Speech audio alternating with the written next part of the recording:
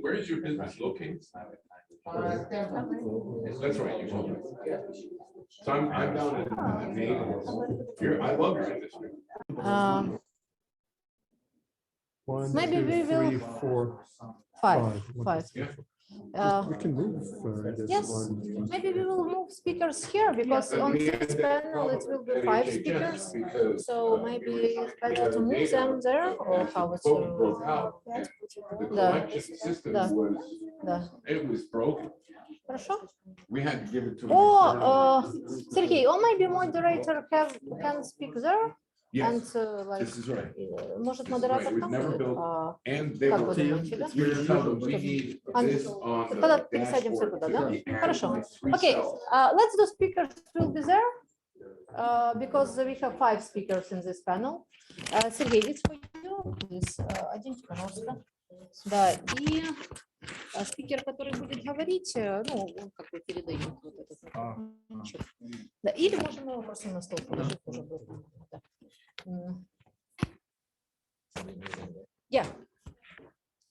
Because it must be 4 speakers, but we add you. Yeah. No, it's okay.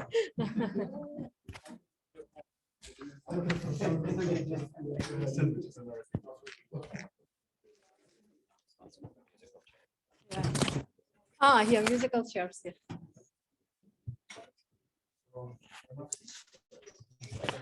Do a little introduction words now, and for internet audience, and Sergey will be the next moderator. So if Zoom audience is prepared.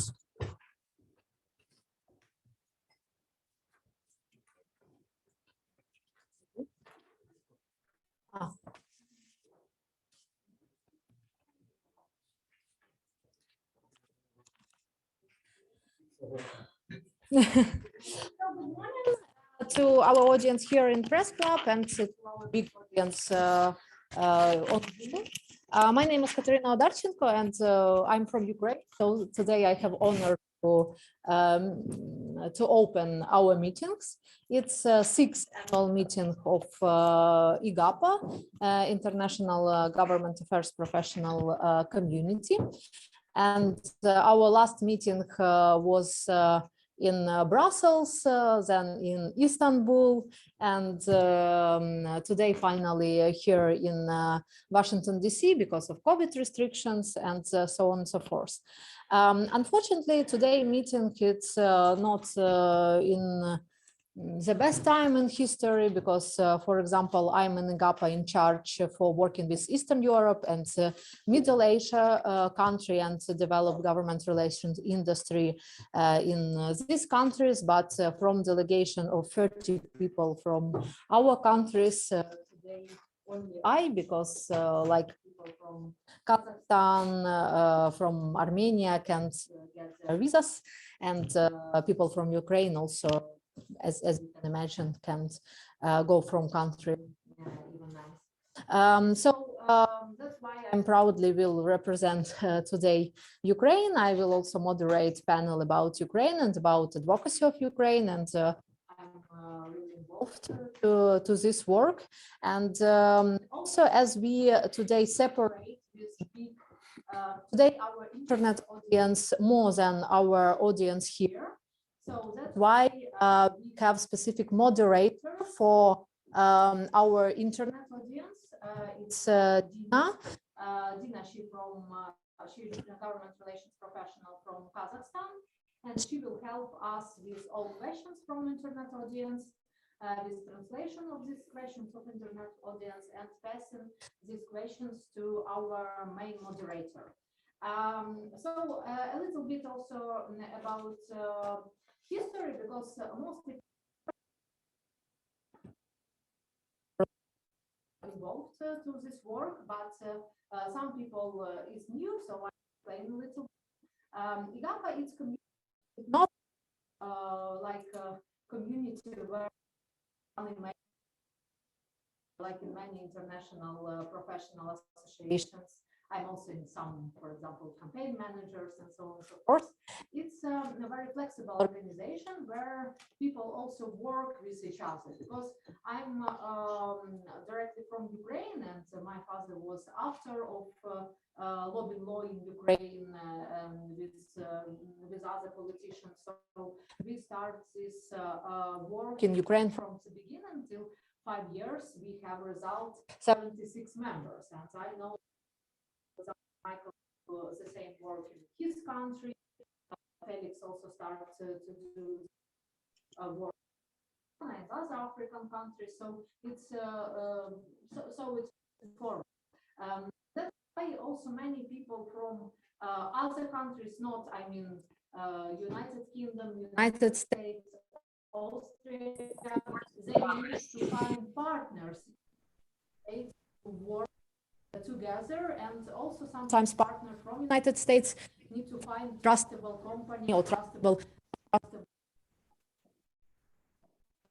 So that's why IGAPA work not only as theoretical place to change information about best tools, about best practice, so about some specific work in some countries. For example, last year we know a lot about lobbying in Turkey, because it's very specific now with Erdogan administration. So that's why today we also have thank you. Have good opportunity to know each other better, to ask more deeply questions, to be honest. And if somebody also asks not to translate to internet audience on their quotes, we can ask Dina about it. So also we will have some speeches on Zoom, which is in our coffee break time. But you can find this conference also the speeches of people who just haven't visited or can't come because of other political, for example, member of parliament from Ukraine, and so on and so forth. So how we will organize our work today? Basic panel and the professional panel about government relations issues. As usual, we have this on our conference. And one side event, and some people advocacy bills about Ukraine, because it's actual, and I will work on that. So in first, about general conditions, and here in the US, for registration point also change methods of course war now in Ukraine. So that's why Sergei Stanovkin, who for a long time, for more than 30 years, worked in London as a government relations professional with BBC, and he has his own firm. He will help with moderation of this panel, because I think he feels the best all these changes from old world position, but with understanding of also developing countries. And Mr. Alelko will help us with this global work with Atlantic think tank, and he one of the global in here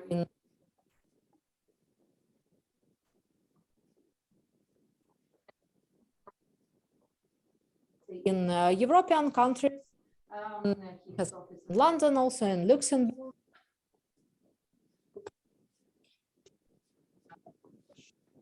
With energy efficiency, with so he will talk maybe also this war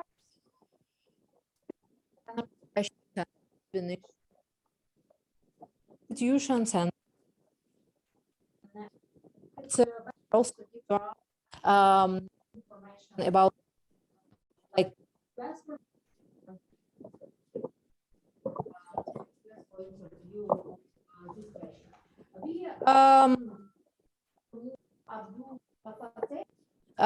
from this panel, unfortunately, but he will be on Zoom with us, so we see information about that. Also in the next panel, in the next moderated by Tim Shelder. Tim Shelder works in Seattle and he has quite big lobbying company, and he work for US clients in more than 60 countries all over. So it will be very interesting because he works in Latin America.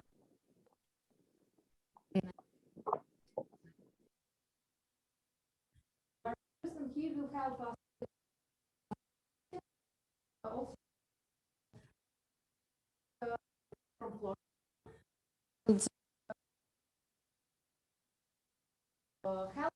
E-health is very tricky, and I know that many people will join us from Canada.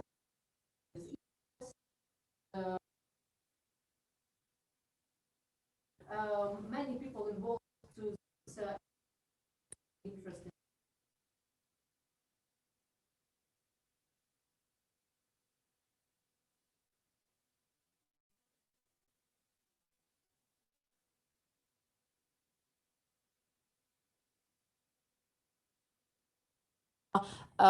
Clients from with clients from American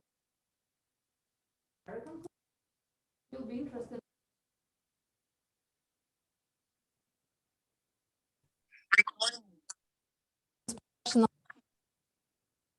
And people who shakes office like charge for relations with other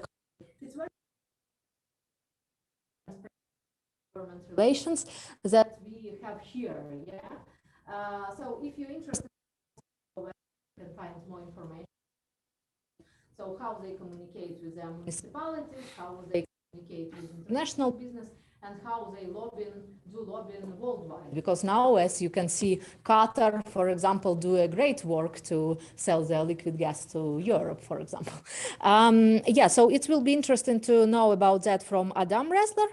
And I am also represent some cases of professional work in countries of Eastern Europe, because I'm like developed this industry in Ukraine quite successfully, and also I have experience of working with Georgia, Moldova, Azerbaijan, Kazakhstan. So I'm a little bit represent practices of government relations and understanding government relations in Middle East and Central Asia, because in post-Soviet Union countries it's different. It's different, and I think that this perspective also will be interesting for you. Then we have a little coffee break and also online speakers of Zoom. And I ask Dina also to help us with this moderation. And then come back to panel about lobbying in US. And Mrs. Dina Ellis, she must go a little earlier.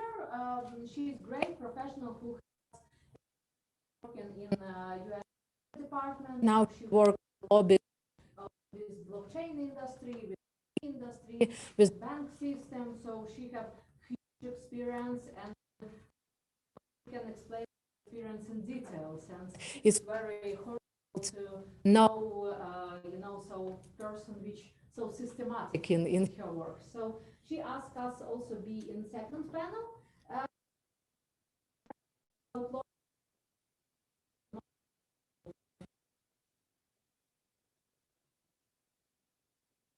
With us.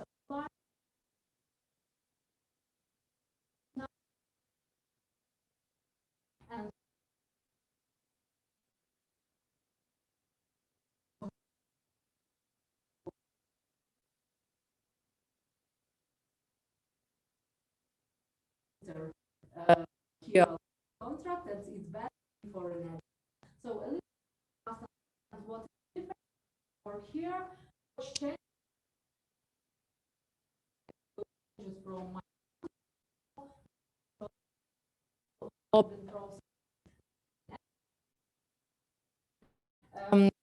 interesting how to change work after. So help us he moves with government to government. It's very part of relation. relations work.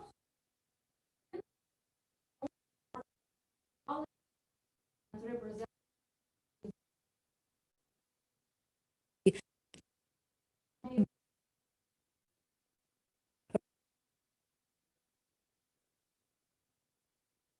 those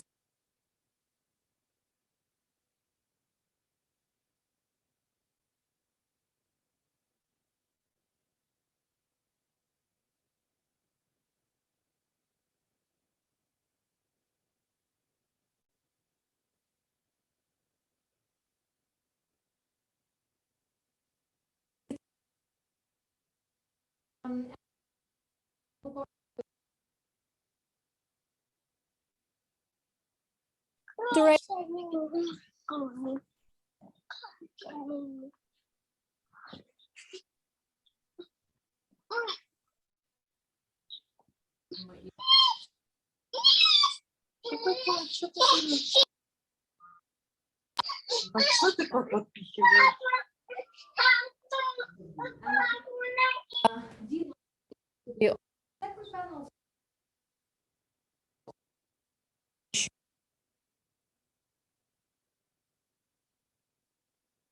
his experience will be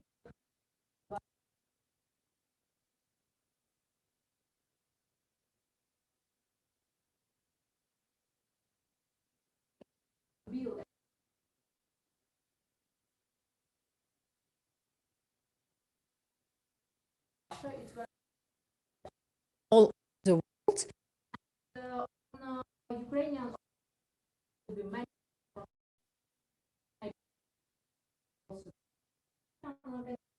So we will discuss all this last panel, and we can and conclusions or this speech.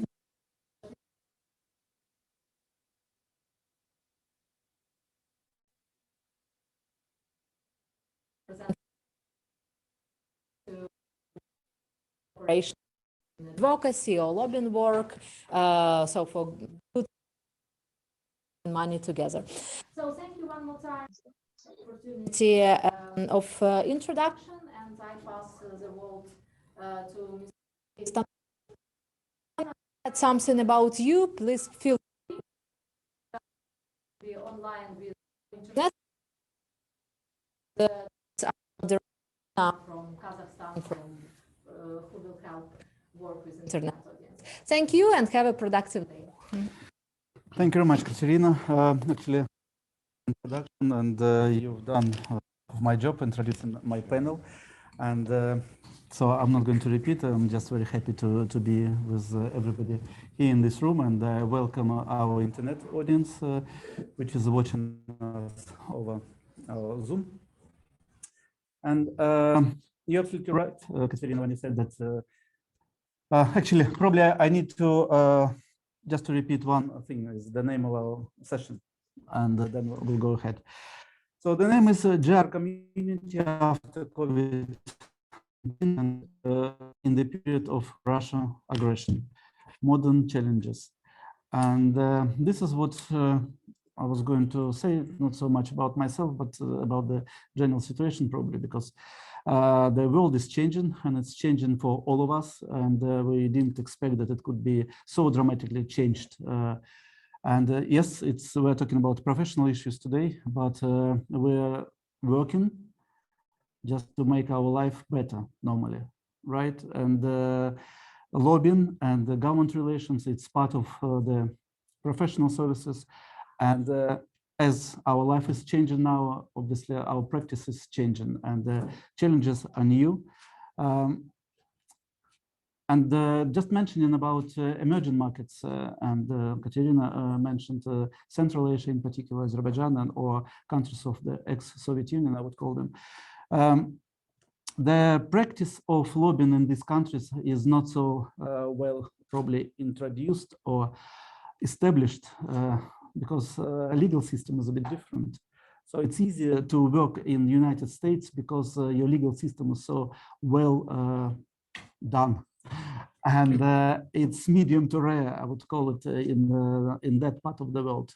And probably in Africa, it's very similar. So when we'll be talking about lobbyism in this part of the world, I would rather call it government relations. And to me, it's the law and government relations. But again, it's probably not so about myself, but about my panel. And I would invite everybody just to share your ideas on these basically two issues. How world is different for you now, and what is going to be different for lobbying community or government relations specialists. And if you don't mind, I'll start in the alphabetical order. So that's why, Ariel, if you could share your view. Please. Thank you very much.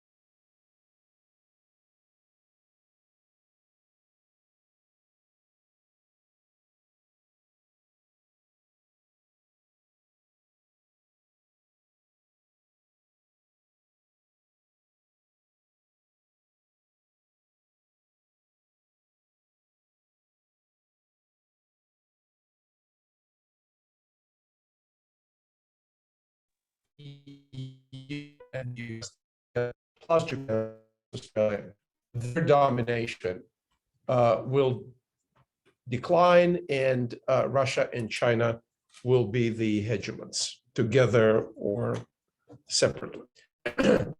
I think in that respect, a lot of our potential clients, companies,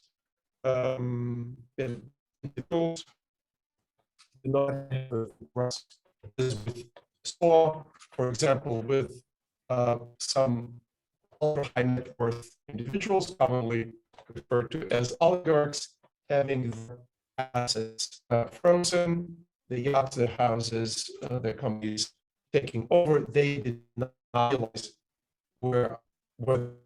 how hot that. I do believe that myself and the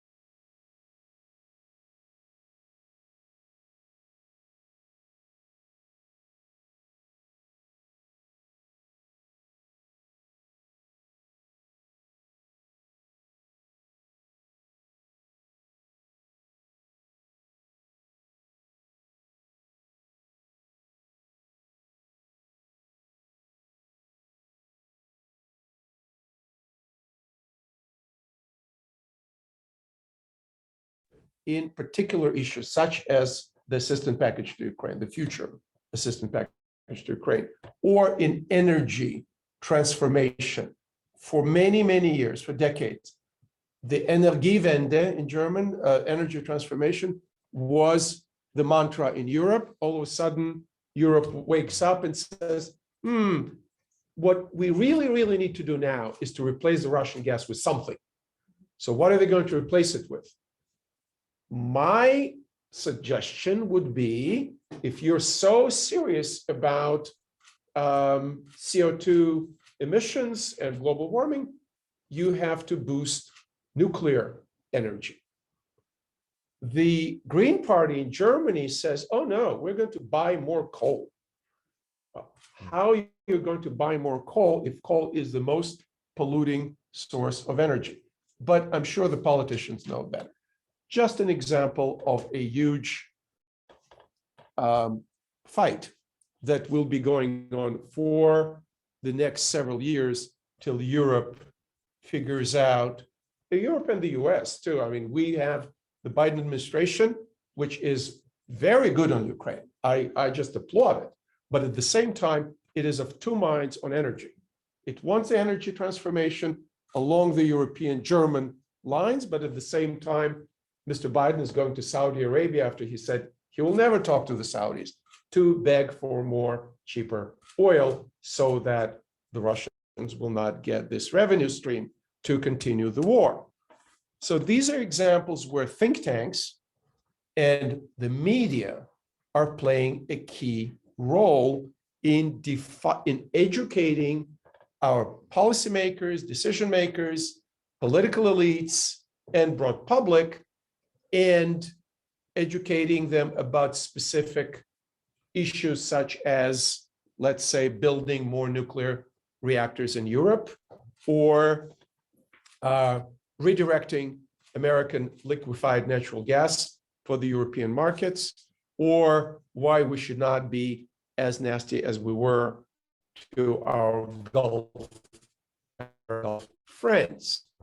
Just a couple of examples. In terms of experience, we worked on issues in Central Asia, Ukraine, the Caucasus, a little bit on Africa, a little bit on Latin America, and as I said, Eurasia writ large, Eastern Europe, etc. And in terms of our networks, these are the networks in the media, in the think tank world primarily. We do not do lobbying, but we help clients to select the proper American lobbying firm that fits the client. It is very important. So I think I should stop here, and I'll be happy to answer questions. The only thing is I have another appointment to go to, so by about 1:15 I have to leave. I promise we are not going to ask you about other appointment, but we'll give the floor to the David Baxter, and then David, if you could share your view about future, and thank you, Ariel, for such big introduction of your previous experience. Really, it is important to talk about future, I think, because you just mentioned about opportunities that for lobbying firm, and then either we're talking about emerging markets and finding new clients in emerging markets, or educating West about emerging markets. I think it's two different issues. So where we're concentrating our efforts, and obviously we can work in both places, but I think it is important to divide your clients there. And David, what do you think? Well, thank you, and thank you very much for the invitation. I appreciate it. I was sort of a last-minute addition, but I don't feel like I was left out. I feel honored that somebody reached out to me at such short notice. The area that I've been very involved in is the promotion of public-private partnerships, which I think are critical when we talk about partnerships between the public and the private sector. These are arrangements, these are more formal ones, these are not philanthropic arrangements, but these are contractual arrangements between the public and the private sector to provide services, introduce innovation, also to provide alternative financing to projects which might never happen because governments don't have the resources, and then cumulatively leveraging the resources of both the public and the private sector. And this does require a very, very strong debate between the public and the private sector. In many countries, the public sector is used to just issuing procurements. It doesn't consult with the private sector, it doesn't even bother to find out if the private sector has the capability or the interest in participating in projects.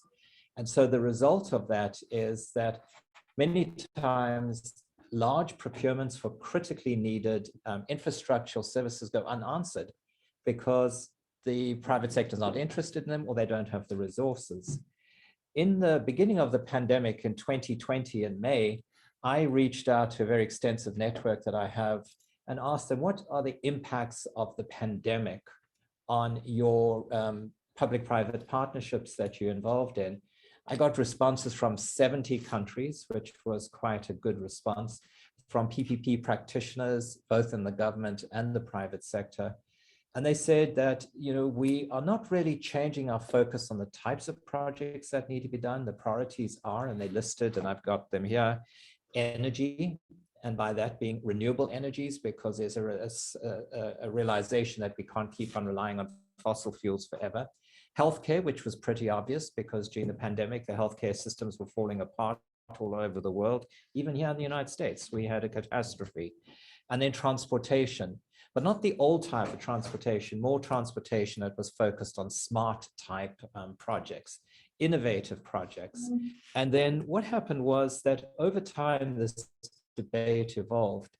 The United Nations Economic Commission for Europe has a PPP Center of Excellence in Geneva, and they have launched an initiative, and it's a very nice change. It's a paradigm shift.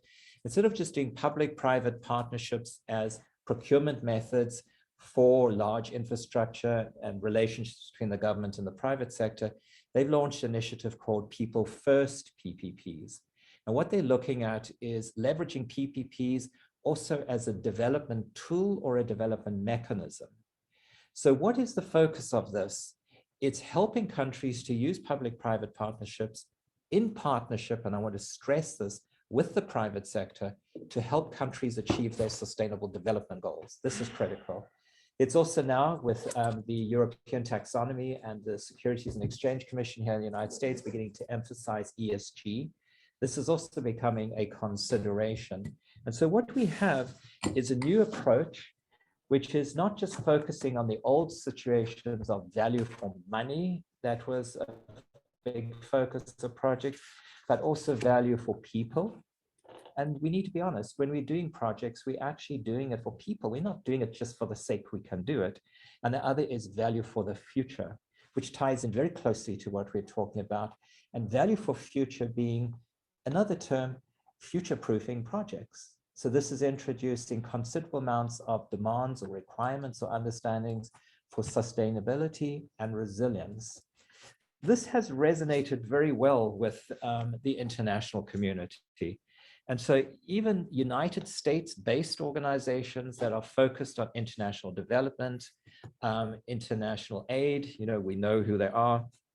I'm sure you've all heard of the Million Challenge Corporation, USAID, Department of State, Department of Commerce, and they, in partnership with organizations such as the Global Infrastructure Hub, which is a G20 organization that was set up, and in the Global Center on Adaptation, which is another spin-off created in Europe, are looking at how can we leverage these partnerships? How can we engage with the private sector?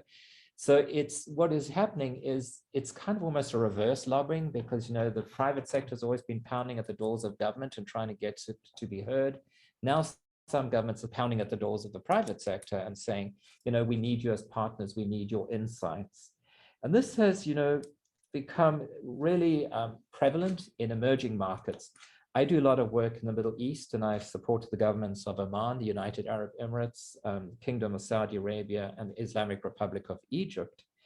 And this language of people first, private sector engagement, ESGs is becoming, more and more important.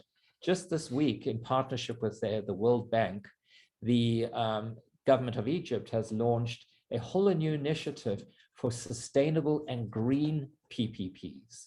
So it's not just PPPs as they existed. So they're going to take their law, their procurement laws, their enabling environment, and they're going to introduce a green element to it. And you're seeing this also happening in certain states in the United States, and definitely with the current administration, they're very focused on sustainability resilience. I think what we are doing is we're moving away from when we use the word green, it's not tree hugging anymore, but it's survivable or survivability strategies. Because if you just see what's happened in the Western United States with running out of water, massive fires, which is happening in the Gulf states of the United States, with hurricanes that were 1,000-year events becoming every year events now, and that we have to look at these factors and consider them. And again, it is so important that the private sector is engaged. I have worked for the public and the private sector. When I worked for the public sector, I was not paid to be innovative, let's be honest. I was paid to do my job according to the manual, the guidelines, and the procedures and policies. The private sector is different because they are very competitive, and for them to survive, they have to engage strategies that will encourage sustainability, resilience, future-proofing. Another thing that is also important is that we have to introduce transparency and competitiveness in procurements. Because unless this is done, the best stay away and the worst get the contracts all the time.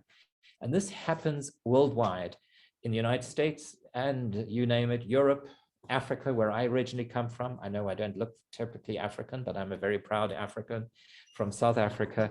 And so we are working, at finding ways to improve sustainability, improve transparency, because then it gives you that value for money, that value for the future, that value for people that you're looking for, and transparency, which ensures that the best are chosen.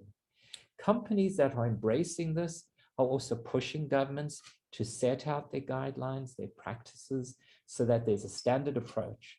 And this ties down, and this is the last statement I'll make, is about the whole idea of unsolicited proposals.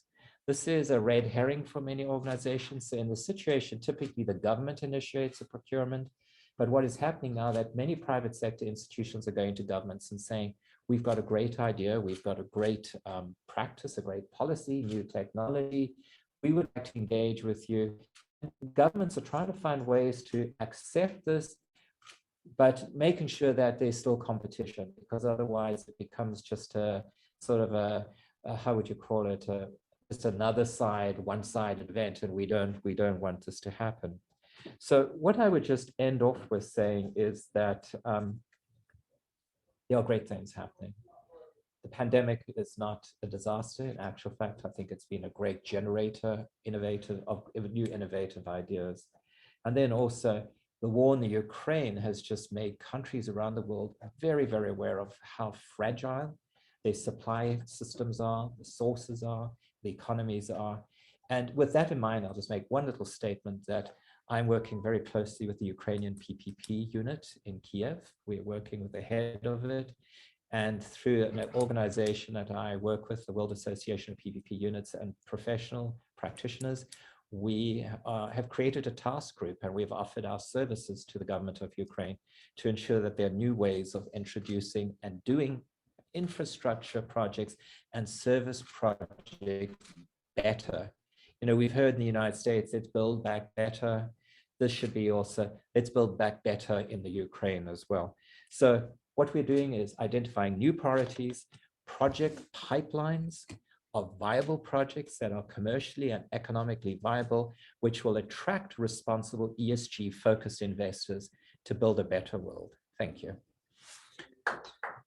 Thank you, David. Great speech. And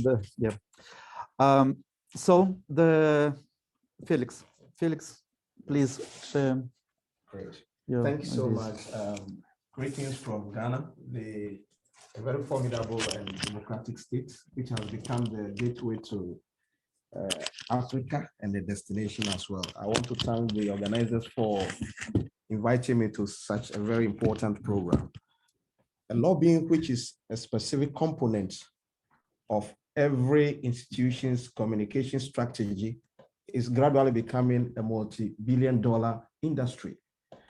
And when I was checking, I realized that for the past 2 years now, the US alone spent close to 2.5 million on lobbying activities. And this chunk of expenditure is coming from businesses and corporate actors that are trying to influence decisions, starting from international trade, talking about other policies, and then agreement.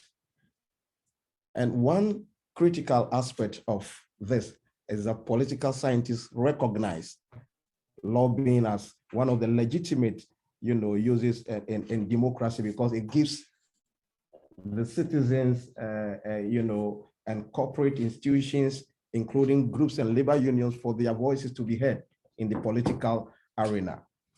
But things have changed because of COVID. And now that the influence of game has changed, the rules must also change so that it can reflect on this 21st century's, realities. COVID-19 pandemic has really highlighted how globalization and digitalization are reshaping our planet. So there's the need to revamp our lobbying or advocacy rule to be able to reflect on these particular activities. Now, the realities include rapid technological change, global competition for influence, and citizens who demand higher standards of integrity and inclusiveness in policy making. Because if you really check things, you realize that in so many countries, you realize that the citizens are even losing trust in our institutions. So COVID-19 has really, really tested our government to see how best they can respond to those kind of issues, which has been the biggest after the Second World War. And right now we have about $15 trillion that has really cost the economy because of the COVID-19. And the recovery plan is going to be so great and is going to put a lot of spotlight on lobbyists. And for us to make this industry very effective, we need relationship, we need effective budget, we need effective regulations and database policies. I checked and I realized that the first set of global lobbying guidelines was created in 2010 following the 2008-2009 financial crisis. A decade on, many countries were able to at least put things in place, but others, they are not making so much progress in that concerning the lobbying risk. And you realize that where there are even rules, we have some avenues for abuse. And so there is the need that at this particular time, tougher regulations to be able to control the industry.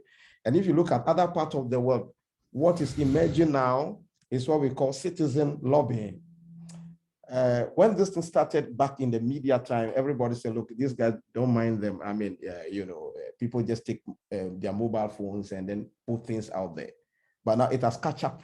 And it's the same thing that we are experiencing now in this 21st century, where anybody with smart devices could just go for some review, put it out there, just to lobby, a policy as to whether it is good or not.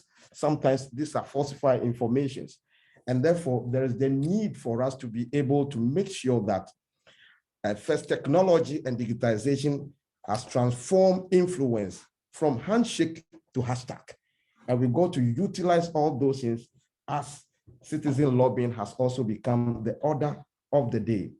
There must also be the need for influencers themselves.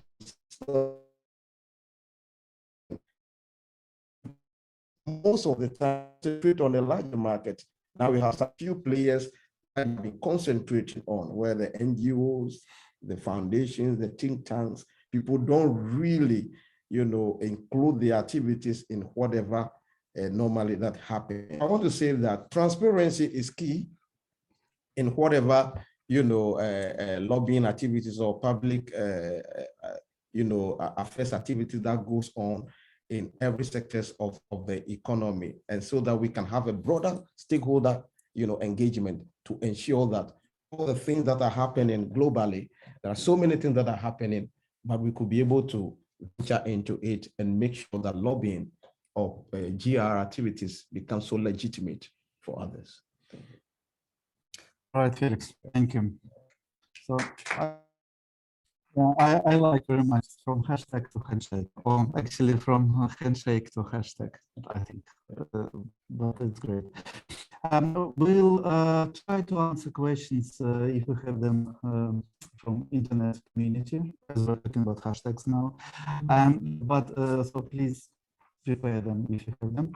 And in the meantime, I'm very happy to invite Michael Stigler to speak. So this is your token sticks. Thank you very much. Thank organizers to having me here and also opportunity to actually to speak and to address you.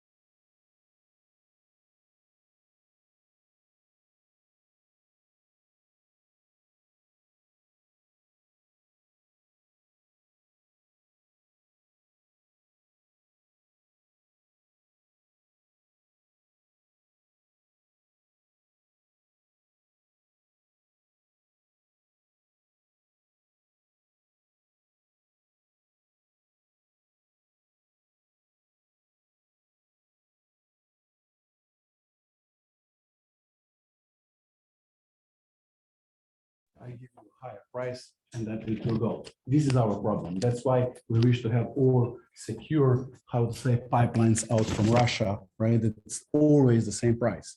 So if there will be the prices will be right for you investments, because a lot of refineries and so are now also adjusting to this market.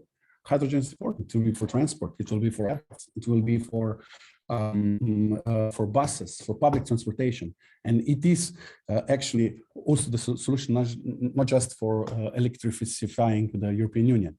If you ask the BMW, who said we have to be more ambitious, that there will be more electric cars. What does it mean?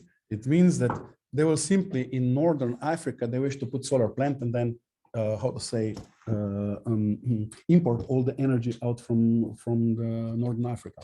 So there are a lot of studies how they wish to do it. So I say, energy, it is a big opportunity because it's opportunity for Germany, for our countries, and so our country, Slovenia, it was 70 to 80% dependent on Russian gas, and now, how to say, we traded recession because we believe it will be coming, right? It will be affecting also increases of prices, supply chain, everything.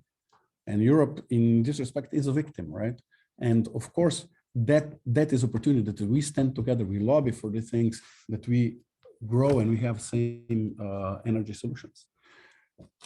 COVID. During the COVID times, also as a presidency of Slovenia to the EU, we actually have a project which is called e-health. We know that people couldn't, how to say, travel, couldn't get a good medical service at the hospitals. In some countries, you had special COVID hospitals. In some, you had just the departments and so.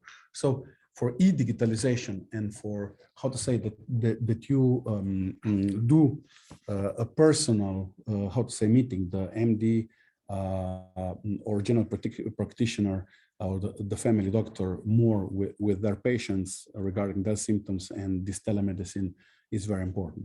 So there are a lot of governments are still, how to say, in the process because they have to re-establish their health care system, and digitalization is a big issue, and e-health in the EU, and with the good, how to say, IT solutions is just waiting that someone will come and invest, especially on our side where we are from the Central and Eastern, how to say, countries.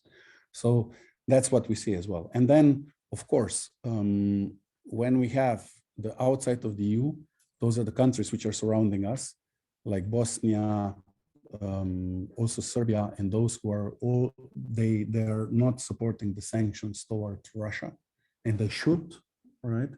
But they are not a part of the EU, right? They, yeah, they,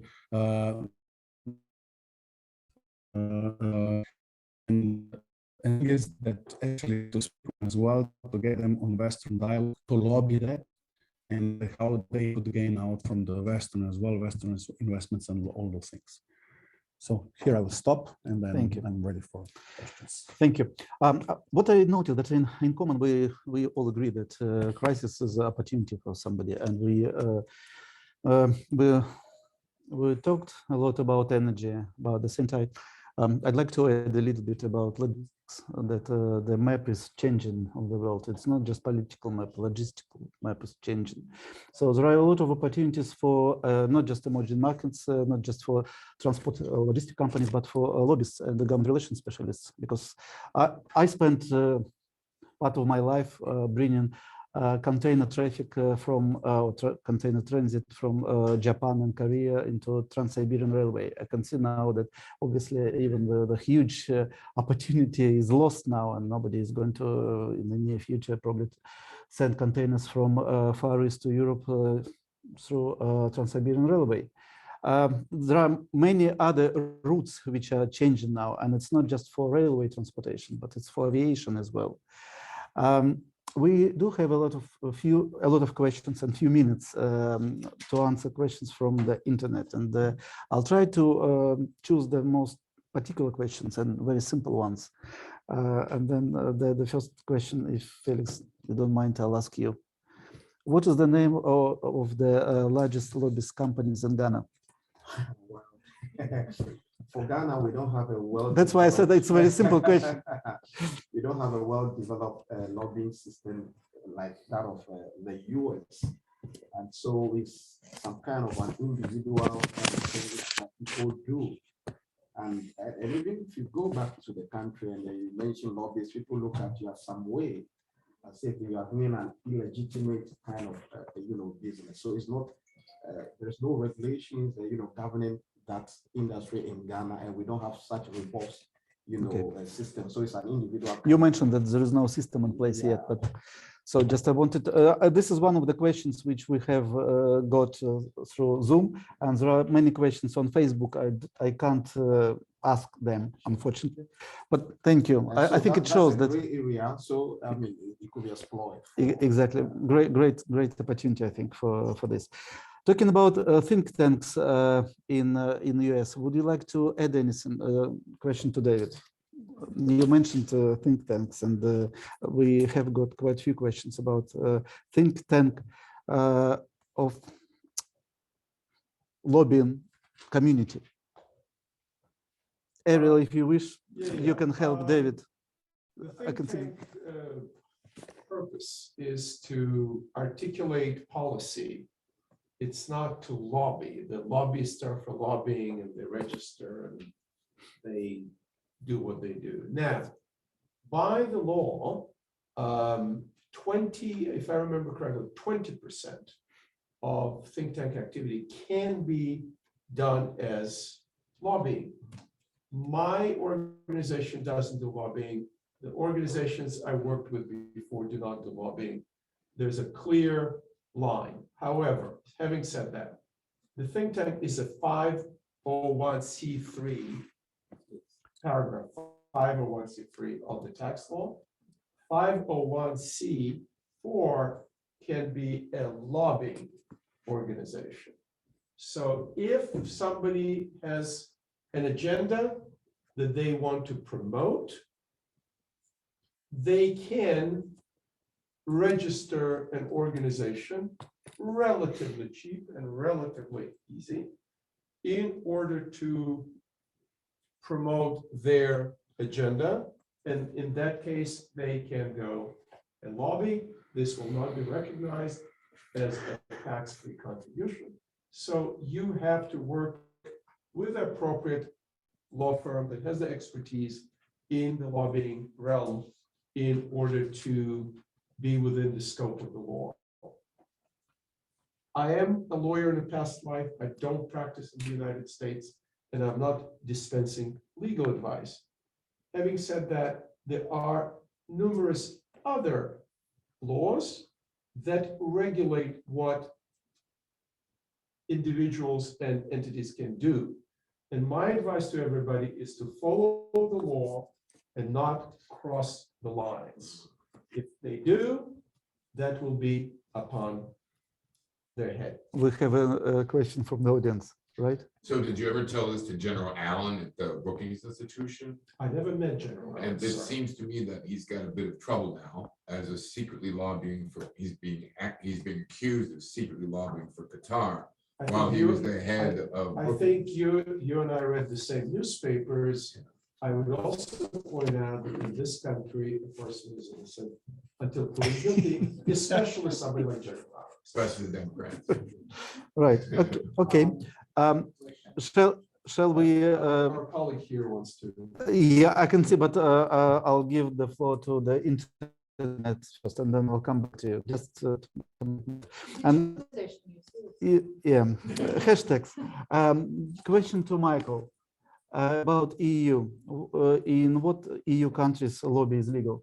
Just because we are probably two of us only from Europe, that's why I don't have a shake. Lobbying is legal all over the European Union. As we know that we have two lobbying centers in the world, right? The most important one. One is Washington, D.C., where we are today, and the second is Brussels. And we know that there are about 64,000 lobbying firms as well registered within the Brussels. And how to say the lobbying world is even increasing. I think it's 15% each year that goes up, even in the times of the COVID. From our country, I'm the chairman of the Slovenian National Association for Legal Lobbying. We have, and I'm just saying as how to say example, we have a strict lobbying law. We think that we have one of the strictest within the EU countries. So we have an anti-corruption committee, which actually has the list of the lobbyists, and you have to register with this. And in this register, it's about 83 registered lobbyists. I think there are more, and there should be more. But the thing is that those are professional lobbyists. Whereas in Brussels, for example, it's transparency register, where also, as Katarina was saying in the beginning, you have religious associations, you have car associations, you have I don't know, different. Everyone who wish to actually access the European Parliament and wish to lobby is actually registered within the European Commission and within the Parliament. So of course we have strict rules. How we do it? We are now we have just a new government in Slovenia, and I'm also in the group which is preparing with some constitutional professors, and one of my visits in US is as well actually to exchange some ideas regarding our lobbying profession, what would be good, what not. But we will introduce in this law, as you have a bar chamber with attorneys at law, and attorneys are actually, they're not lobbying, but they are providing services for the clients in the front of the court. So we are, as a professional lobbyist, providing our services in the parliament and actually within the government. So for me, this is the distinction. So we'll have what we are lobbying in Slovenia, that we will have our, how to say, chamber of lobbyists. And it means that we'll be self-regulated. We wish to have certified lobbyists, that they will know what they do, what is their ethics, and if someone will be violating rules, we'll go after him and we'll expel.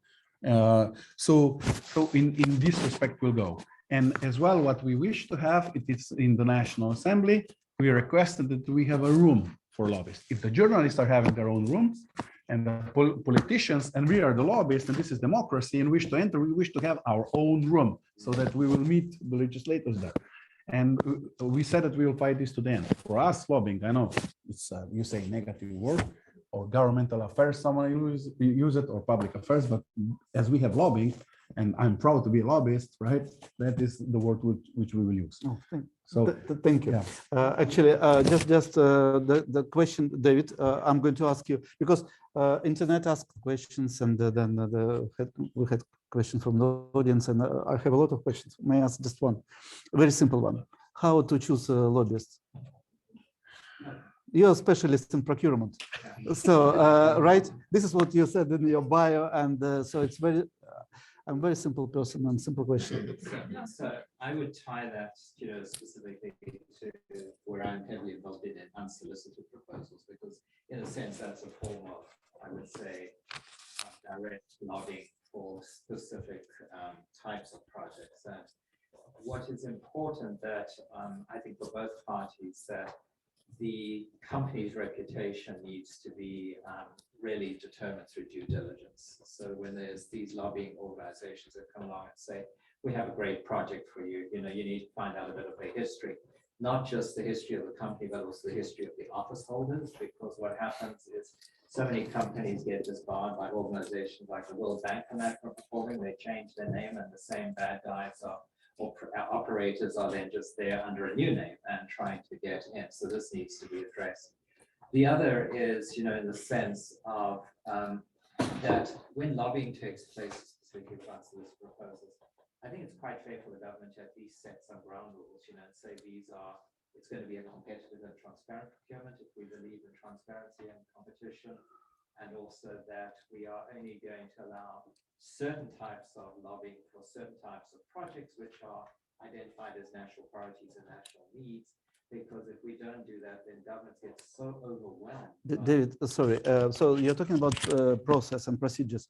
Yes. Does it matter either they're successful, these lobbyists, or not? And because again, I'm coming from government relations. To me, it's a bit different. And when you're choosing government relations specialist, then you're obviously choosing somebody who has got not just great bio and a big company, but did something really effective for the client. Yeah, so and you didn't mention anything like this. So I think the metric for success for a lobbyist is if they actually get something to happen.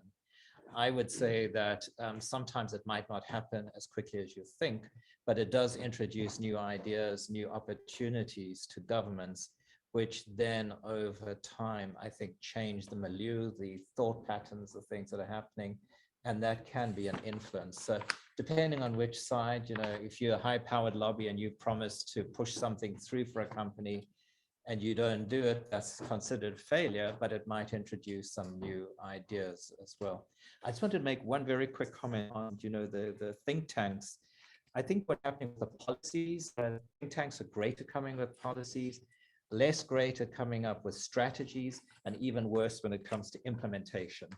And so what I think depends who, you have to go to the right thing. So I think what is happening with a lot of think tanks is they're starting to move away from being think tanks and becoming do tanks, to actually do something, because that's what's more important. All right.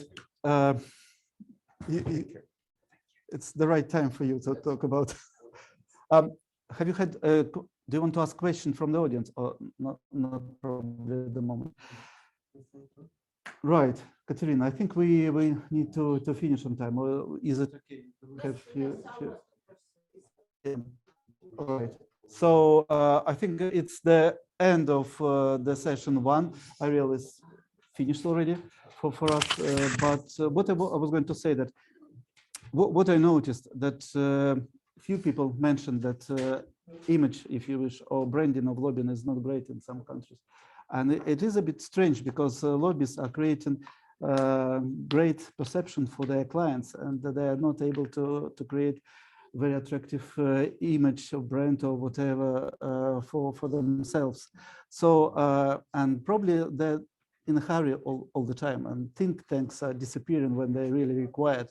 And then I just wish that somebody will create think tank for promotion of lobbyists, either in the US or worldwide, to improve their reputation, because reputation is great. It's not just result. So either you're coming on time or leaving on time, I think it's great. So with this wish, I'm going to finish our session, and I'd like to thank you, all panelists and all questions. Thank you very much.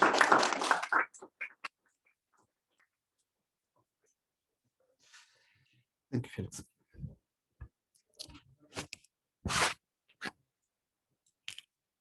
There are many questions from internet. I still set some questions connect with other panels, so we can discuss them. Yeah. So that the panelists are connected. Yeah.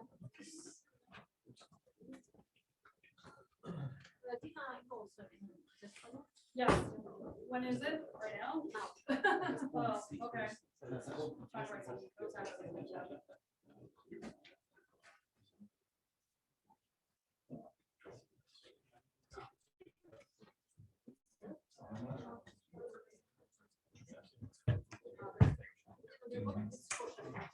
Oh, I'm good. Okay.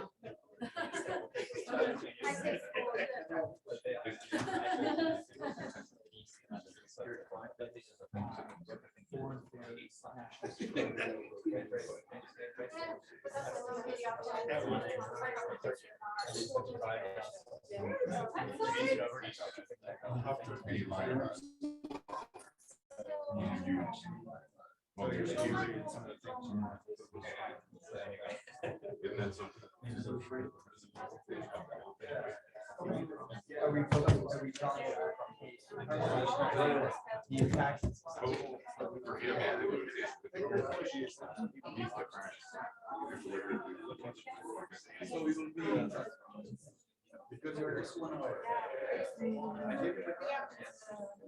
When you can do that? Okay. Yeah, we can do it. For lunch. It's 1 hour.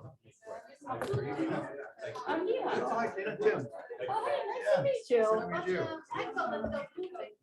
I'm like, rewriting my notes. Those are talking about my background. You know, A little bit like,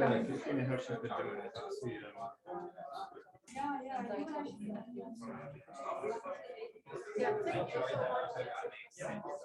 Yeah, thank you so much. Timo's working house.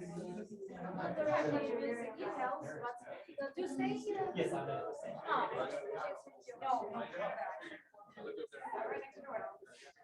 So much better at tougher lobbying.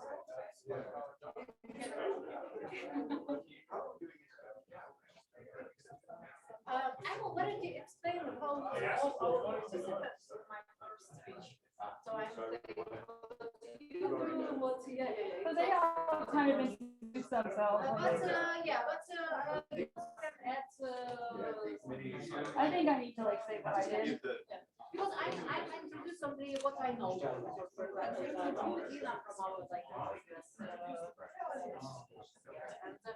Let's also take more time on questions because this battle was like 12 questions and we no, it's Dina also will be in your person because she must go a little earlier. Adam, yeah. Yes, and when you visit health, living from Singapore. But yes. Okay. And right. So we have an hour.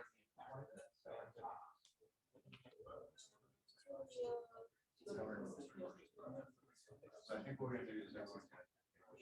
And then we'll see the questions. As you feel it. Because we can use some questions from last panel, because it's also connected.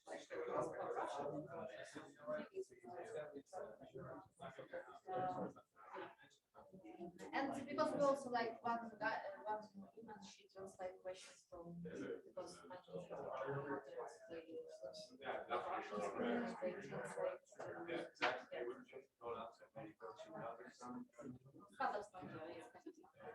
I'm Portugal, she's Kazakhstan.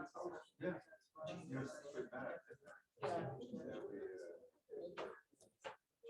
Let's say only started.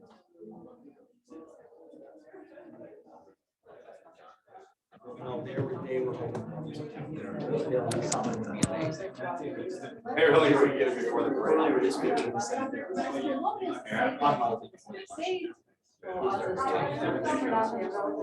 Yeah. Their hope is that they're still still trying to make it our push for In Armenia, where the has become in Armenia, it's jar of fiber. Yeah, so they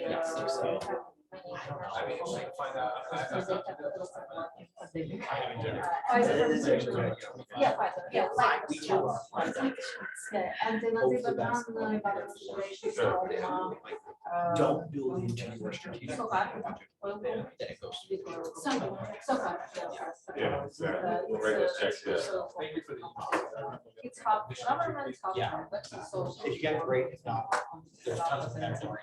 But they very They just arrested the GOP candidates. they connect with government, so that's why they must Maybe something.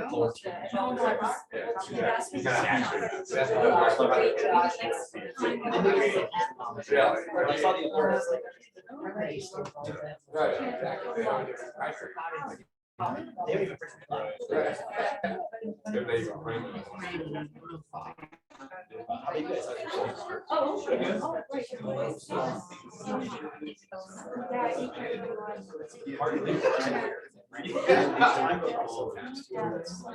So it's insane. We're half an hour, right? Think about that. We're half an hour. One kid. So,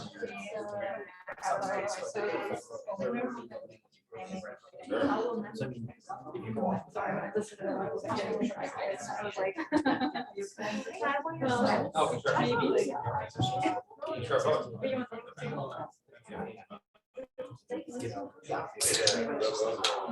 Hi, I'm Dina. Nice to meet you too. Oh, that's okay. Oh, you want some of yours? I knew that. Extra stuff. I have, this is my daughter Darcy. I'm her with me. Sorry,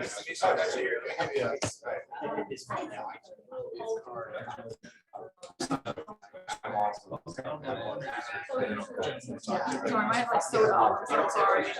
So we do global risk reputation. Public affairs. Oh, okay. It's a growing practice within the AP. Yep. The AP is obviously traditional. But it's public affairs office in New York. Oh, no, you don't need to. Are you? No, I'm kidding. I was scared. That's impressive. Here. Well, I'm used to having, I have 4 kids. I'm used to having things with me. Well, I got you. Yeah. Oh, good. You're good, guys. That is, I need to do that next time. I brought my sodas. I just had a cup. So you do like PR work? Okay.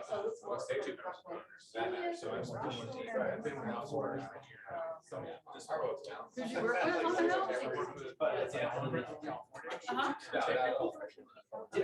I spent 16 plus years on the Hill, mostly in house financial services, Senate banking, and treasury. And I work for a bunch of members, but unfortunately, I work for too many. I was always going to staff at, I worked in the house and administration, I was both personal design committee staffer. I worked for John. I worked for Pennsylvania, EKS, I worked for, I presume you like not necessarily if you're in the Senate, you're more powerful. At the end of the day, like, your power is, okay, you're not able to have a close relationship with work. And like some, you know, people feel like it's easy, yes, which I do get the weeds, but like being to financial services staff, it's like super cool because you're like, oh, hey, it's for an administrator. Yeah, you're really, you know, sort of like thrilled to that.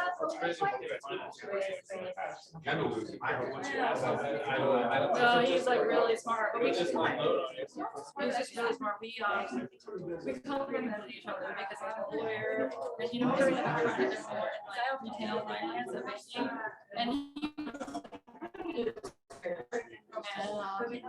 so we still are complementary to each other because of our background. So we would follow markets all day. I was much more about follow the regulations and but yeah. I also had a chapter. Well, I was in-house twice. Once for Chrysler, I bailed out our rescue Chrysler and learned how to feel about it. And I was at in-house like QuickBooks first outside like first Washington lobbyists. And then I mean hers is been filmed. It's not again like you didn't do Senate, right? So the Senate is like at the end of it, I was on Senate. So the Senate to actually like you know the committee work is usually planned out. But on the floor is where the action happens. So like being on the committee staff is like powerful in the Senate. It's the House where everything happens in the committee and or there's always a rule or suspension. So it's just no,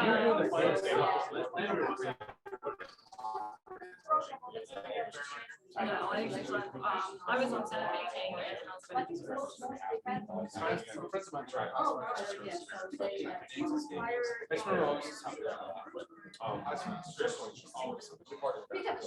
Well, I mean, I started working in space. I started out working on bankruptcy. That's from the beginning when I first started. I was a lawyer when I got out of school. First, I worked for a newspaper because I worked for my college paper and struck on my hometown paper. And then I just went to work to the internship and then like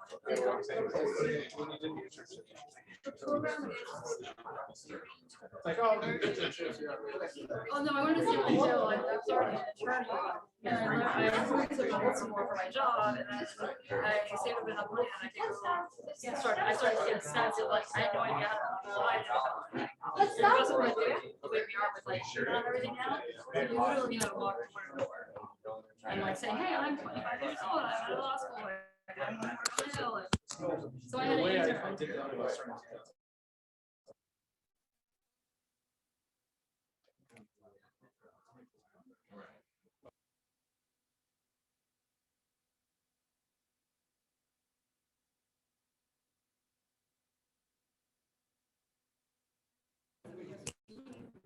They basically said, we'll give you a home on Capitol Hill. You need that Hill experience. And basically they just said, hey, just come work for us. And I started kind of like me that. And they never had openings. Like it just told them forever, like recommended me to shopping. But it was like I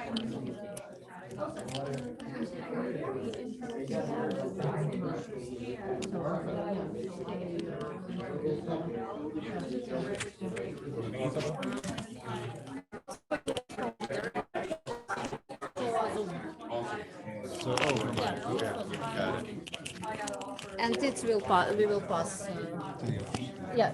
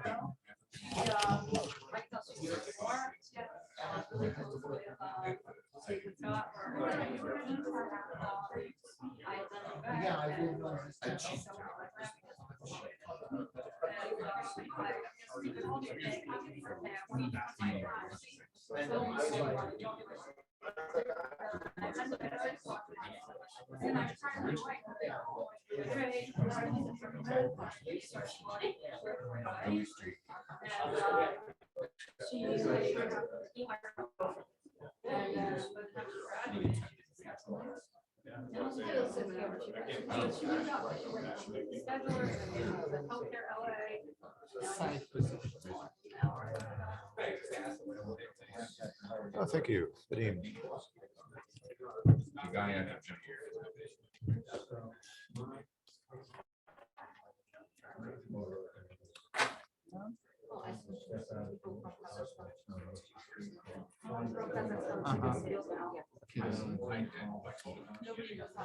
You're based here? So I was talking to Vadim. You're based in Washington? No. Tampa. Tampa. Oh, beautiful.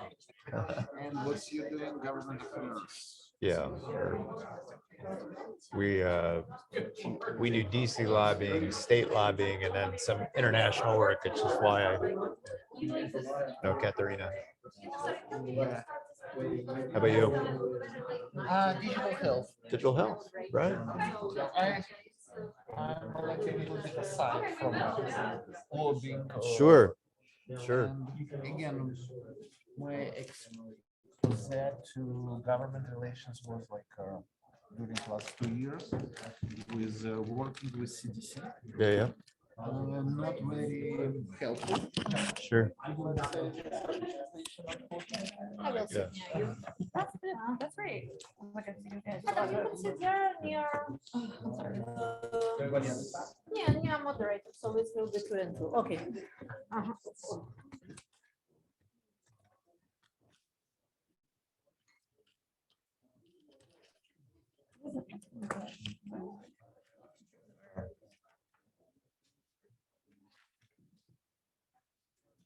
So we have 1, 2, 3, 4 panels.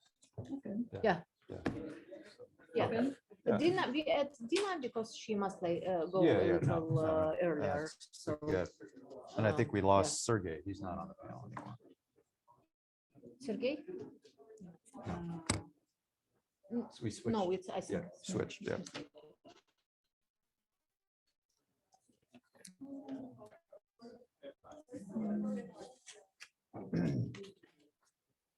Because we have a guy who for Magenta, he in Tel Aviv, so it's a little. Oh, Yeah, yeah, I know. That's new. just good. That's good. Yeah. What do you want to start? We can start. No, Yeah. okay, great. Because in Kazakhstan, it's very late night, so Oh, yeah. yeah. It's 10 hours Yeah, of difference, course. I think. Yeah. Yeah, So All right, so, okay, we're gonna get started. My name is Tim Shelberg with Gordon Thomas Honeywell, Government Relations. And the name of our panel today is the best cases of lobbying and GR from around the world, best tools. We have a talented and experienced panel of 4.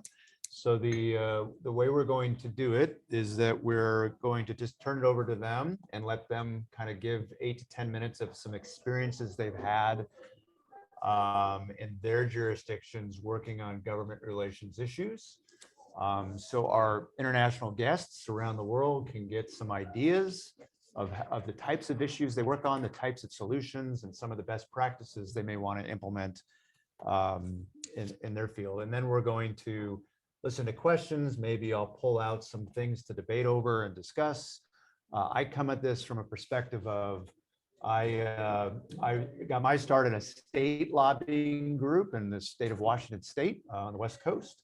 We then opened a Washington, D.C. group, so I have some perspectives there. But for the last better part of 15, 20 years, I've been working with a client based internationally that works on setting up regulatory and legislation and public policy based on genetic DNA. And whenever you take DNA from the public, you need to have a law and a regulation in place. So we have to deal with a lot of different issues in government relations and developing public policy.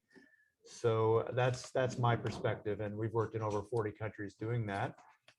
So we're going to start with Dina, who's going to give us a 8 to 10 minute explanation of some of the things you've worked on, Dina. Sure. And we'll hand it over to you. And please give a little bit of background about yourself.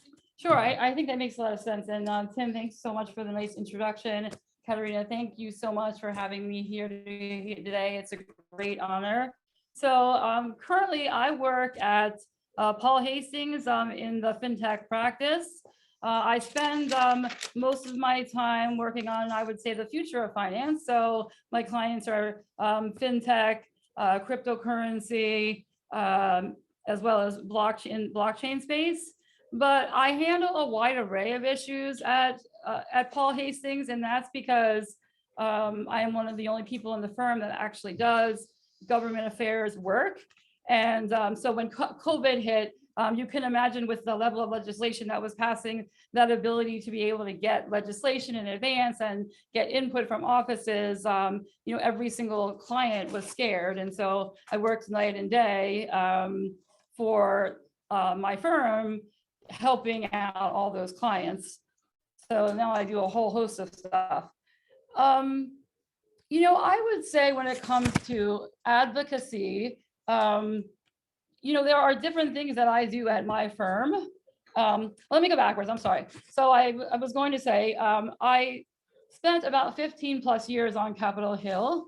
I worked on the House Financial Services Committee. I worked on the Senate Banking Committee, and I worked in the Treasury Department. And over those 20 plus years, I've been involved in the drafting of almost every piece of major financial services legislation. And which even pre-crisis, I was working on things like Bramley-Bliley and retail finance. I was working on things like, these weren't pre-crisis, but yeah, they were pre-crisis. Things like e-sign when electronic signatures weren't legally binding, or Check 21. We were having this sort of technological revolution back in early 2000. I think I was also an in-house lobbyist at Quicken Loans, as well as at Chrysler, and was at Chrysler during the rescue or the bailout, whatever you want to, however you feel about it. But it was a lot of jobs, and it could have been a terrible outcome if we weren't able to save Chrysler.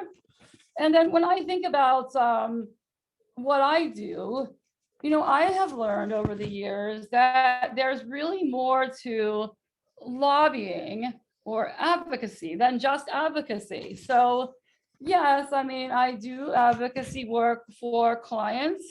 But most of them, sometimes you're trying to make something happen, but just as importantly, you're trying to stop things from happening, which it's easier to stop things from making them happen. But a lot of my clients, like, they want to stay below the radar screen. So they want someone that can really read the tea leaves and tell them what's going to happen. So whether sometimes it's, tracking of certain legislation and regulation. There are many companies that want advisory and strategic advice. There are some companies that, really want somebody who can be a thought leader on certain issues. That is, so I, serve on a number of boards in the blockchain and crypto space, Wall Street Blockchain Alliance and Global Digital Finance. So I'm involved with establishing global standards for blockchain. But I also serve as an advisor to many startups in the crypto and blockchain space. I'm starting to feel like my life is like Silicon Valley, for those who have watched that show. In terms of this panel and what I do now is, what is going on globally is affecting almost every single thing I do. Which is really strange, because in the beginning of my career, which was a long time ago now, I guess I'm getting old, but the beginning of my career, when I was working on a House Financial Services Committee, and we would have members of Parliament come from the EU, Commission, etc. And they would always talk about the importance of this transatlantic dialogue. I think the mindset back then was like, you know what, like, yeah, but we're going to do our own thing. Like, we didn't think in such a global way because we weren't as interconnected as we are today. I think that this panel is really important today because I know lobbying gets a bad name, but the reality is that, when you see what's going on in Ukraine and you see what's going on in other countries, I think that lobbying equals democracy. It means that people can speak their voice to the parts of the government, and we don't have oligarchs in the US. We may have some big companies, but we also have the rule of law. And the rule of law here, I hate to be litigious, I don't really like litigation, but the rule of law here is different than anywhere else in the world, because you can't just constructively comply, you have to comply with the law. I know there was a lot of discussion about working with outside groups when it comes to lobbying. That is standard practice in the US, generally speaking, unless maybe we're talking about national security issues, like for the good of the country kind of issues. But generally speaking, when I was first coming, I'm 25 years old. I never worked in a financial services company. If I wanted to be good at something, I was working on bankruptcy reform. That was the first thing I worked on. I needed experts from all over. I needed to talk to interest groups. And I always wanted to talk to good attorneys when I drafted legislation. That's because I have a feeling of the way legislation will be interpreted on Capitol Hill. I have somewhat of a feeling of how it'll be interpreted in an agency. When it gets into the court system, I have no idea how it's going to be interpreted. It's almost like a fiction to me. So if I had good lawyers working on it, it's okay if there's litigation over the facts, but if there's litigation over the language in the statute, then I failed as a staffer. I will say that there are different kinds of lobbyists. There are some people who, and that are really door openers, who are really public, and sometimes you need them for a particular connection. I am more of a substantive lobbyist. The people on Capitol Hill always constantly change, and there's constant change in the administration.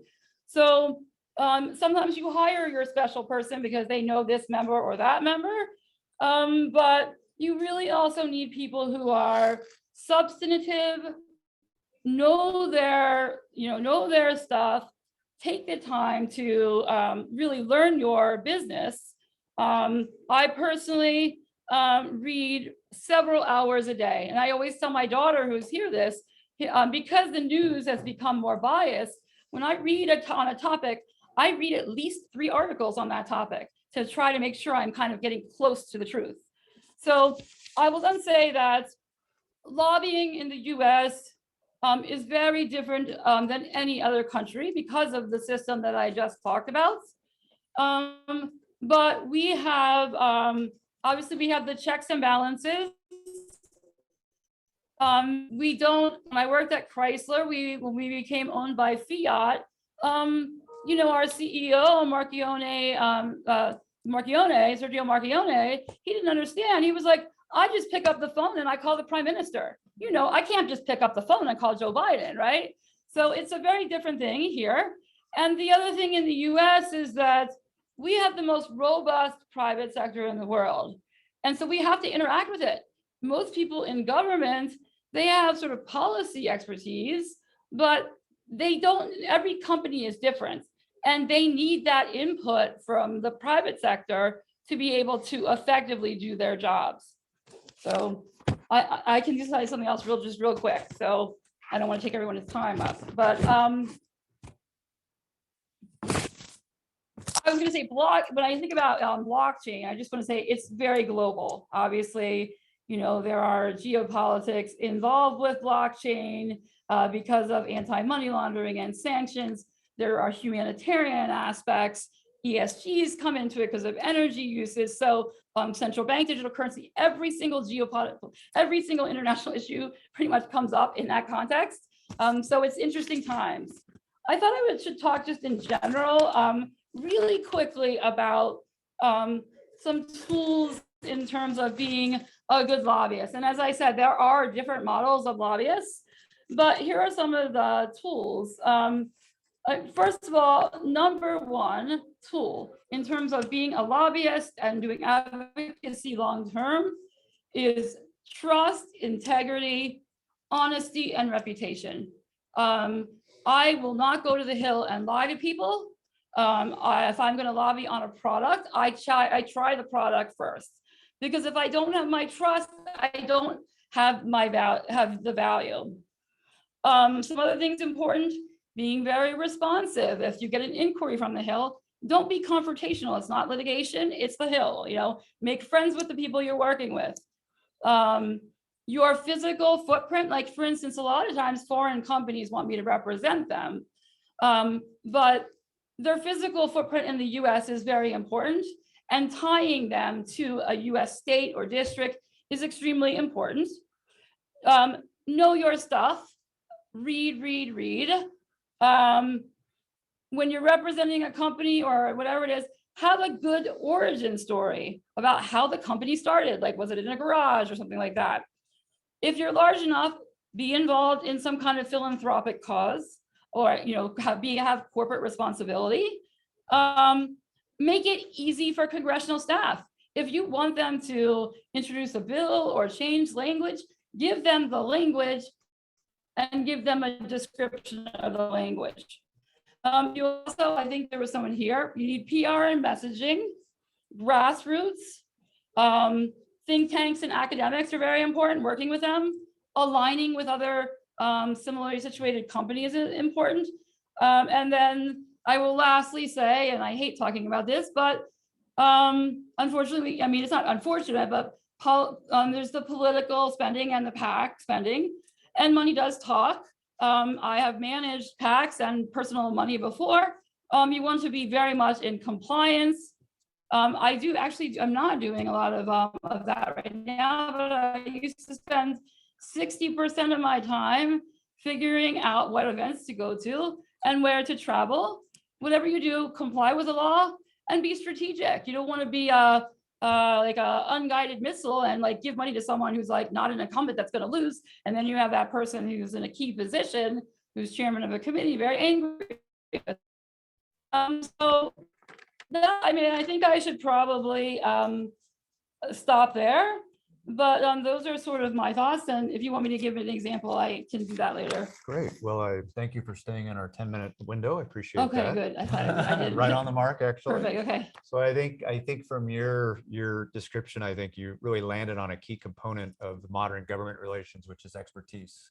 And it's in the areas of crypto and blockchain that this is such a confusing field. They really need people in the Hill and staff and everyone else you work with that can explain those types of things. And then, of course, the Chrysler financial crisis situation, having people that know the deep tax issues involved in that, it just shows the importance of having not just the relationship lobbying, but the expertise side. And of course, a message to all the international audience, the trust, honesty, reputation piece is essential to really keep the industry growing throughout the world. So thank you, Dina. And I guess now, Katrina, we'll move over to you for some maybe one of the projects you worked on in Ukraine and perhaps elsewhere. And again, I ask you to stay within the 10 minutes.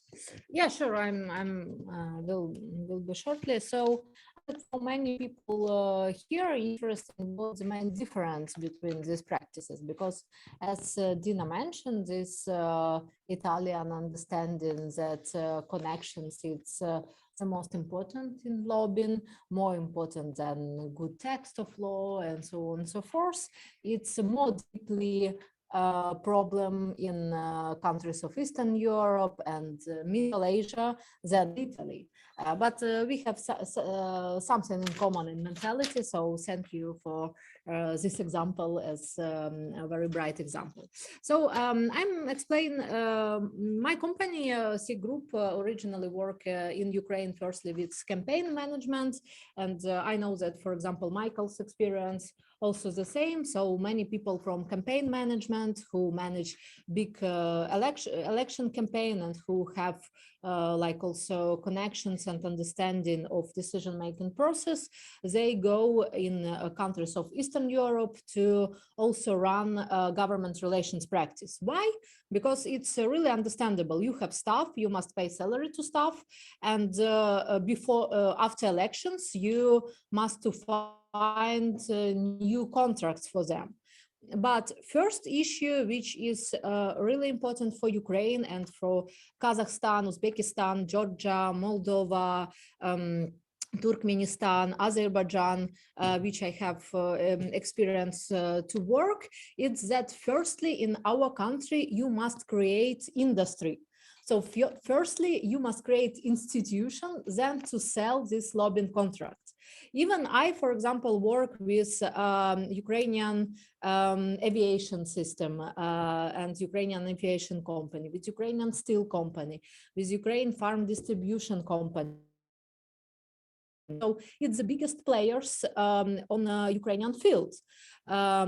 So it's not oligarch business, but big business in Ukraine.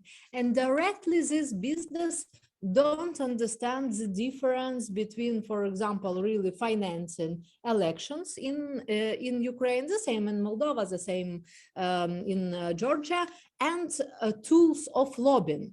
So if you wanna in our countries sell this contract and have additional budget in their budget of these companies for lobbying, you must create this industry. How to create it? Firstly, it must be discussion about lobbying law, of course, because without this discussion, people don't feel that it's actual in your country. And really, I thanks to all members of parliament which support my father initiative of writing lobbying law and pushing this law to parliament. Unfortunately, in that period, presidents don't want to support this law, and usually president's team is the biggest team in our parliament. But it became great wave of discussion, and media also wanted to do big media project. What is lobbying? Is lobbying corruption, or lobbying it's anti-corruption action? What is lobbying? How to do lobbying, for example, for women's rights? Yeah, to like advocacy. How to do lobbying for public health, or how to do lobbying for industry, for example, big industries also in our association, we have private defense producers industry, which is huge in Ukraine. We have people from government defense industry production, which is also huge industry in Ukraine, but they only start to develop their associations not far ago, like 4 years ago. So that's why it's very important to understand that still why Americans not so representative on our markets, because our clients, our big companies don't understand what they buy. Like they don't understand what is due diligence. That's why they don't want to buy due diligence, because they don't understand what is due diligence. And they can have many money, they can have huge company, but they work in other way. Secondly, it's of course hybrid understanding of government relations work, because mostly people understand government relations work as media work, as PR work. Even I know in Kazakhstan, also my colleagues like Ayajan, Dina, which have a membership in our community, and Ayajan also start association there. It's a very big understanding of GR like PR work and media work. And it's also true, it's part of work, but it's also have other side, because if you push some term, for example, that we need more clear energy, and clear energy, it's also issue which population must pay like 10 times more for this energy. So it's not very popular thing really in the question of budget and in the question of dotations. But they don't work good about text of law. And that's why in our country, sometimes clients said that let's do big media campaigns, that we need green energy, for example, that and every members of parliament from committee and from tax committee must understand that we must dotate this green energy in Ukraine. And also European Union and directives of European Union, which is very important in countries which is in European Union, and they adaptate directives of European Commission. And in our countries like Georgia, Moldova, and Ukraine, who move into European Union, it's also very important, like what European Union said. But then when we like prepare parliament for voting, we understand the text is bad, that it can't work. It can't work, for example, in implementation in all government structures and so on and so forth. So that's why one more like case tip, that in our country is very important not to do only what client to do in his understanding, like it will be media work and some meetings with parliamentaries, but also of course working on the text, because sometimes we miss it. And third question, it's of course working outside, because in our countries mostly work, of course, with European Parliament and European Commission, because we move into European Union, and as you know, we must do many paperwork and law work. More than 400 laws must be voted to give us opportunity to go to European Union. The same Moldova, the same Georgia. Some countries go through it, and that's why also we're not used to work with bureaucracy. And sometimes people understand that one meeting, for example, with Vice President of European Parliament can give solution to their case. But it's not true, because you must work with European Commission 3 years to like put into the plan and into the budget of European Commission. And it's one more tip of working in Ukraine and other Eastern countries, that you must explain that it's not short-term results, because every client wanted to have result from 2 weeks till 2 months till result. I know that here people who are best lobbyists don't sign contracts if it's not contracts for a year or for 3 years. you know, and so on and so forth. So it's Yeah, also that's one true more for me. difference. I don't force like those kind of contracts on people usually. But in Ukraine, they sometimes come and said, oh, we pass all, we have problems with parliament, we don't do anything, that's why now we must do veto of president of this law. And that's why they mostly use like informational campaign outside in foreign media, and so on and so forth. And sometimes it works, but you know, it's really very often questions that people come where it's needed a veto of president on some question. So it's also very interesting tip, and I think that way for our countries, it's creating government relations society in our countries. It's do education for clients, and of course it's connect and do education how they must do lobbying in European Union and lobbying in US here. And also one more interesting question is of course lobbying in Arabic countries, because it's totally different, and I see this when we have meetings with Sheikh's office, so it's totally different understanding, but also we must work with them because it's energy question which is now very important. If you have some direct questions, also feel free to ask it, but I hope that these tips, it's a little bit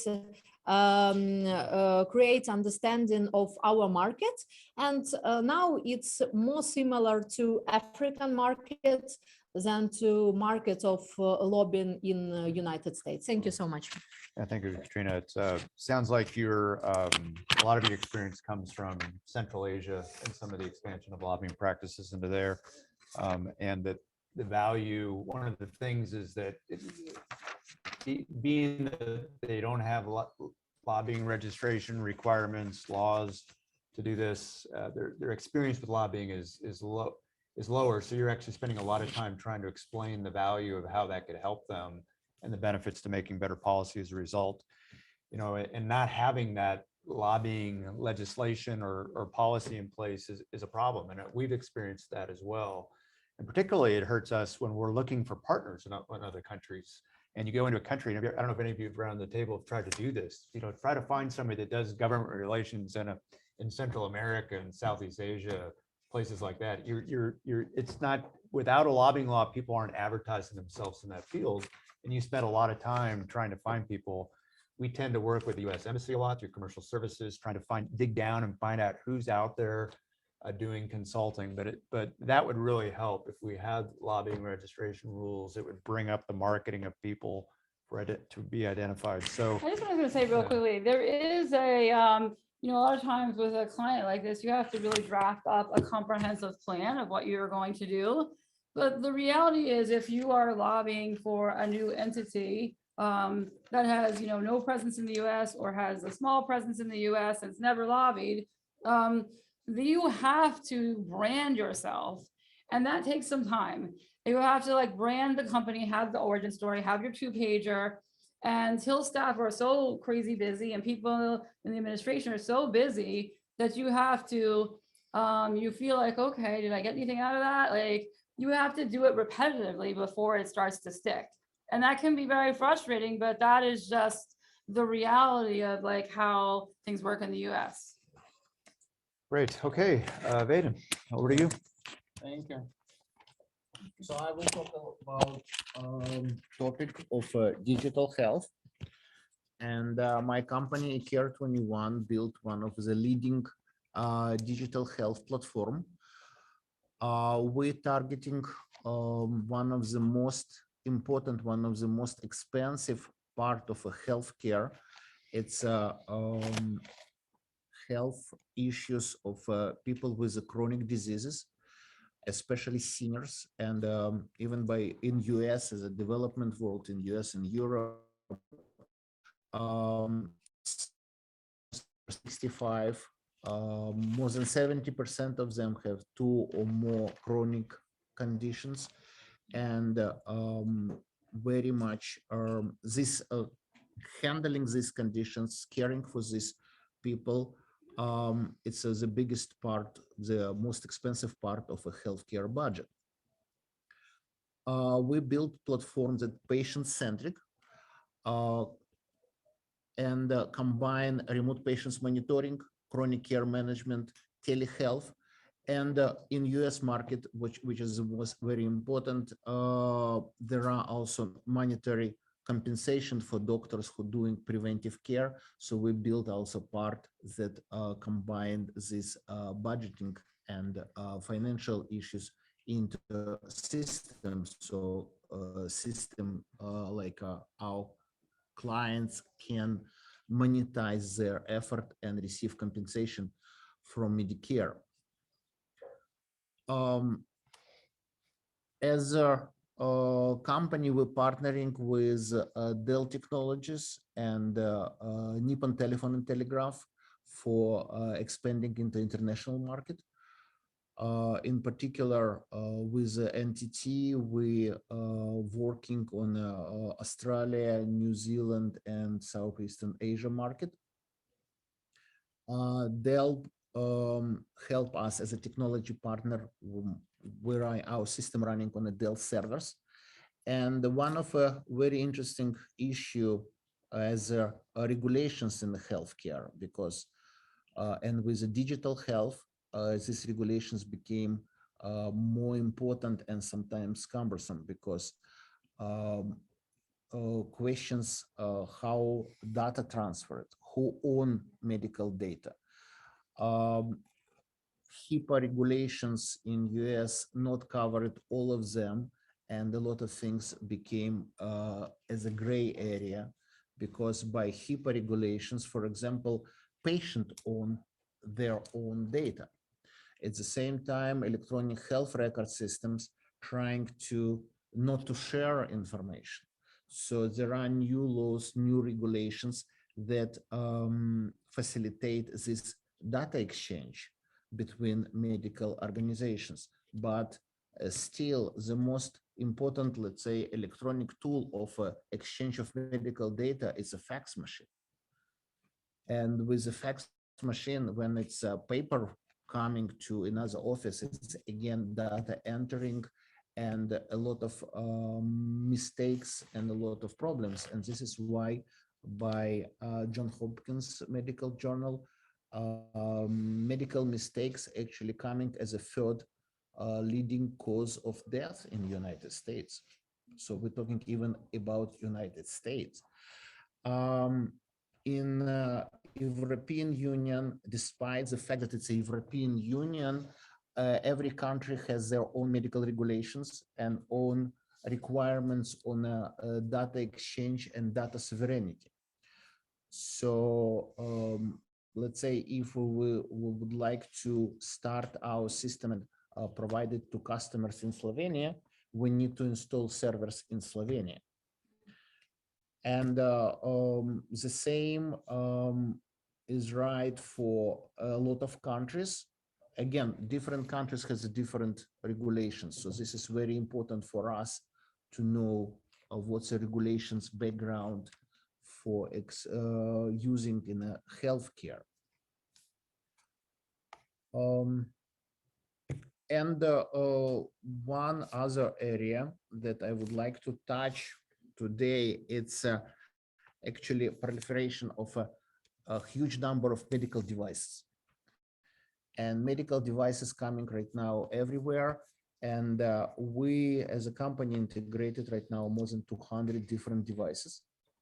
And trying, we generally do data gathering, data exchange, make this data actionable for doctors to provide preventive care. So like by our latest studies, we can reduce more than 15% of hospitalizations for seniors, which is very significant number. And we're using many different devices, starting from iWatches, for example, up to by intelligence stickers. This is device that couple of our clients, nursing homes, attached to patient chest when patient coming from a hospital, and it's constantly monitor up to 12 different health conditions, including heart rate, temperature, coughing, etc., etc. So it's a lot of information that available immediately through our system going to medical personnel and available for personnel to provide immediate monitoring of a patient's reaction if patients need help. And when patient discharged from rehabilitation center to home, they coming home with devices and continue to be monitored by a system. So we can help reduce hospitalization of the seniors and prevent a lot of very serious acute conditions like congestive heart failure, which can be diagnosed by constantly monitoring patients' blood pressure, let's say 2 times per day, and monitoring patients' weight. Because even like a small increase in weight, stable increase, related to to water retention in the body, can in a 3, 4, 5 days result in a very acute condition and hospitalizations. Hospitalization of a senior of these conditions can cost healthcare system from $50,000 to $70,000. At the same time, if doctor know about conditions and about this situation, like just calling a patient and ask to increase amount of diuretics they taking, they can prevent hospitalization. So this is, let's say, $2 additional pills versus 70,000 of expense through hospitalization, rehabilitation, and even not counting load it's giving on the patient by itself, on the family, and everybody around. So another device that we integrated using, it's a MedWand. This small device can do a lot of features as a remote monitoring equipment, starting from a, let's say, technician can check a lot of functions of a patient and transfer remotely to doctor's office, including including ACG and oxygen saturation and a lot of other features. So another one more thing that I would like to say, we're talking right now, working right now with a Singaporean company, Nevrotech, and we integrated in our mobile apps possibility to get vitals from a patients just on a looking on a cell phone screen. And we right now collecting heart rate, respiratory rate, stress level, oxygen saturation, and in the near future, in a matter of weeks, we will have a blood pressure also readings from a cell phone, just looking on it. So later, probably in after that, I can show how it works. Great. Well, thank you. Yeah, thank you. Bye. I think you're coming from it, which is very helpful from a client perspective, and some of the things we've been talking about, especially for something like healthcare. That Healthcare is so, right now became more and more human rights. Yeah, there's no more regulated industry than healthcare, and especially when you're talking about patient info. Probably financial. Right. But I think what you're finding, or what you're suggesting, is as you go into these countries, you also need people that are experts. It kind of brings up some of Dina's points, and you know, if you can have that expertise, and if you can find them, you would like to retain them to help you. But that's a challenge that this industry has in other countries. So. Okay, our last presenter, Adam, hand it over to you. Well, thank you so much. And thank you to Katerina for this wonderful event and forum today. Playing kind of the cleanup role and being the last after all these speakers, you know, you have to kind of look at what hasn't been touched on because so much has been hit. Really, in the United States, lobbying is about helping clients, whether they be U.S. corporations, whether they be organizations or international clients, navigate the complex, right? The bureaucratic system of the American government is not as simple as just the 3 branches of government, and each have unique set powers, and then they have these checks and balances. there is a mastery of trying to figure out how do you move through each of these branches and where can there be opportunity. Representing international clients, which I and my firm have done for years upon years, is helping them really understand how the American system works. It is so different. And we heard Nina mention the example with a company saying I could just pick up the phone and call the Italian prime minister. Why can't I pick up the phone and call the American president? It is helping them understand how does this system work and how do you move through it while still being able to identify your opportunity and achieve your goals and reach the success that it is that you're seeking in U.S. public policy. Because this system has been built and it is continuing to be built by those who are trying to preserve and protect it the way that it is. It is not trying to drain the swamp in any regard by those who are continuing to manage and run that. And so really managing those clients' expectations and helping them really see and understand how this system works, but partnering with those international clients with their experts on the ground and helping them be able to draw that parallel to how it connects and relates to their system of public policy at home. And drawing that clear distinction of at home, you may be able to do it this way, but here we have to move in this direction, or we're gonna have to clear all of these hurdles or these procedures first before we can move to there. It is a key component. Another topic that many have touched on, it is important, is there's very few times where things are short burst victories, where you suddenly get a client and they tell you I have this issue and I need it solved within 2 days. It doesn't happen like that. This is a process. It takes months upon months, if not years, to build out those relationships, to create the awareness and the understanding throughout Capitol Hill or a particular agency or department as to the particular issue that you're concerned with. And we see consistent turnover of members, of staff, both within the Congress, in the federal agencies and departments, and at the White House. And so you're constantly having to continue to re-engage and educate and build out that awareness while maintaining those very strong relationships that you have. And clients hire lobbyists really for, I think, believe a perfect blend of what Dina mentioned, of both those who have great relationships and can open doors, who can get you in front of the decision makers, the key people who are going to play a role in you achieving what it is that your client seeks, but also those with a certain level of subject matter expertise. If you go into any meeting, even with a mid to low level staffer, and you may have that great relationship, but if you don't even know the issue and can talk to at least some extent of it, you're going to find very little success in what it is you're seeking out of those meetings and engagements.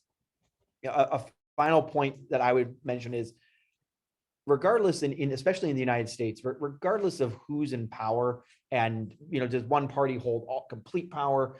Is it divided? Whatever that might be, for the vast majority, the staff and members want to find success, and they want to work with those who may be of the opposite party to help identify where there can be opportunities for collaboration and shared success. And if you go in with that notion of, I'm not here to be a political enemy of yours, I'm not here to cause disruption or be an annoyance to you, but I know that your boss's goal is this, and I believe that my client has the opportunity or a solution or a product, service, whatever it might be, that can help your boss achieve that goal, that can go a very long way.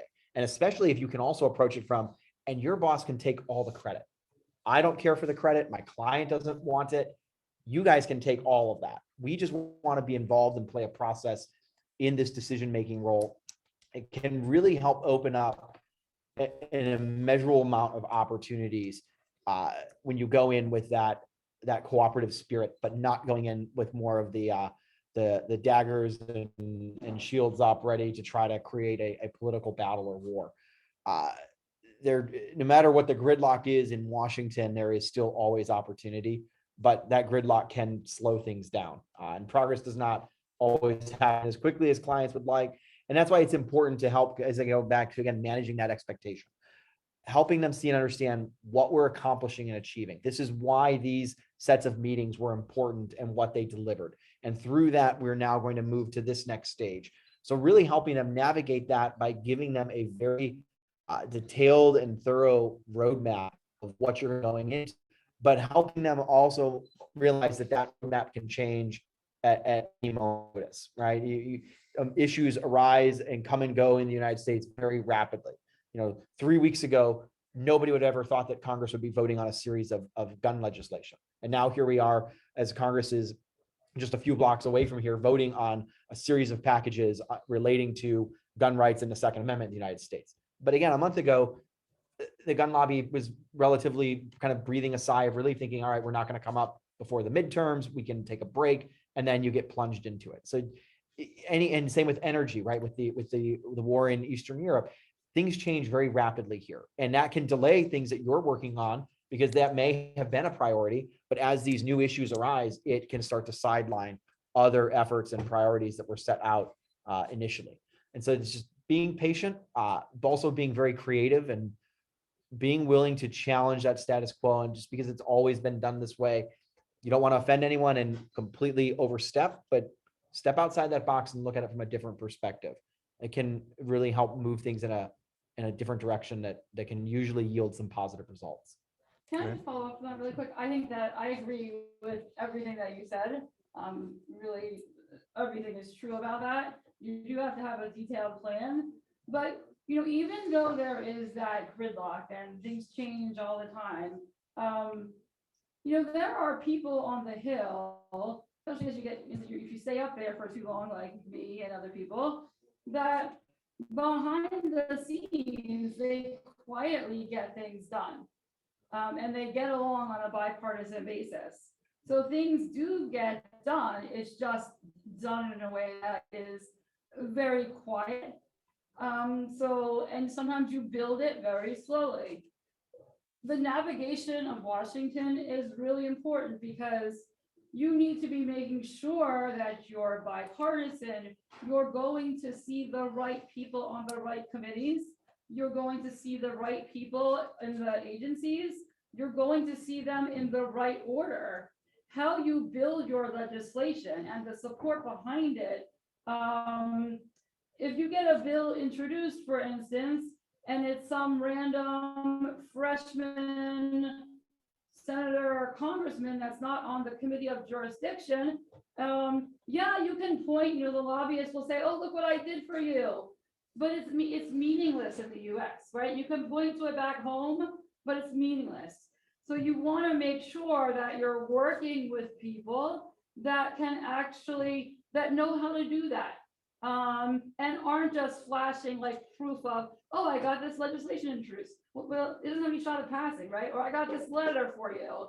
That is something, again, that's why it's important. You have your people who have their expertise and their connections with very high level people.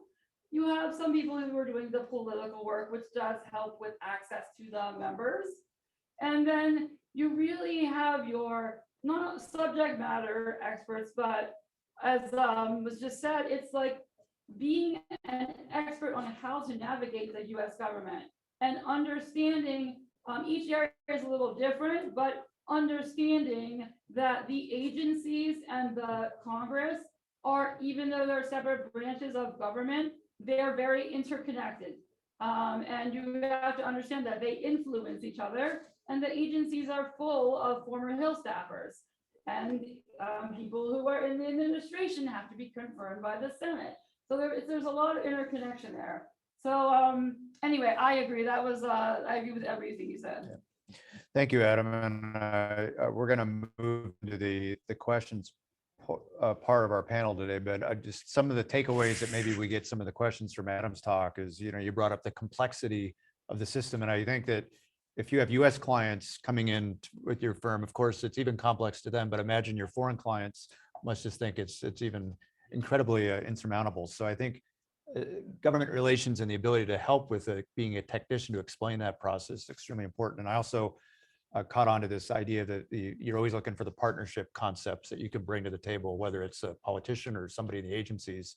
I think they're important points. So, well, and building off what you just said there, Tim, when US companies hire lobbyists here in the United States, they still don't fully understand that system, and it is very complicated. Oh, yeah, sure. But when you have international clients that come from a very different system of governance. For Yeah. example, if you're representing a client that comes from a state that is a monarchy, they don't understand No. why it takes so long. One Right. person just cannot solve something. Even Right. even the head of state, the president does not enjoy universal exclusive powers like a monarch might in another state. And it's helping them really begin to see and understand the variety of different channels you're going to have to go through to achieve what it is you're seeking. Right. It does not happen as in the same route that it could Oh, yeah. back home. And you're falling into that role of instructor for quite a bit to get them to the point where you can even talk sense to them about Yep. it. So. Instructor and almost referee. Okay, so I guess we're going to start with questions. We have just over a half an hour left. So maybe do we want to? I have a question from first panel, which we don't discuss. Okay. So one question was how Russia do lobbying here in United States. This was an interesting question. And secondly, for people from the Ariel Cohen panel was not understandable. For example, what is the difference, for example, if you invite congressmen to think tanks meetings and do some explanation of, I don't know, new bills about energy efficiency on the discussion in think tank, and for example, you meetings have a lobbyists. So it was not clear for audience what is the difference. It was questions from Kazakhstan, and I think for me directly also interesting to. I know that when you work in Ghana with e-health questions, so how they cooperate also with the government there. So I think that it will be interesting question, and then I will check one more. Okay. Does anyone want to tackle? I wasn't here for the whole thing, so I'm not sure. Katerina, can you explain the first question again? I just want to make sure I understand what you're saying about lobbying versus not lobbying. Yeah. So for our audience from Middle Asia, don't understand. For example, if we push some law and it's like a bill which is already, for example, in Congress, what is the difference by register meetings with congressmen from committee and, for example, inviting this congressman to think tanks discussion about the same issue? So what is the difference? I mean, I think it's two separate things, right? Yeah. So if you're going up onto the hill and let's say you have a bill that got introduced, you are lobbying for something because you're trying to get something passed, right? If you are, I'm going to take one step in another direction. I just spent a whole day on the hill with one of the boards I'm on, and we were just educating the hill about what is going on with MiCA, which is in the European Commission. It's the law on blockchain and cryptocurrency that hasn't passed yet for legislation.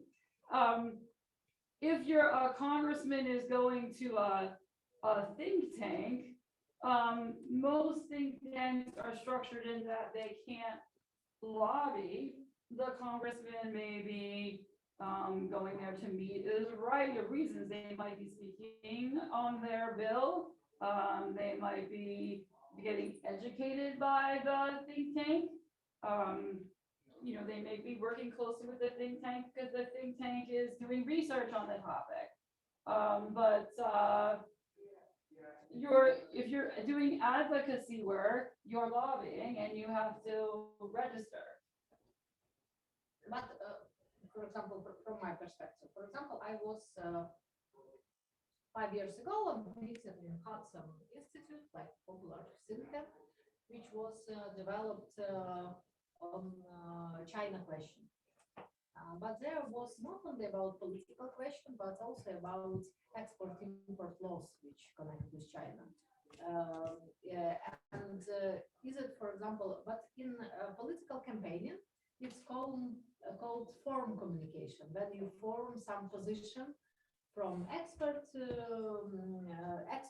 from media, and so on and so forth. It's important part in every election campaign or in every lobbying campaign. So we use this tool, but it's not lobbying by your law, as we understand, because in our country, when, for example, American Chamber of Commerce do meetings with Prime Minister, it's originally lobbying because they like discuss questions which interesting for American business or European Business Association. It's a huge organization. I think that it exists in many European countries.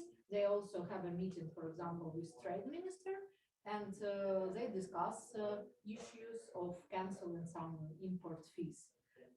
So that's why I see from first panel that for our audience don't understandable this line, what is lobbying and what is not lobbying. I think it's pretty much based, right, for it's if it's a specific bill or policy initiative that's before the Congress or a budget or the agency, that triggers the lobbying. If it's just some forum where you're discussing without tying it back to a budget or a specific bill or policy, then it's not considered. That's more of like an issue advocacy. Yeah, that. I mean, there are also sort of these tests about the percentage of time you're spending with that client on lobbying, but you know, for me, if I have a client and we really are advocating for something, even if I'm doing a host of other legal work for them, because I'm a lawyer, I will be safe and still register, because it's better to be over compliant than to be under compliant. You mentioned elections. So I know there's a fine line, but the reality is the US tries to separate out official business from elections and campaign finance.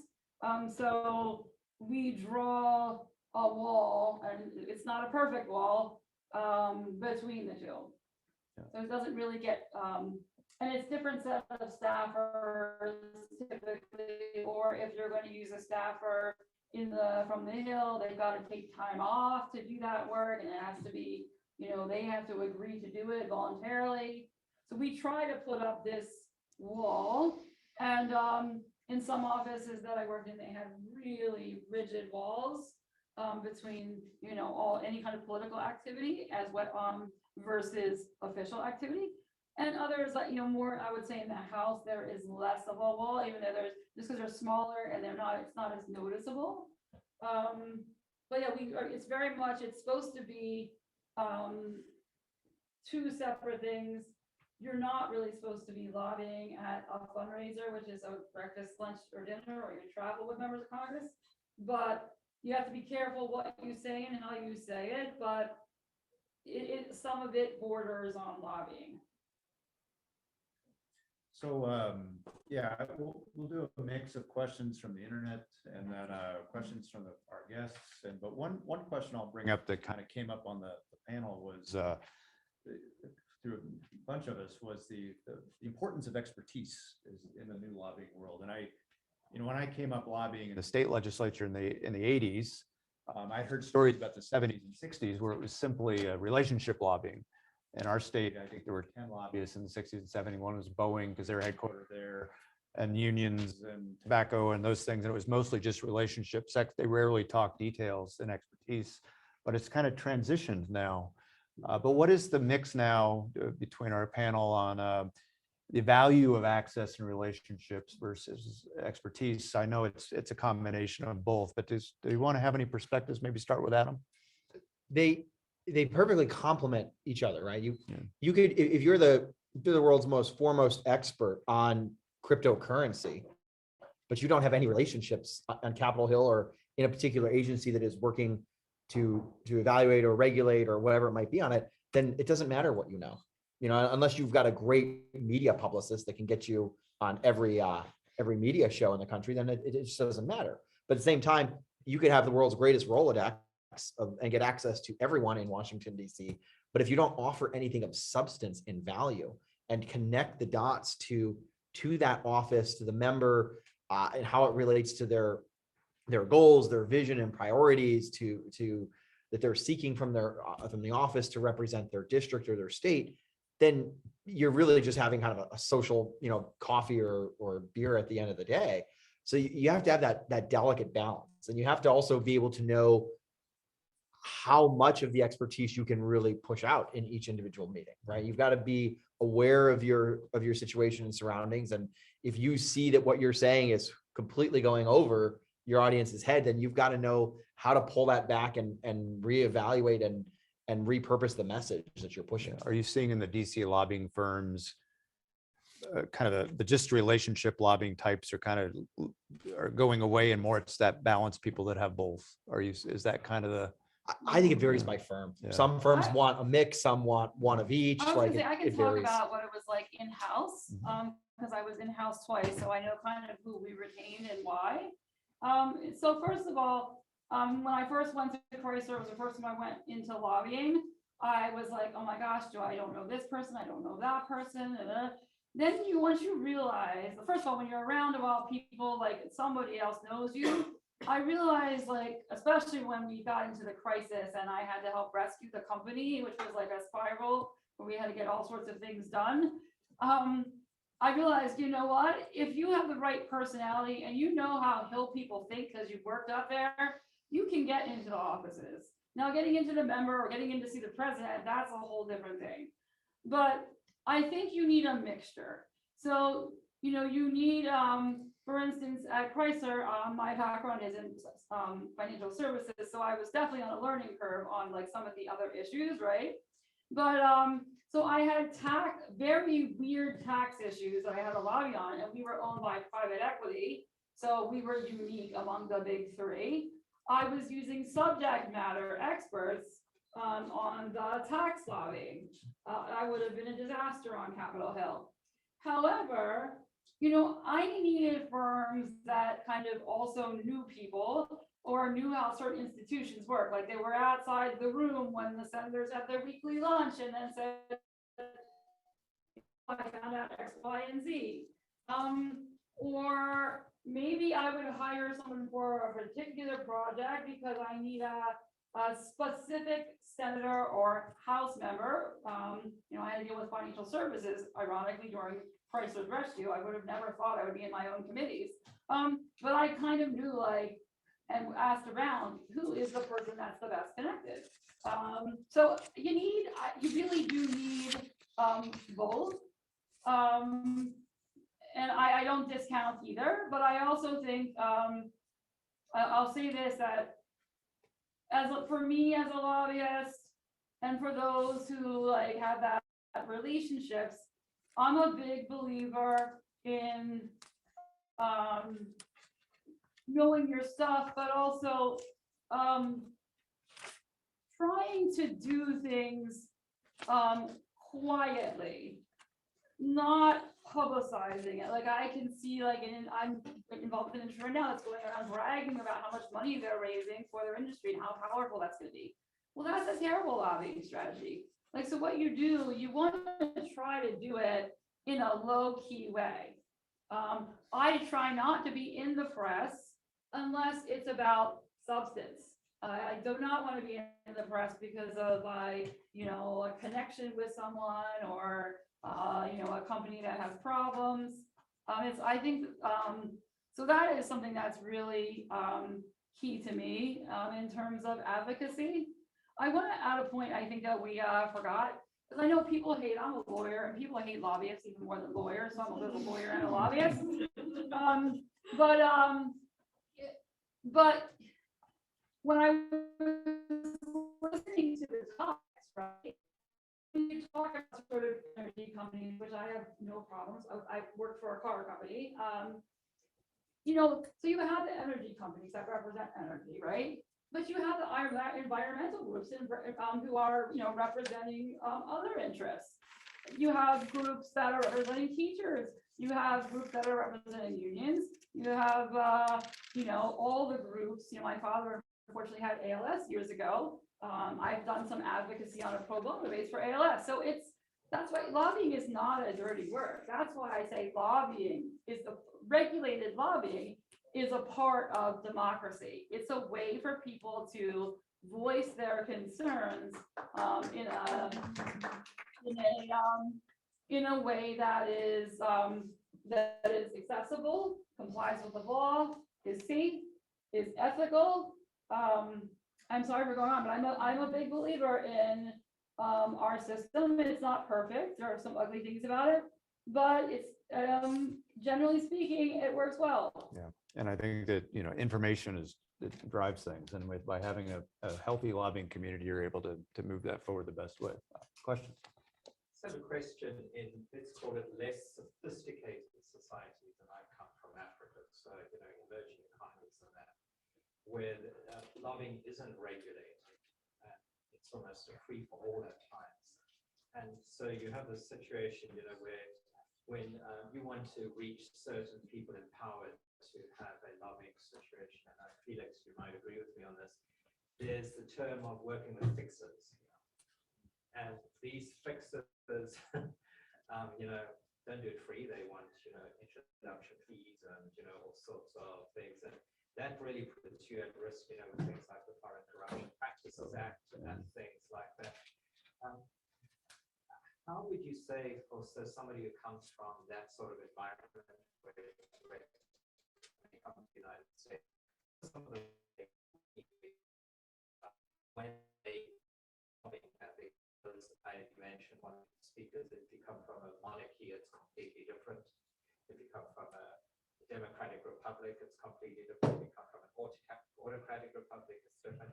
What are some of the things that you would say, if you're going to throw down your roots here and become a lobbyist, what are like one or two lessons that you should be absolutely sure about and avoid before you land up in prison? Well, Yeah, I mean, so is it that, are you representing the foreign company is what you're saying? Or is it the foreign company or the foreign government?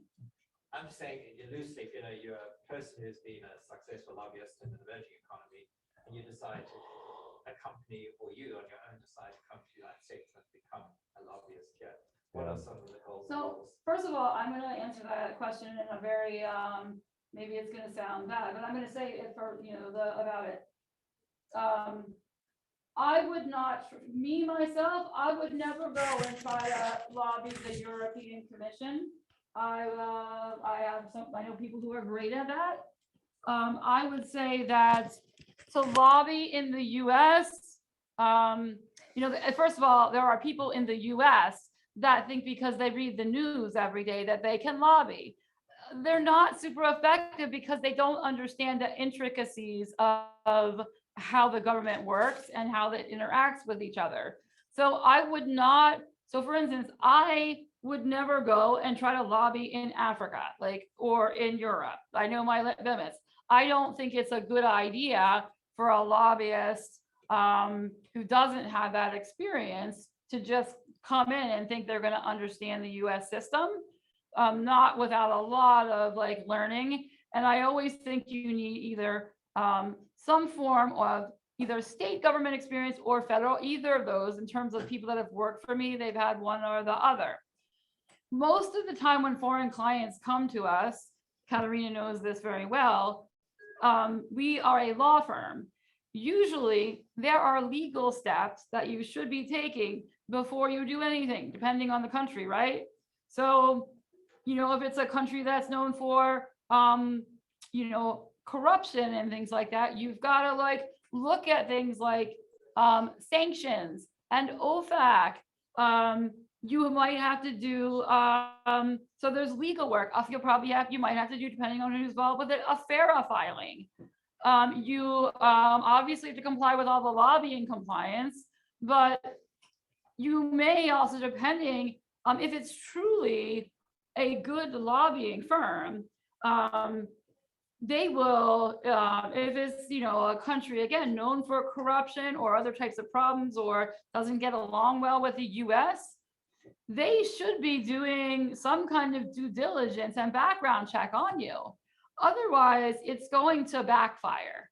That can be costly, but generally speaking, I don't do that work. Other people in my firm work. You need that legal work typically before you can move into the lobbying work. Yeah. I'll close that out Sorry so we about can get to the discussion. But I think what I would recommend is to anybody wanting to do lobbying here is just the messaging is that it's a very compliant culture now, not just coming out of our legislatures and Congress, but the corporations. I mean, our larger corporations, we have to go through a secure-mate process for everybody we bring on because the companies are now moving to this extra level of caution when it comes to things like this. So I think the messaging is here.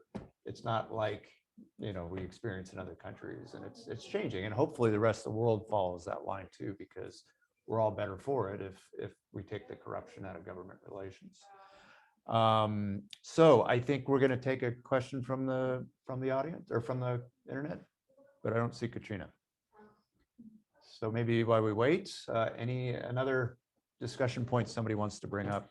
Yeah, I always like have discussions. I was listening to all the discussions about the environment. Oh, I'm sorry. Oh, okay, there she is. You have questions on email. Okay, Where? on email. Ah, okay.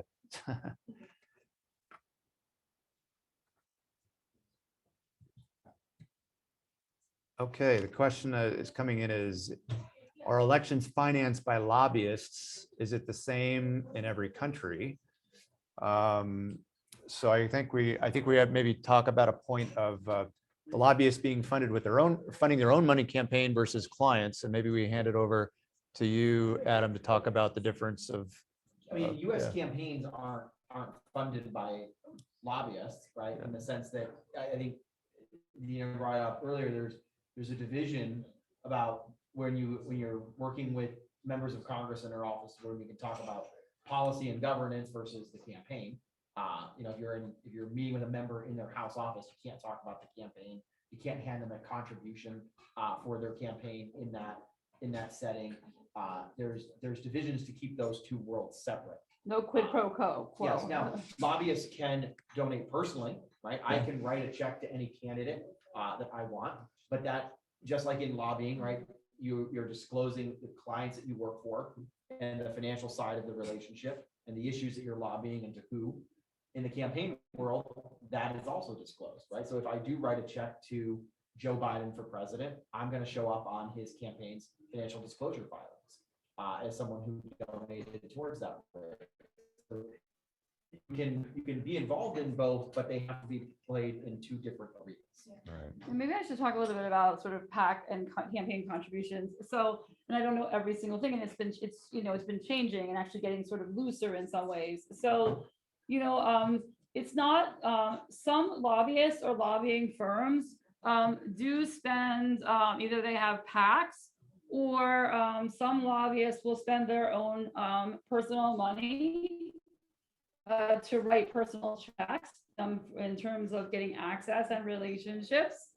But a lot of companies have a PAC where you can't force people to contribute, but you have if it's a large company, you have a whole campaign to get people to contribute, and there are limits on how much people can give to you, the PAC. There are limits on how much can be given to the candidates. There are different types of contributions and organizations. There are also, you can also, some companies will do personal checks. There are a lot of laws around that. For instance, if I collect all the checks, I'm bundling, which you want to, then I have to disclose that I've done that. There are things that are called super PACs, which some of them corporations can give money that's non-disclosable. So there is a lot of money in US politics. And most of it has to be disclosed. And you have to be strategic. Every company does something different.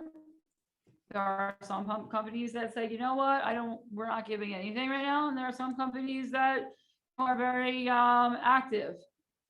But yeah, that is that whole area. And you cannot be, what I would say is you have to be a US citizen to make a contribution. Like making a contribution and you're like from a foreign country, that is a big no, right? I mean, it's very embarrassing. Yeah. I think we're very unique in the United States compared to the rest of the world too. It's, we have a process where we donate to every single politician in the world, in the Congress or in the state legislatures, where in other countries you're morely donating to the party. But I want to hear from from a corporate client perspective. In your world, how do you see about engaging in financial donations to campaigns or parties? Maybe what have you seen in your career from a business perspective? From different countries as well. I will tell you frankly, we never participate in any kind of donations like this. Yeah. So our engagement with government generally during last 2 years, the biggest our engagement with government was work for CDC Foundation, and because for CDC came with a very strong idea initially when COVID hit, because it happens to be that CDC doesn't have any actual information about healthcare in the country. Right. They getting all information from states probably 2, 3, 4 weeks later. So they and Dell came with the idea to build a system to monitor all seniors in US. It's like a 35 million people. And they wanted to use our technology as a technological foundation for it. Unfortunately, as time passed, it's all was disappeared by bureaucracy, and we are still in the same position with CDC as it was in 2020.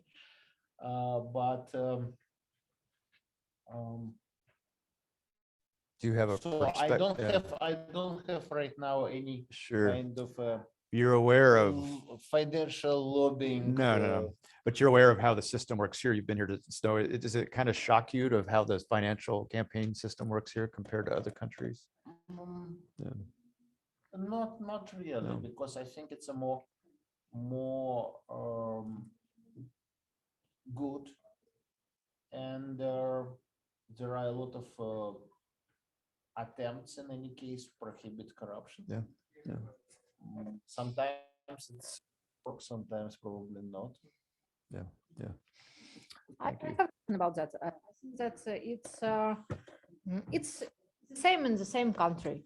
I think that in I'm also explore your structures of these PACs and super PACs, and it's understandable connection between like public policy of one or other party and donations which they get. On my perspective, maybe I'm wrong, but in countries of Eastern Europe, it's very big question, because the election, for example, in Ukraine start from $70 million to do this campaign in Ukraine, because it's 40 million people. And that's why it's a big problem that really you can't fundraise from $10 from population, because population is poor. So they don't give money to political party. Middle class, yes, but middle class, it's 10%. In Ukraine, in Moldova, in Georgia, from 10 to 15. So it's not a lot. And that's why it's, I think, also big problems to synchronize legislation about financing of political forces or candidates and financing of lobbying. And I think that it's very related questions, because in Israel, they have quite good questions. So if a person go to elections, a person can take loan in bank, like loan for elections. It's very interesting question that if you lose your elections, it's your loan, like it's your responsibility, or party can pay for you. So it's very strict regulation, and really even prime minister can go to jail if they don't go to this regulation. Of course, in countries of Europe, it's not the same. That's why we sometimes have situations with people in some like how long who pay for their election campaign want, and it's give biggest disbalance between needness of society, for example, in medical reform or in tax reform or in education reform, and needness of big business who needs only to monopolize some industry. Also some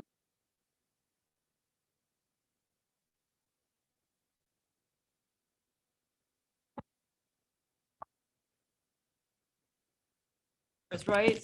So US has the largest private sector in the world. And so there's a lot of, and then we have all these interest groups. So there's a lot of money that can go into campaigns here. A lot of the money is spent on television, which is very expensive. And, but it's regulated, and I don't mean to be funny, but it's definitely better than a system of somebody giving a yacht to an oligarch, right? We have a sort of we have a very, we have a set of rules. Yeah, but election campaign is 2 billion in your country, yes? It depends on the election and then how much, it depends on which state it is, what member it is. Is it the president? It's going to depend. Yeah, I see that on president it was 2 billion, yes? $2 billion. I don't know the number, but it sounds probably about right. Sounds right. Could be more, We have Don't be five, shame about that. yeah, we have 5 minutes and I wanted to take this question. Yeah, thank you. I just have a very quick comment.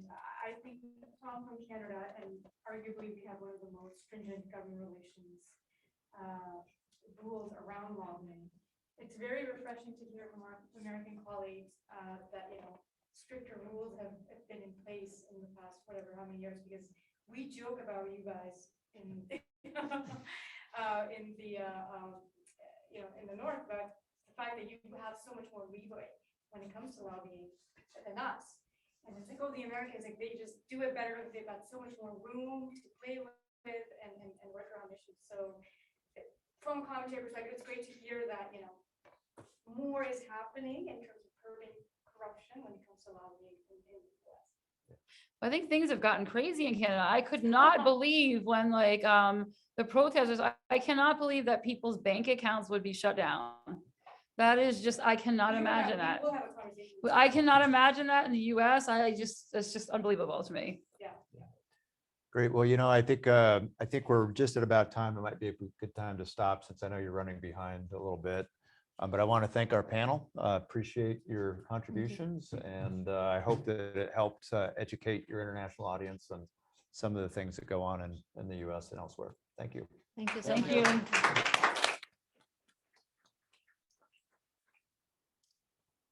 Now we have coffee break, and then one more panel, and then my panel. Yeah. Thank you. Thank you. Do you know what your neighbors? It's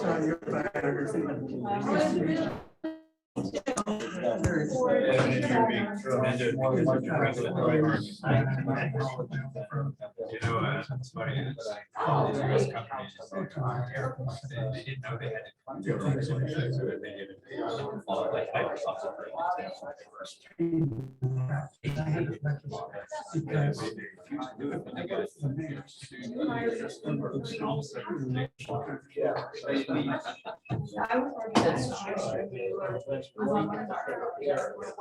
Thank you. It's great to meet you. Thank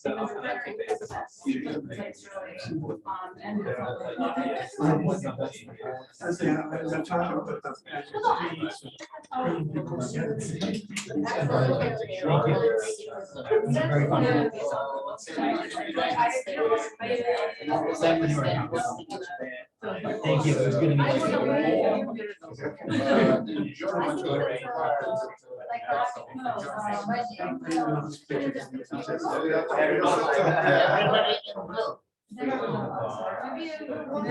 Wow, good guy.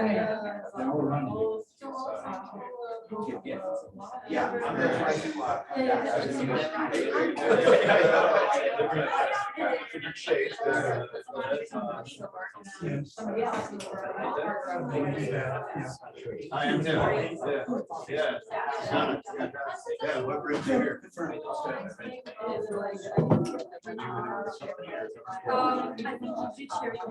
Yes.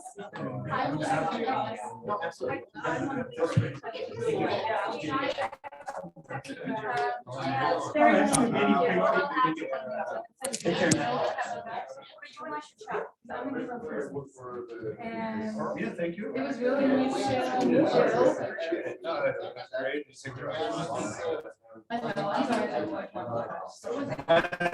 Single experience. Yeah, well, you got a lot to offer. I never worked with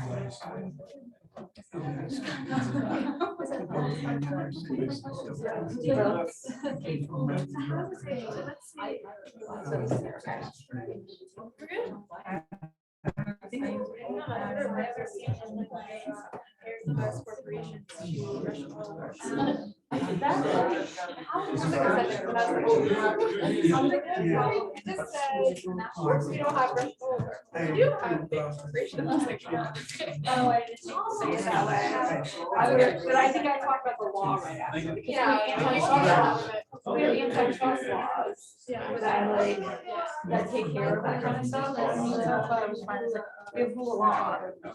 So even if a company starts becoming like an oligarch, you can't just go like a guy. You know, like it just, even if a company becomes so big, then you've got your antitrust laws, you try to reduce competition. Yeah, but that's why.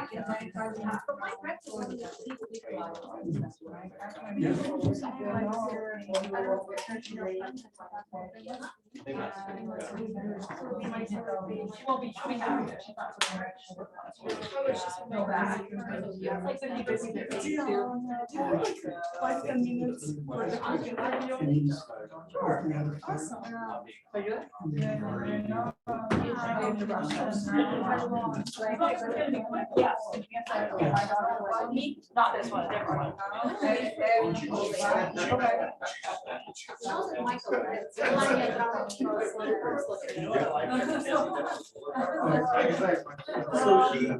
Ready?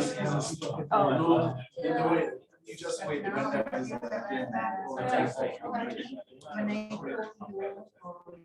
I am too.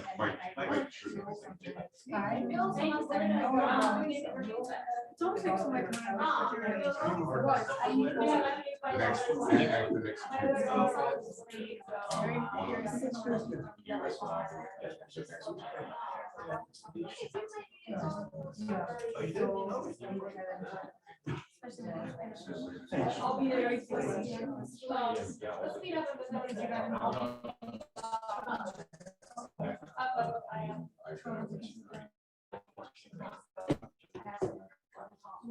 Actually, got married in Russia, then got married later after divorce in Russia. So I've actually worked in and married.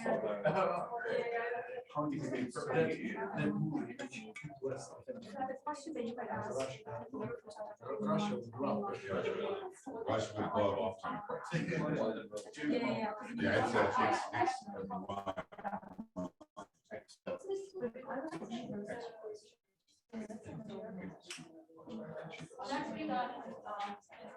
she was.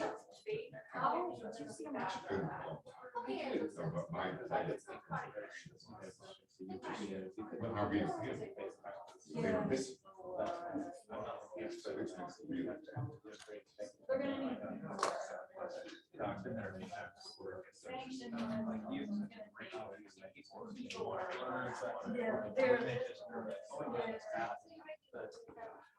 And I don't think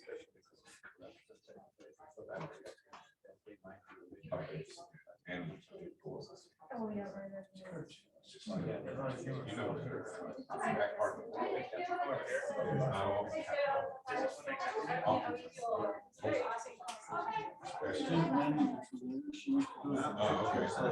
okay. My name Papa. Wow, it's very. Wow. Thank you. So yeah, it's a situation. You know,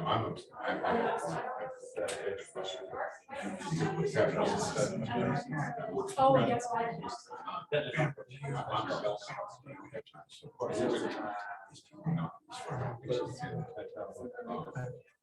I'll never be able to go back. I'll never. I won't go back out of my own heart, but I can't go back.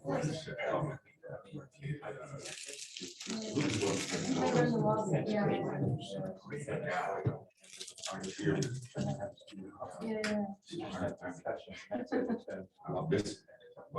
Yeah. I should chat it.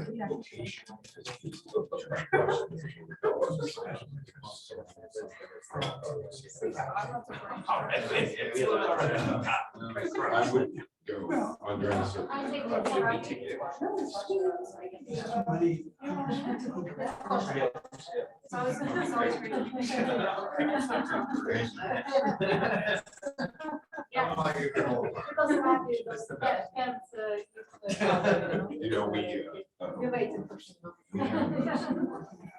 you know, a lot of my friends, I was 13. Yeah, I have actually. And I didn't come home that often. I really didn't.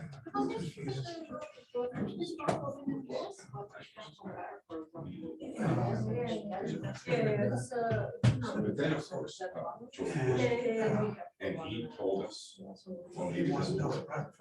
And so I actually wanted to help him. It will be about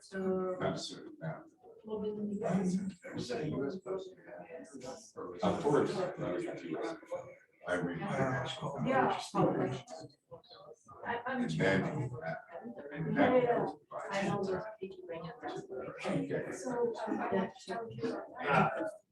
and then after I left, he was.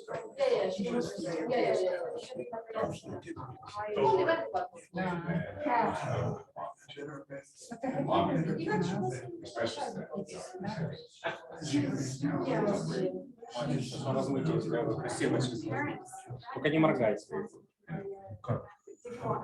Это невозможно,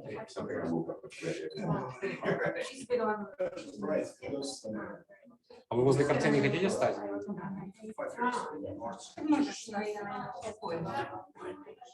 По-другому не выйдет.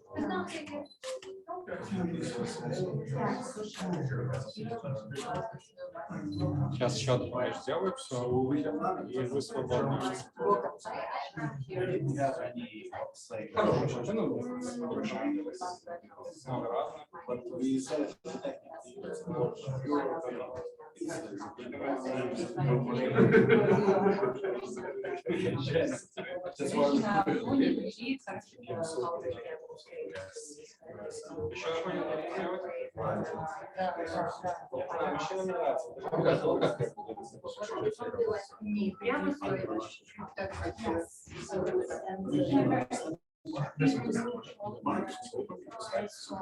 Все, секунду, не моргаем.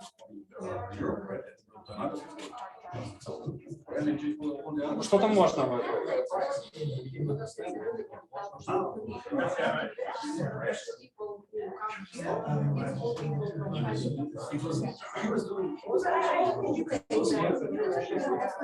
А можешь мне сделать, например, потом я его не поймаю.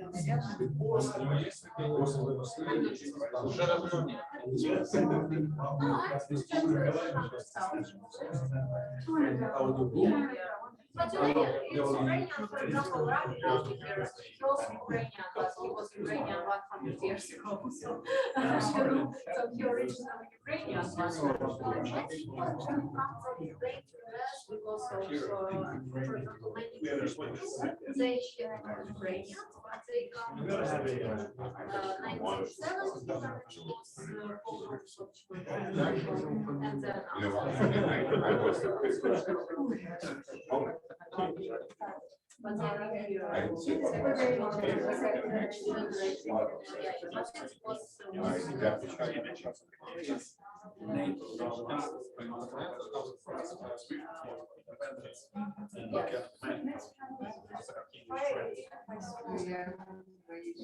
but it's about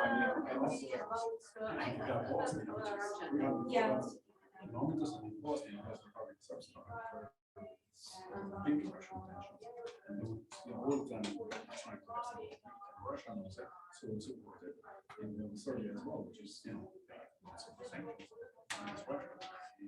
And now they just, I think it's the role to Serbia to come to the same. So somebody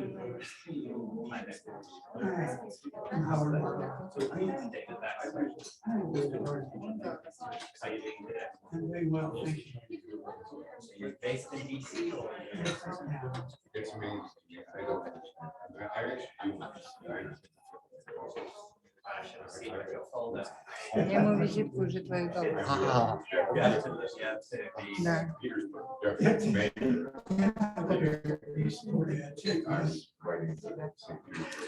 I have lived here for What they say, you look at 10 years, story. Such a chunk. Actually, when he was Such a my chunk. minister, long time. My friends told me. Well, it always is, because it just seems that there are a number of people over the years that want to work here. So other. and I said, well, you can just see these now. I've been there 30 years. When you get friends.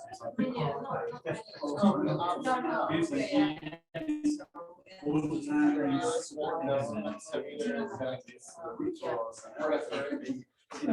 because you have a lot of bureaucrats.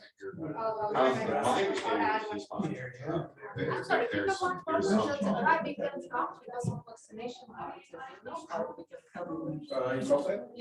It's a very nice. I was a little, I'm from Florida, so we don't have these issues. But I've actually. If you have like mobile laptop, because I'm from Ukrainian mobile laptop. Can we have also be on the panel? Yes, she's for personal laptop. Sure. Yeah. So funny.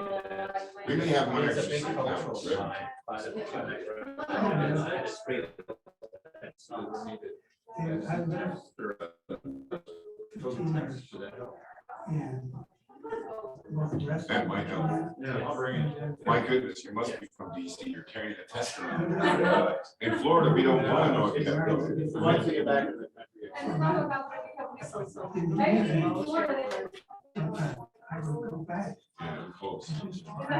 Or societal, like affiliation, one of the two. It's very interesting. Really never really it's never really good. And it's not because we dislike one another. my friends use my certificate for Yes.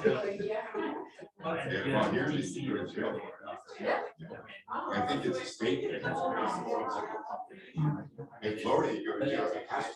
I don't have. At least I worked before COVID. What fascinates me is how many Maryland is going to work in federal government complexes in Virginia. Hello, my name is What's that? Jim, my name is Dan. This was not always the case. What do you do then? Everything was. I work with him over there. Yeah, for lobbyists for local governments. Which kinds of lobbying? What do you mean? Yeah, like different kind of lobbying. Well, it's all local public entities. I know no private clients. Mostly federal agencies, Corps of Engineers, work on flood control mostly. Flood control. Yeah. It's just I work in blockchain. Right, really interesting. That's for not in lobbying. Yeah, well, maybe one. Where are you from? Ukraine. Go. Kyiv. Oh, wow. Yeah, but originally from Russia. We moved when I was young. That's really a good thing. So it's from MP or from here? Very close. I'm actually from Maryland. Yeah. So just a couple minutes outside the city. Yeah. You live in DC? No. Come with me. Oh, it's good.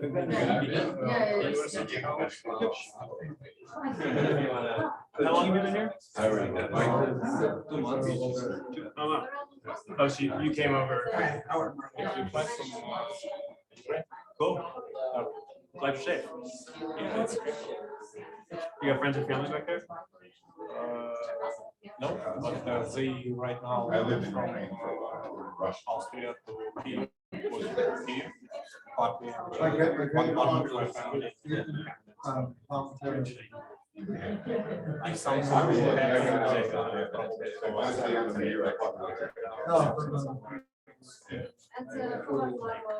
They already prepared. Yeah. When the war's over, you're gonna go back? I don't know.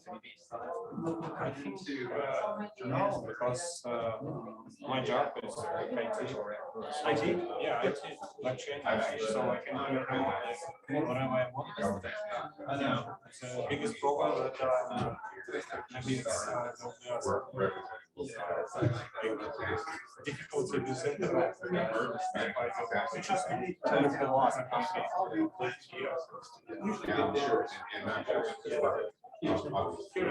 But like Hawaii. Hawaii? Yeah. Have you been there? No. I haven't either. Good spot. You said the internet's hard to use here or back in Ukraine? No, it's in Ukraine. It's okay. I mean, if you go somewhere like, for example, Taiwan, some others, like part of my group of IT guys, they go to Taiwan to use like from here to Taiwan. So it's a little bit difficult with internet. Gotcha. So we can find Wi-Fi, right? yeah, they can, but it's from one part, but from other part, like they for some traveling all the time. They're keeping an eye on? Yeah. Yeah. What about, I mean, use the VPN and stuff like that? Or? Yeah, maybe, but I mean that if you travel all the time, for example, by islands in Thailand, you don't always be connected. Yeah, it's a little bit difficult, but if you like just I think at every point in the United States, it's not good. Like I said, I just started. You can go to McDonald's and get Wi-Fi, right? Starbucks or anything like that. So. The better part of it. And but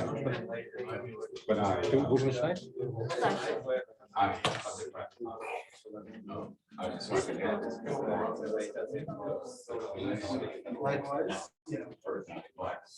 But I'm working with other people who are in partnership, because I started this thing up, the president, I started operations, the public-private partnership, and we're trying to apply that model to recovery. Because it's bad. I think you should.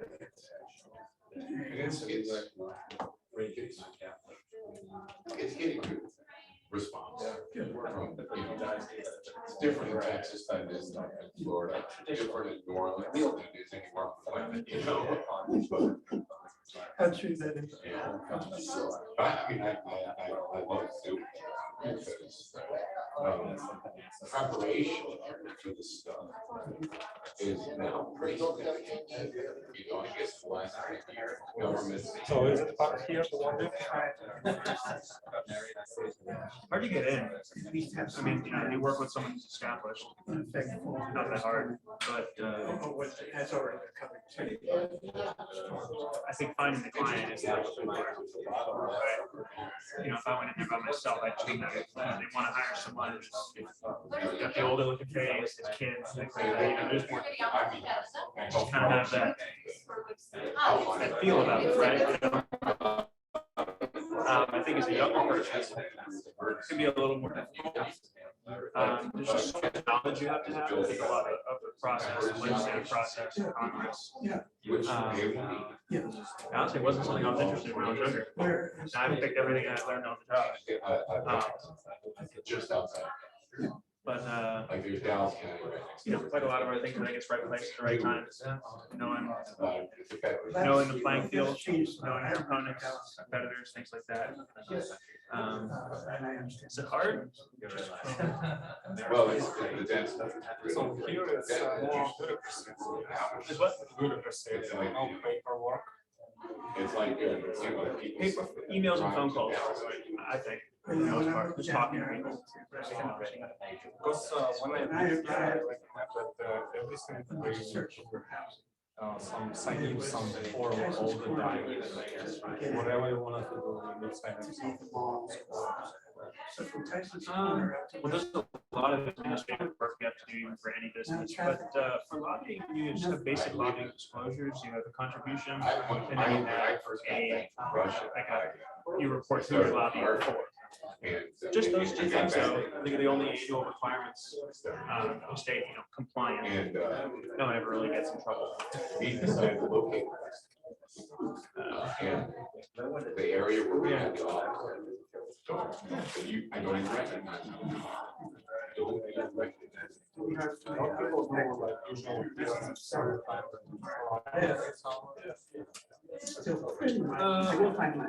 You mean lobbyists?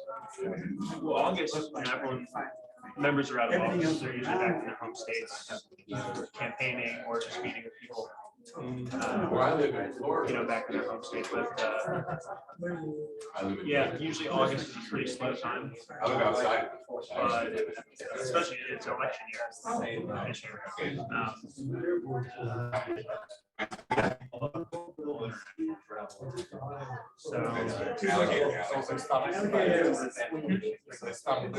Oh, they started preparing in months ago.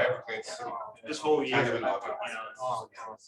which is we can't let that. But yeah, now they have primaries going on.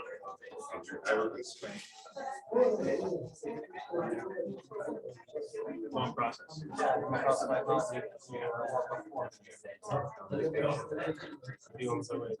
Is it works now? Уже включать, все, вы начинаете? Ну все, подождите.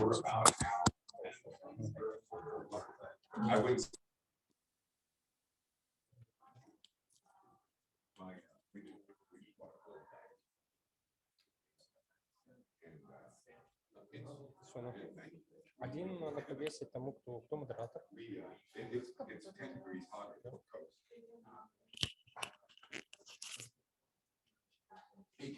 Are you charged up?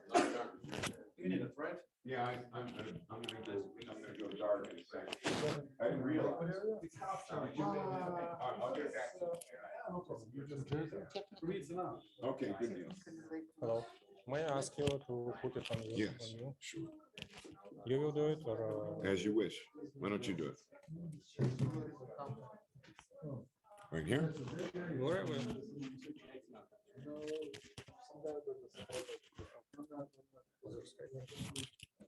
Ah. Okay.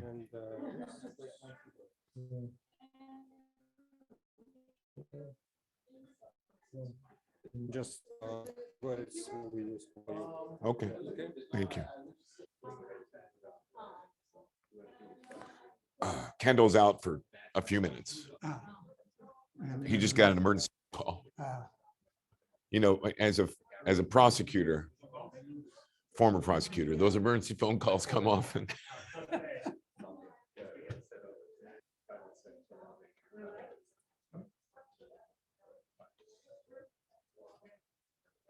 Dean is out. Yeah. Rabbi, you're here. Howard, you're here. Kendall would be back in a minute, and then he will take it from me. Okay. I swear to goodness gracious.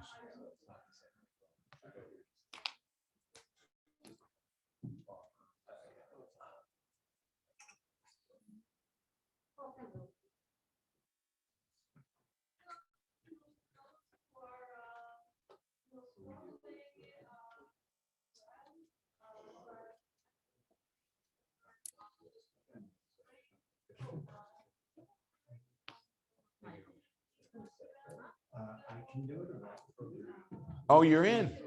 I'm here. Good. Here, you take this. I am not the moderator type. Why don't you sit in the middle?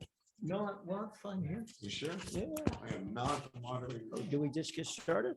Yeah, we also asked Miriam. Okay. She's from Canada. Great, great. She will add some quotes about. Okay. Well, hi. Very nice to meet you.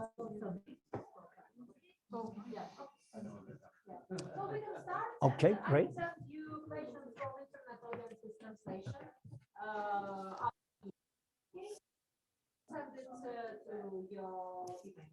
Okay, great. It's for translation. No, for the translation. Okay. Okay, we ready to start? Yeah. Okay, well, let's begin the session on lobbying in the United States. I'm Kendall Coffey, and have some outstanding colleagues here that are going to be providing discussions. One of the first rules of course, you know, of any form of lobbying is you've got to make your schedule work for them. So I had to step out because in a criminal practice, you do a bit of lobbying. You actually, you know, one of the things that you may not think of criminal defense lawyers is lobbyists in the United States. But if you were to ask the question, how are most criminal cases in the United States resolved? Is it jury trial or is it by a judge? The answer is it's actually decided by the prosecutor, because 95% maybe of cases in the United States in the criminal system are resolved with a plea bargain. So, and it is a form of lobbying because you're trying to get the best deal you can for a client with a government authority who has immense power over your client. So with apologies for having to step out as part of my sort of lobbying practice, I want to welcome all of you who are observing this either here in Washington or in other countries, and begin the discussion. I would like to, I'm going to come back to my friend, very good friend, Michael Caputo, to talk about some of the perils of lobbying. But I'm wondering if Howard Marlowe could sort of kick it off with an overview of some of the many lobbying issues that you've encountered over your distinguished career. Thank you very much, Kendall. I appreciate being here and the opportunity to talk with not only those here in the room, but those who are viewing virtually. A little bit on my background and related a little bit to what Kendall has said. I can recall being on vacation in Paris one time, and it was midnight in Paris, as I recall, or a little bit later. I was attempting to watch TV and use my mostly high school education in French to understand what was going on. And suddenly my cell phone rang, and it was a client from New Jersey, the mayor, calling me. And from this point of view, he had a matter to discuss that was urgent. But on the other hand, he had no idea where I was, and we talked, and to this day, he is still the mayor of that fine town, and they are still clients of ours, but we were always available. So that was one of the tasks that lobbyists have, is to be available for their clients whenever that may happen. Lobbying has changed a lot. I've been in Washington for close to 50 years, maybe a little bit over that now, working on the Hill, and then for an economic consulting firm, a trade association, and starting my own firm 40 years ago. And we worked for local governments, different parts of the country, coastal local governments. But lobbying has changed in many ways, but I'll focus on a couple of them. Technology has been a significant difference. We can, as lobbyists, get access to information on our cell phones. We can get access to information on any of the social media platforms, but also in terms of what happened when I worked on the Hill 50 years ago, it happened behind closed doors. Normal meetings. I'm not talking about anything surreptitious. These were normal committee meetings. What happened?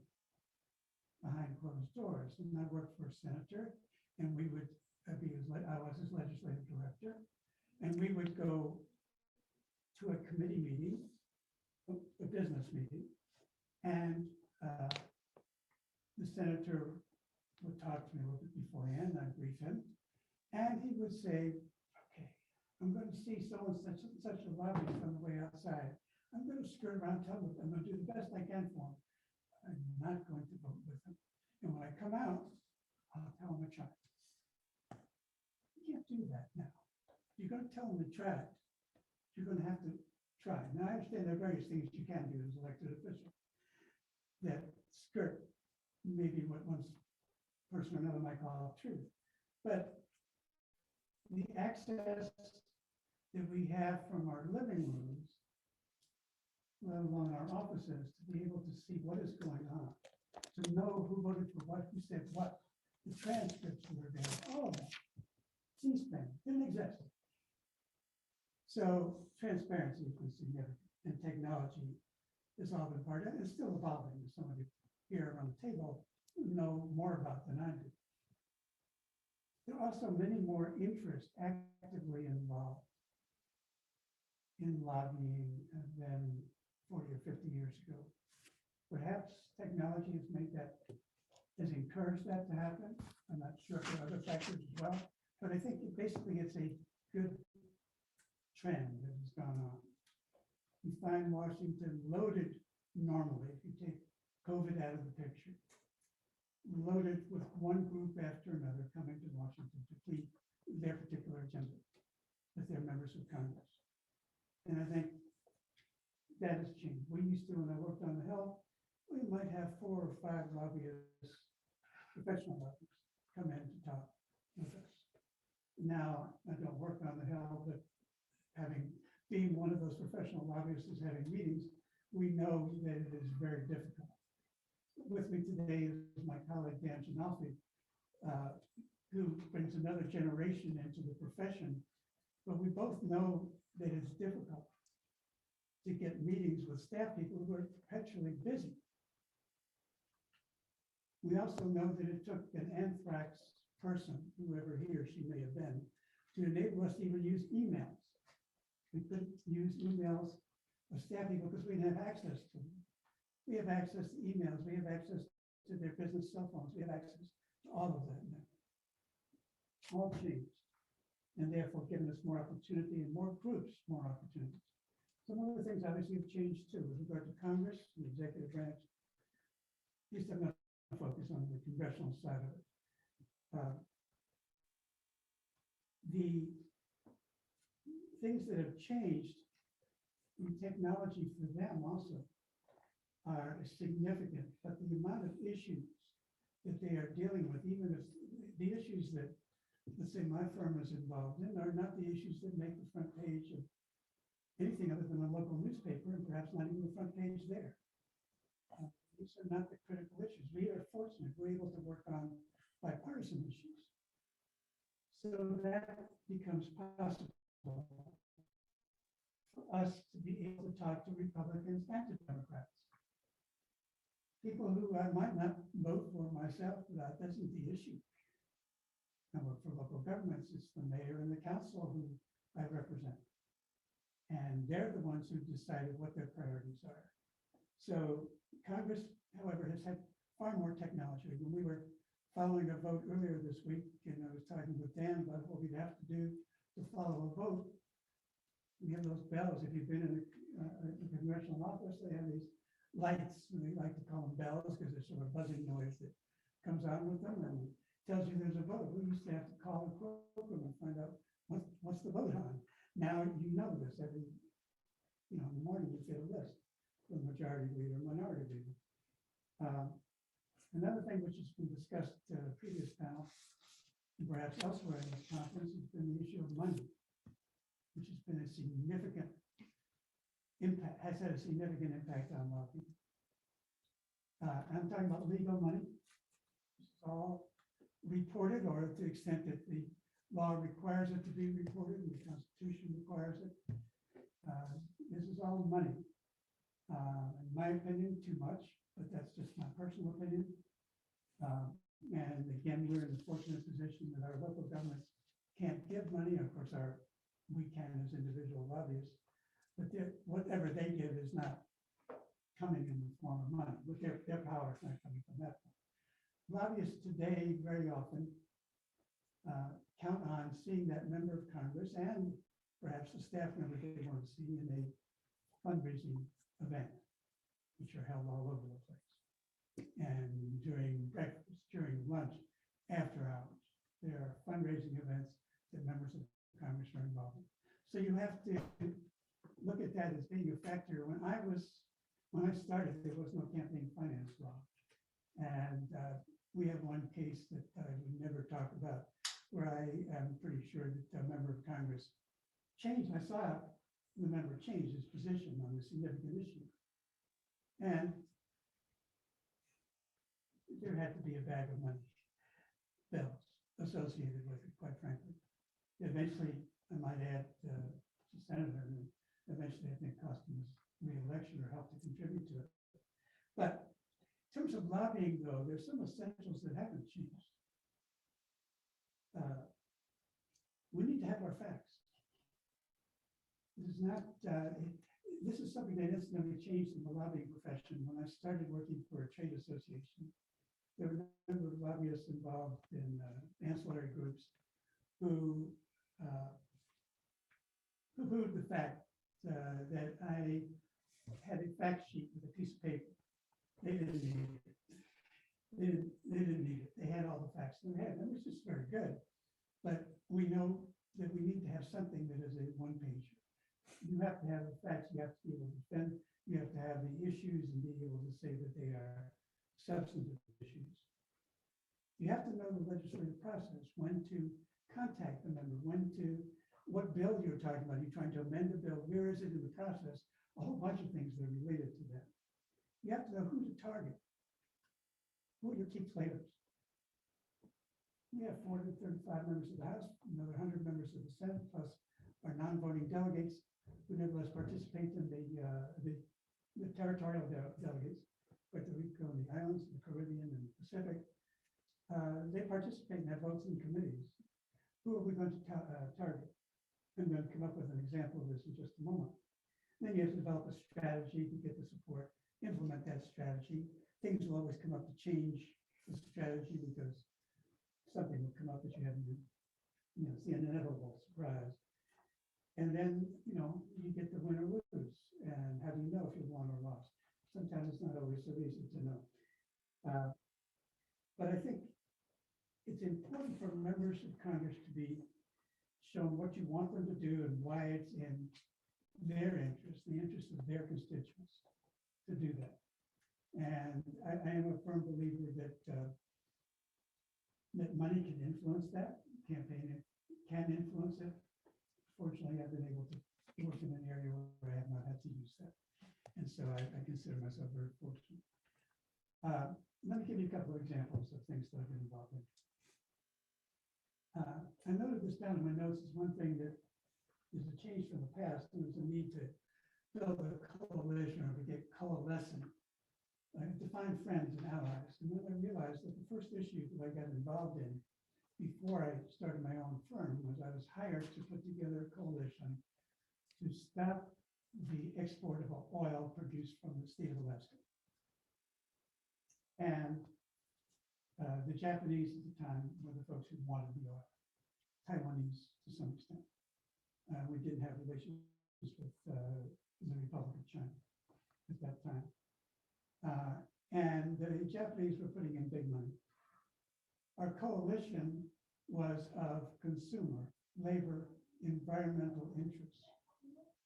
Who we hired a press person, media relations. We hired an economist and a couple of other. But we made sure that we had the facts that we needed. We presented, and we constantly worked on this. And this was an issue that kept on coming up and up, which from a lobbyist point of view is kind of good because you keep the client for a period of years. But on the other hand, as long as we were winning, it was a good client. Eventually, we did lose. When things changed in Congress, the players changed, and the Alaska delegation wanted to get some more money from the export of that oil, and they eventually got it. but it was the coalition that made that effective. Any one of those interests would not have succeeded in getting the attention. We also got the attention of picking a key player who was a new member of Congress sitting on this happened to be handled by the Foreign Affairs Committee, even though it's an exporter of U.S. oil. It happened to be handled by House Foreign Affairs Committee. So as a new member of the Foreign Affairs Committee, we picked that member. And fortunately, we picked a good one to run with this issue, and he was very good. And he, on the Senate side, we picked good folks. So in my current work, we work with coastal communities on coastal resilience, sea level rise, and all the things that you know about that all countries are facing that have any sort of coast. And this is true of inland in terms of global warming, same thing.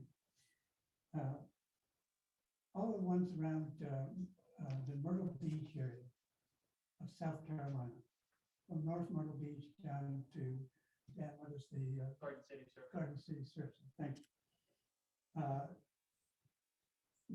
As individual communities, they actually have they have one, we call it the Grand Strand Project, but it has 3 separate parts to it.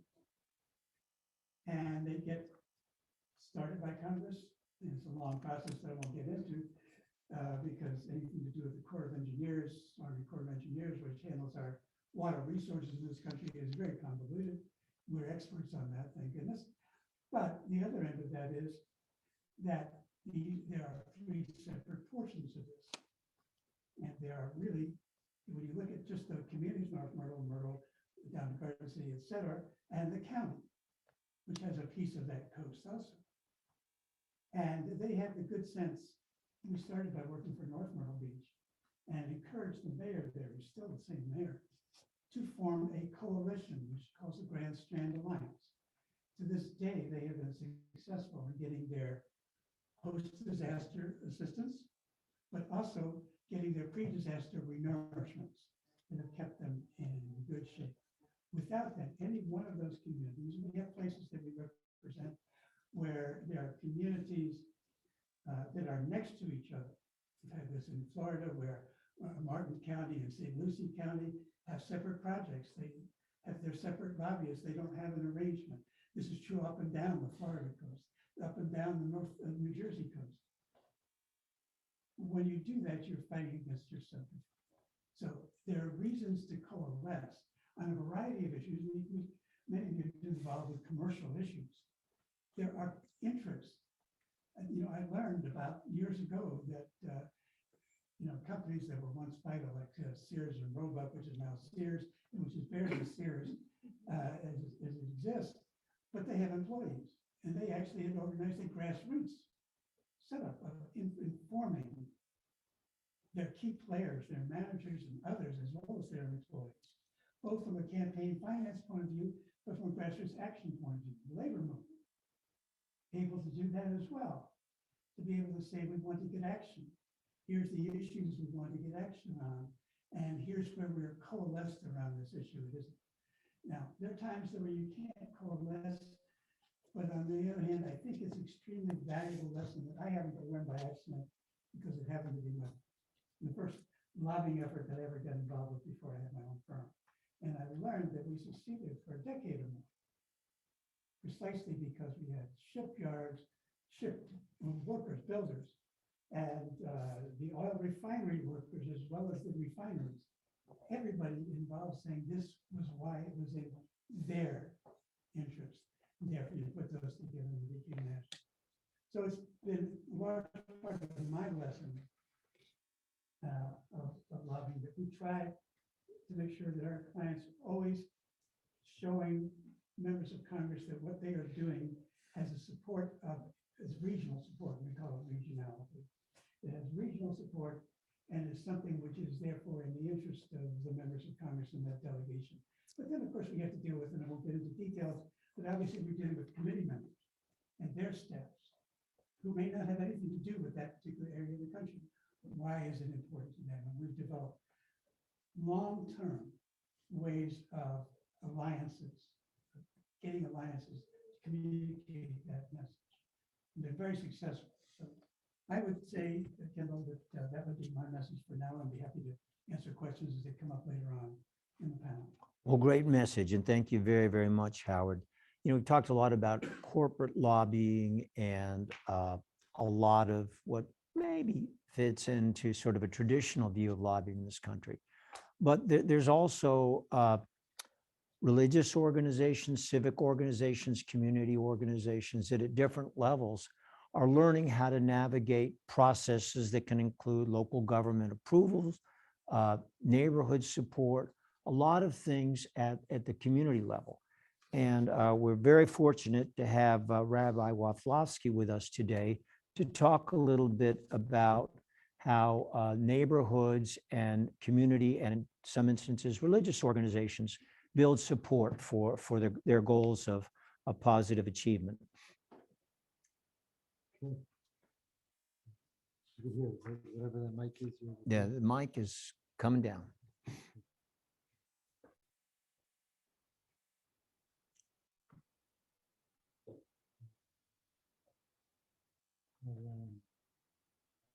Be brief. That was a very informative. Now I'm thinking about Mama. That was quite the presentation. You have me in. I'll get you out. Yeah. Talking about getting moving. I heard of this couple religious leaders sitting together, and they were talking. What would one want to say after the time comes for them to leave this world? He says, what would you want to be said about you? So one person said, I'd want them to say you're super pious and you made a big impact on the world. And the other person said, I want them to say about me that I was very charitable. And then Rabbi says, I want them to say, look, he's moving. Well, but in the capacity, so I live here close by in Silver Spring, Maryland, and our interaction with government, with civic associations, has to do with, as you develop in an organization, we have schools in multiple locations, we have extracurricular activities, we have synagogues, and it takes navigating, and it takes cooperation from, you need the buy-in from the community and the buy-in from the government. Having one and not the other doesn't work. You need everybody to be, if not on the same page, at least understanding. So when we were building the first project that we had, we started hearing, we were doing everything, so we had all the clearances from the government, but we were hearing rumblings from the community. So we arbitrarily offered a civic association meeting, that we would explain to people what we were going to do. People in their mind thought we were doing A, and really we were doing B. And this would have kept on brewing and creating more problems, but because we were describing, we took the opportunity to describe exactly what we were going to do with flow charts and pictures. So people left there comforted, and they also felt a little empowered that we brought them in to let them know this wasn't legally mandated, but it was a goodwill, and also it turns out not just goodwill, it helped us take away things that could have been, people could always make problems, just like you could lobby for something, you could lobby against something. And we needed to avoid that, and it worked out very well. And then as we grow, there are partnerships, there's funding sources. But if people don't know who you are and people don't know what you're doing, and if agencies don't know what you're doing, then you're not tapping into as many sources as you can. So now we take on a little extra efforts to bring, whether it be county people or state people, or in some cases federal resources, to let them know what we're doing. And by letting them know, then we're on the radar. So it may not be lobbying for a specific project.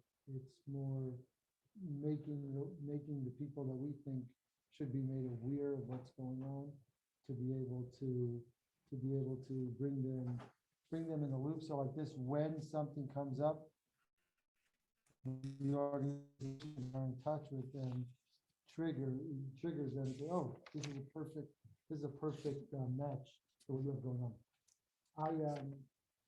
You're talking about you've been lobbying from before finance reform, before our formal relationship with China. So you're doing this for, I believe Nixon was the one who was the first one to travel to China. So yeah, you're there's a lot that I can learn from you, not just the lobby, just the life experience. And I look forward if somebody would have questions and later on, but for now, that's my brief introduction. Well, thank you, Rabbi. You're very pious, very charitable, all those things, and moving really well. I would say. And before we get to Michael Caputo, because it's going to be a discussion that we'll definitely talk about, well, whether lobbying laws are being weaponized in this country. But before we get to sort of the tension creating discussion, I'd like to hear from Mariam Ruzi, who's got a perspective on lobbying. I think among your expertises that are many include healthcare. And we're very, very happy to have you with us in this session today. Thank you so much, Kevin. I'm very grateful to be here. I think this happens when we have the opportunity to speak. I am from Canada. We're right next door, and we have a very, very unique relationship with obviously folks in the U.S. just because of our shared values and geography and common interests and very deep economic ties. A lot of our lobbying in the country happens in a very unique legislative framework that essentially regulates the actions and activities of lobbyists, of all types of lobbyists. Very similar structure to what was spoken of just earlier. You've got in-house lobbyists and you've got advocates, exactly what Rabbi spoke about just earlier with community mobilization. They have different rules and regulations that they are subjected to. And of course, you've got corporate lobbyists who are consultants and then independent consultants. Throughout my shorter tenure than the gentleman who are here, I have experienced almost all 4 formats of lobbying within the healthcare space. So I've done a lot of patient advocacy work, a lot of community mobilization. I've also done independent consulting, and I've also worked on the corporate side of lobbying in the healthcare space. A lot of my clients recently, because of the nature of healthcare and the way it's been evolving, they have been pharmaceutical companies and a lot of the American partnerships that we've been working on very closely. I'm just going to touch on a couple things very quickly in terms of differences in Canada, between lobbying in Canada and the US. As you know, we're both democracies and federal states, but there's a small difference that's actually a pretty large one when you compare. We are a constitutional monarchy, and obviously American brothers are a republic, so things are done a little bit differently when it comes to lobbying and how it's done. In Canada, a lot of our activity is regulated under the Lobbyist Registrations Act. So that act essentially dictates how each lobbyist from different types will be conducting their business day to day and how they will be registering their activities. Obviously, we have provinces and we've got states, so each province has very specific rules and regulations that lobbyists are required to follow. And normally in the business there, it's a smaller market than the American market, of course.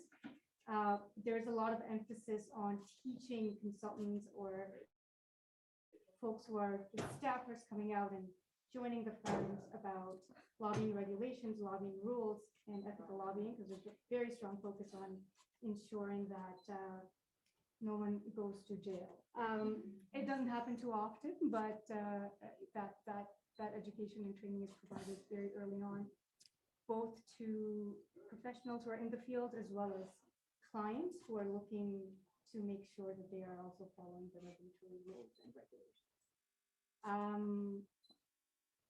Yeah, that's just a little bit of a difference, but we rely very heavily on the American playbook and lots of tools and tactics and strategies coming from our friends here, and work very closely with them almost on all aspects of our business.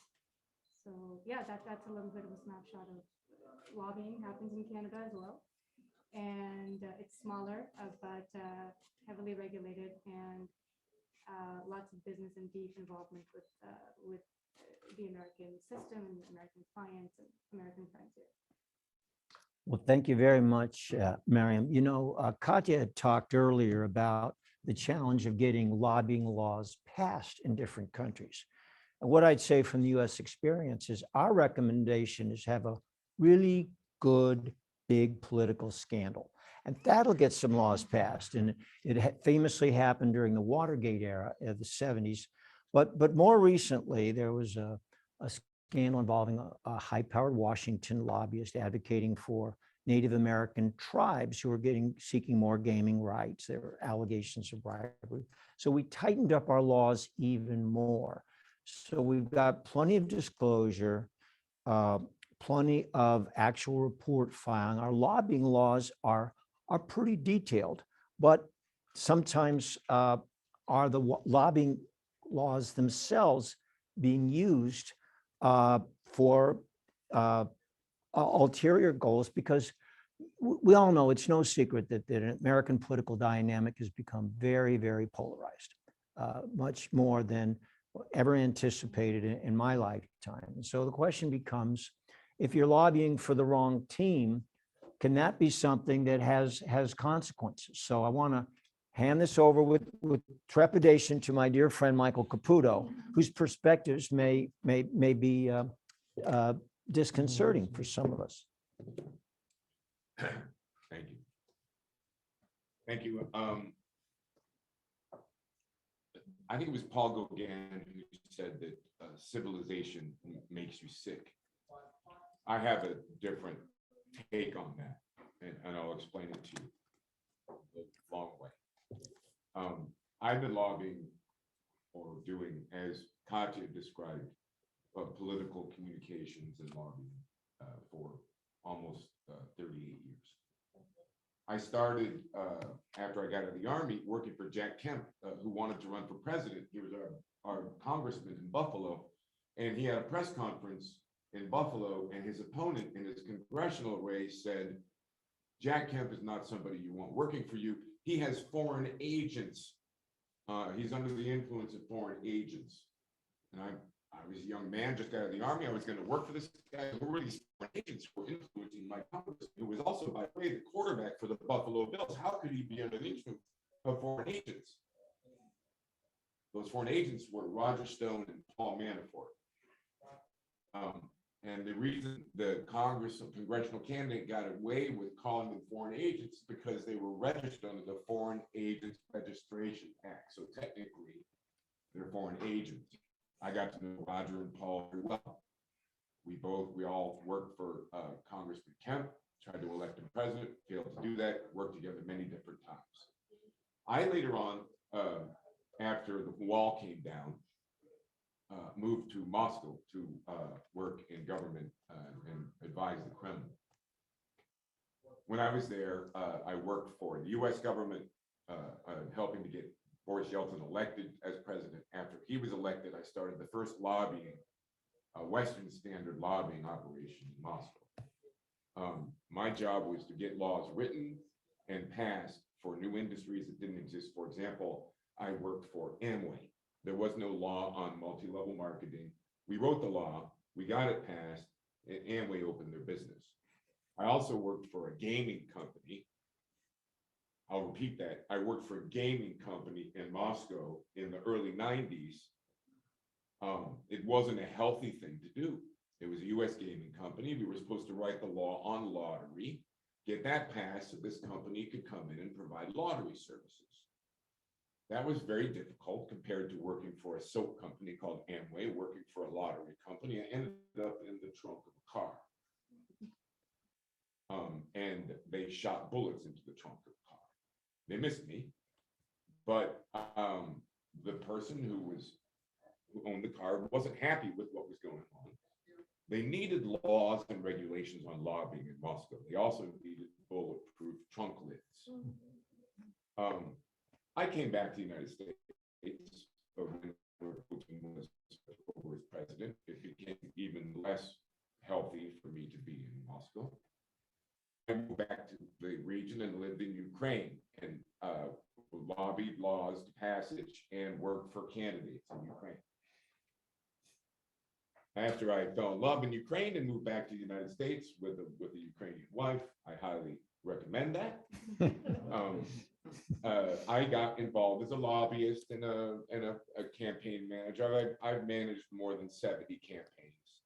In Russia, my model was to manage campaigns for free and to get paid by American companies to lobby the people that I elected to office. There were no rules. But in Russia, they asked you for bags of money to get things passed. We didn't give them because my companies were subject to the Foreign Corrupt Practices Act. And if they did anything like that, they would go to jail in America. I came back to the United States, got involved in lobbying and running elections. One of the elections that I worked on was for a gentleman named Donald Trump, who you might have heard of. I have known Donald Trump since I was 26. I was a driver for Donald Trump. I'm 60. Those have been some very long numbers. I registered after being back into Russia because I knew and Vladimir Putin. I'm clearly the conduit for Russian collusion, which didn't exist. After those collusion investigations were over, Paul Manafort got into trouble. Paul Manafort has a book coming out called Political Prisoner. I highly advise everybody involved in lobbying read that book because it will scare you into perhaps becoming a rabbi. It will scare the daylights out of you. This morning,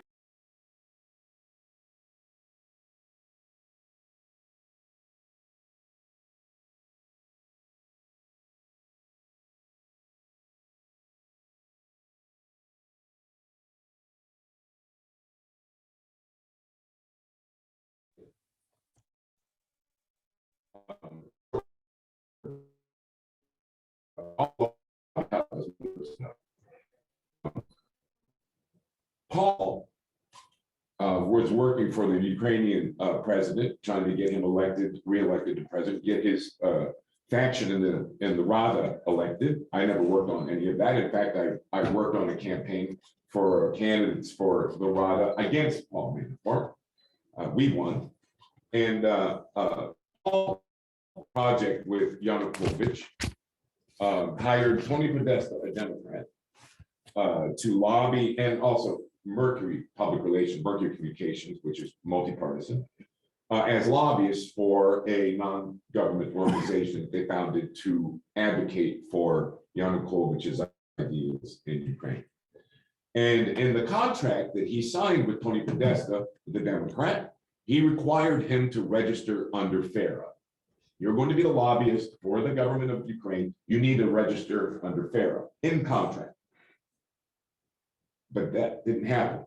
Podesta went to Skadden Arps, a law firm here in Washington, and said, I don't really want to register under FARA. I'm working on elections in the United States. Somebody's going to stand up in a press conference and say, you're working as a foreign agent, right? Just like they did with Jack Kemp in 1986. So Skadden Arps ruled that they didn't need to register under FARA because they were working for an NGO. They needed to register under the Lobbyist Disclosure Act.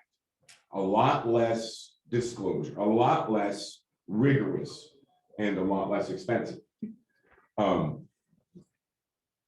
fast forward to all the trouble Paul got into, there was a ledger that was revealed in Ukraine, turned out to be fake, where Paul was allegedly receiving cash payments that didn't show up on his taxes in the United States. When that happened, Paul went back to his attorneys and they said, look, you better register under FARA. And he said, I didn't do any lobbying. I don't need to register under FARA. He gave in, he registered under FARA for a limited time, he told me, for a limited framework as well. He was negotiating this with the FARA director. Her name was Heather Hunt. She might still be there. And Heather Hunt and her team had decided, as FARA, the people who are registered under FARA know that when you're in trouble with FARA, it's a civil action because FARA is loosey-goosey, really loose law. And in 2010, 2011, the Inspector General of the DOJ or whatever it was, decided, they said, this is too loose, it needs to be tightened up. FARA was never tightened up. It is completely ambiguous on many different points, one of which landed Paul Manafort in prison. Very rare that they use FARA for criminal prosecutions. Kendall reminded me today that they do that for spies. They've done that to people who were involved in Cuba, but they rarely anything that's civil. So he was negotiating a civil settlement with Heather at FARA, and they were 2 days away from a final meeting where they were going to sign that paperwork, and a special counsel was created in this whole situation with the Russian collusion allegations. The director of that special counsel's office, Andrew Weissman from the Department of Justice, called up Heather Hunt at the FARA office and said, you're having a meeting with Paul Manafort? And she said, yes, I am. We're going to settle this civilly, and we're going to move forward. And Weissman said, no, that meeting is now canceled. I'm in charge of this special counsel's investigation. They indicted Paul Manafort instead. They did not investigate Tony Podesta. Democrat Tony Podesta. They did not investigate. Tony Podesta, after Paul Manafort was indicted, went back retroactively and registered for FARA. Why they indicted Paul Manafort for this is because they wanted to use the pathway of his Ukraine work to try to determine whether he was working with Russia. We all understand this. Right now, they have Hunter Biden cold on violations of FARA. Right now, they have cold. He met with the White House and other government organizations for the Ukrainian gas company and for China. They have him cold. There's no indication that he will be investigated for this. If you're going to register with FARA, I recommend that you register first as a Democrat. And if there's a Republican administration next, I recommend you change your registration. In this country, FARA is a weaponized law. The Lobbying Disclosure Act, not so much, but I would dance around that very carefully, very carefully. Again, FARA is under review in 2010, 2011. They advised to tighten it up. They didn't do it. I said earlier that civilization makes you sick. Paul Gauguin was almost correct. I became assistant secretary. Oh, by the way, Katya, I have to say this. When Katya asked me to help her make meetings for her last trip to Washington, I agreed to do that, but because Paul Manafort was going to jail, I decided to register for FARA because all I was doing was organizing for her to have meetings with people, but that she's from Ukraine, I better be careful. Look what happened to Paul. I registered for FARA. That became a news story because I registered for FARA and I said, I charged her $1 because I think I charged you maybe $1.10. I'm a good person. You are, but you have to be paid in order to represent. But I said she paid me $1 because I wanted abundance of caution because I knew it was happening to my friend. Paul Manafort spent a year in solitary confinement and 2 more years in prison for not registering for FARA, as well as some other charges on taxes and things like that. Tony Podesta never even got investigated. Hunter Biden, you be the judge. I was a young man who writes a blog that attacked all Republicans who were involved with Donald Trump, discovered that Katya, in a picture on Facebook or Twitter, had as an appreciation, had given me a painting. My wife is Ukrainian. Again, I highly advise that. The painting is beautiful. It's a Ukrainian sunset by an artist that she's fond of. I've never become fond of.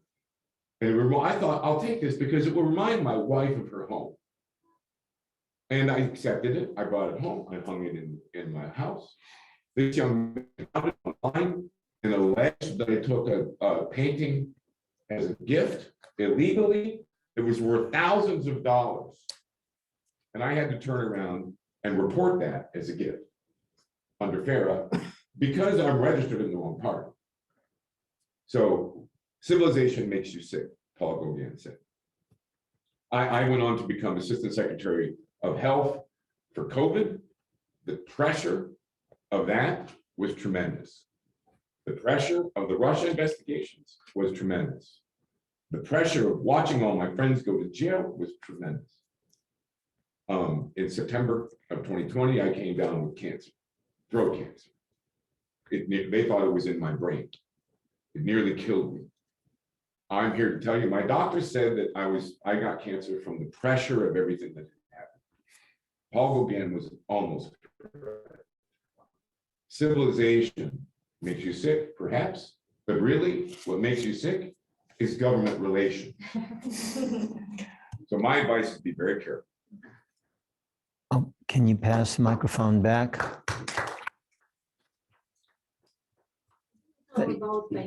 Thank you, Michael. Now, the views expressed on this show are the views of our guests, not necessarily the views of management of the station.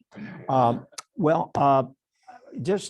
it is sort of a question I'd like to toss out to the panel, because I was teaching a course and there was a case in the late 80s actually dealing with lobbying by the coal mining industry.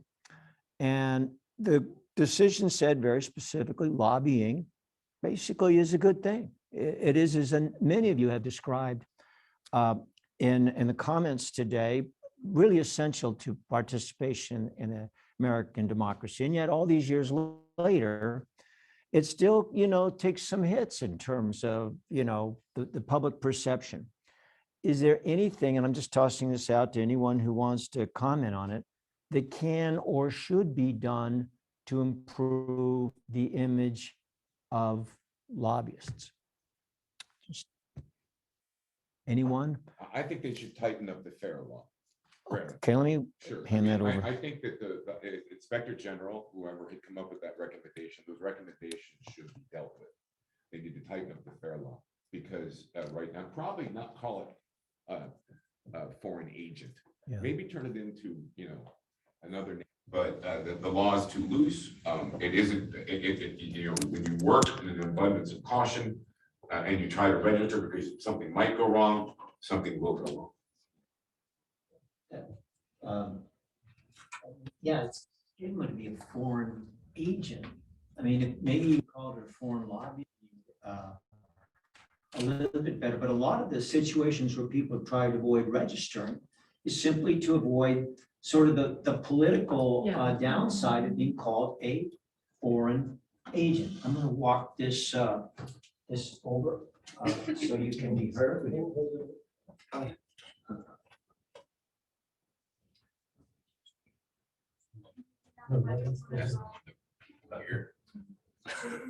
It's the same. So It's the same. So, but really, people from Eastern Europe afraid to be an agent, only in negative way. So only in the way of like, oh, you are agent, so you are bad. That's why. Well, it sounds like spy. Yeah, like spy. Yeah.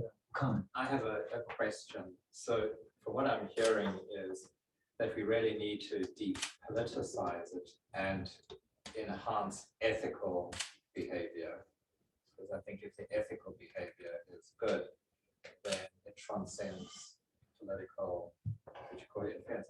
I was just wondering if that is a valid statement, or if anyone's got any comments on that regard, because one of the things that I work with all the time is, how would you call it, encouraging governments and people, agents, whatever you want to call them, to be ethical in their behavior. What is that? Just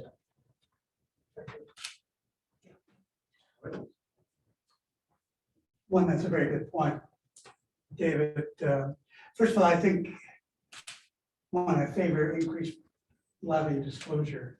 We have gaps on who registers. So I start out from that position of saying to you that in truth, neither Dan nor I has to register under the existing law, but we do. Because we don't spend 20% of our, that are there.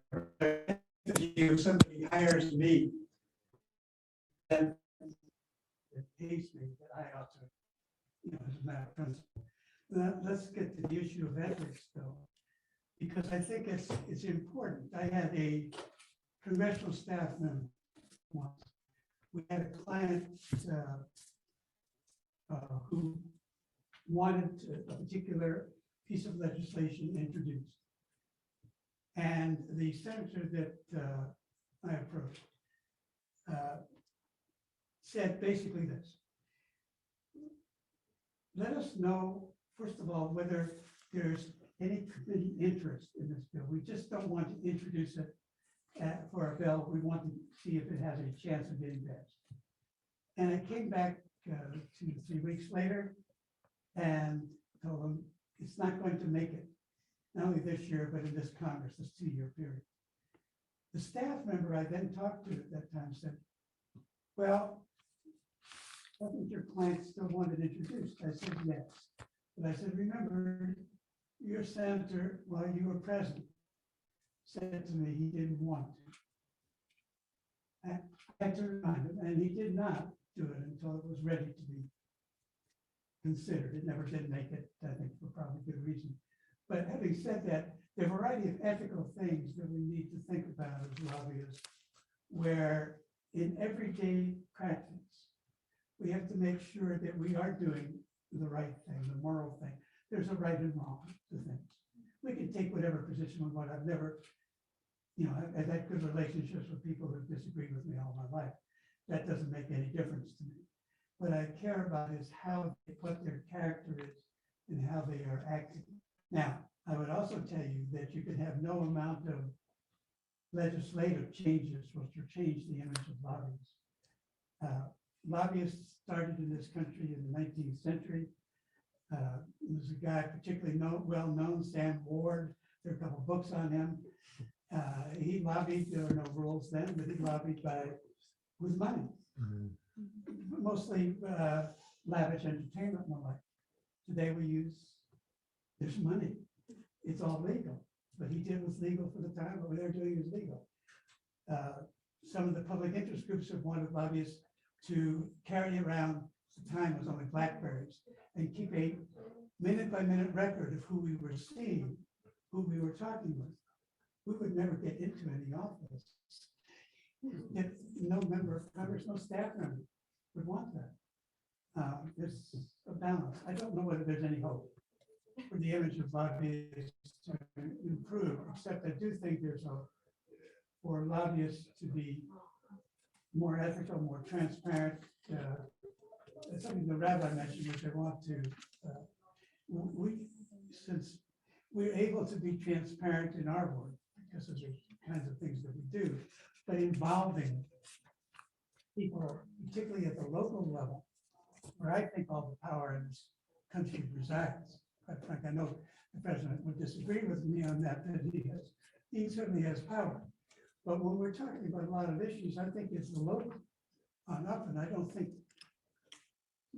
we do enough to involve people in those issues. So I wanted to say something about your point. Well, thank you very much. And I think we're pretty much out of time. It was a great wrap up with David's question and Howard's comments.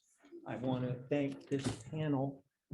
Again, Michael Caputo, Rabbi Warblowski, Mariam Razi, Howard Marlowe, and thank all of you for your attendance. I think the next session is a very, very important one that is due to start on the subject of Ukraine and related issues. Thanks very much, everyone. Excuse me?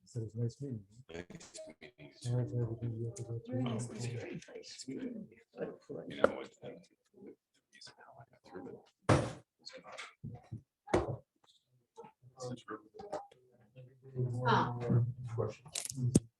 Okay, so let's discuss. Can we discuss without pause Ukrainian question? And because we have this room till 17, and then we can move to coffee to Hamilton. It's 200 meters. Okay. Yeah.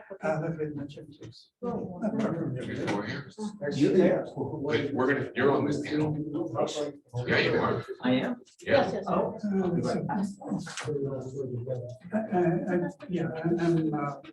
Closer to suburban or something. How you doing, Charge? Okay? Good. Sure. Actually, it's a lot of juice.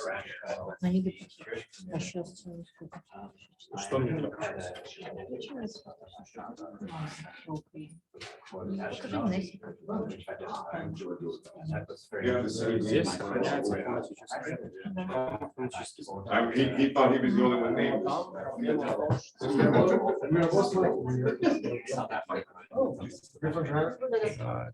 Там проблема.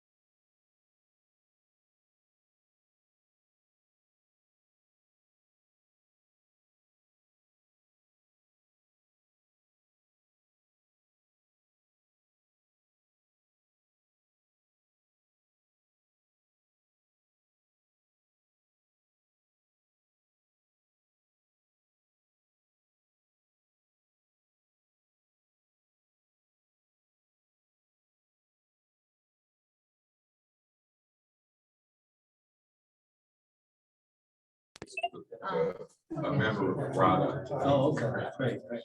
Потом просто вопрос на кнопку нажимаете. Вот. Видите, вот так будет.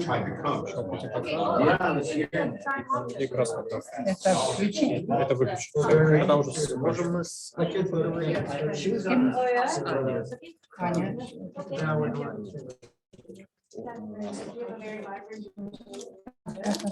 This is an element of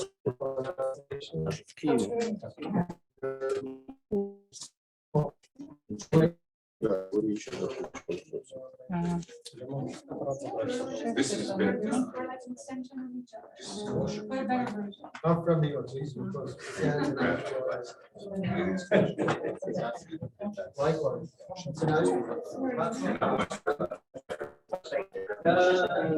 They're a little dry. Thank you very much.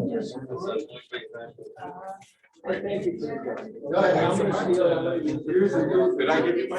Okay, no, I did not actually like that. There's one more. The rabbi, you have to start the funeral. What's the Wi-Fi? What's the what? What's the Wi-Fi? Somebody wants to- He says, what's the Wi-Fi? He says, uppercase, lowercase. It's a great Yeah, I joke. appreciate it. Thank you. I'm an independent side. Yeah, I didn't feel like the party that I have. I don't want to join. So, yeah, but what does I appreciate? That's fine. To me, it's all about ethics.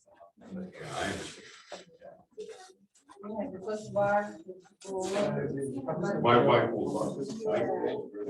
She will love this. А, это мне все надо будет забрать? May I? Did you see it? Putin balls. Okay, let's start.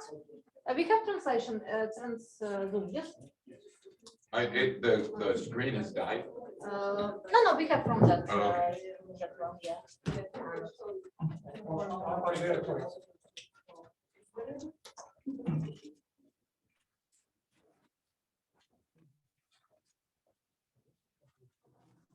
It's our last panel about lobbying in Ukraine, and we will talk shortly with Democrats and Republicans about the main bills which connected with Ukraine, and also after it.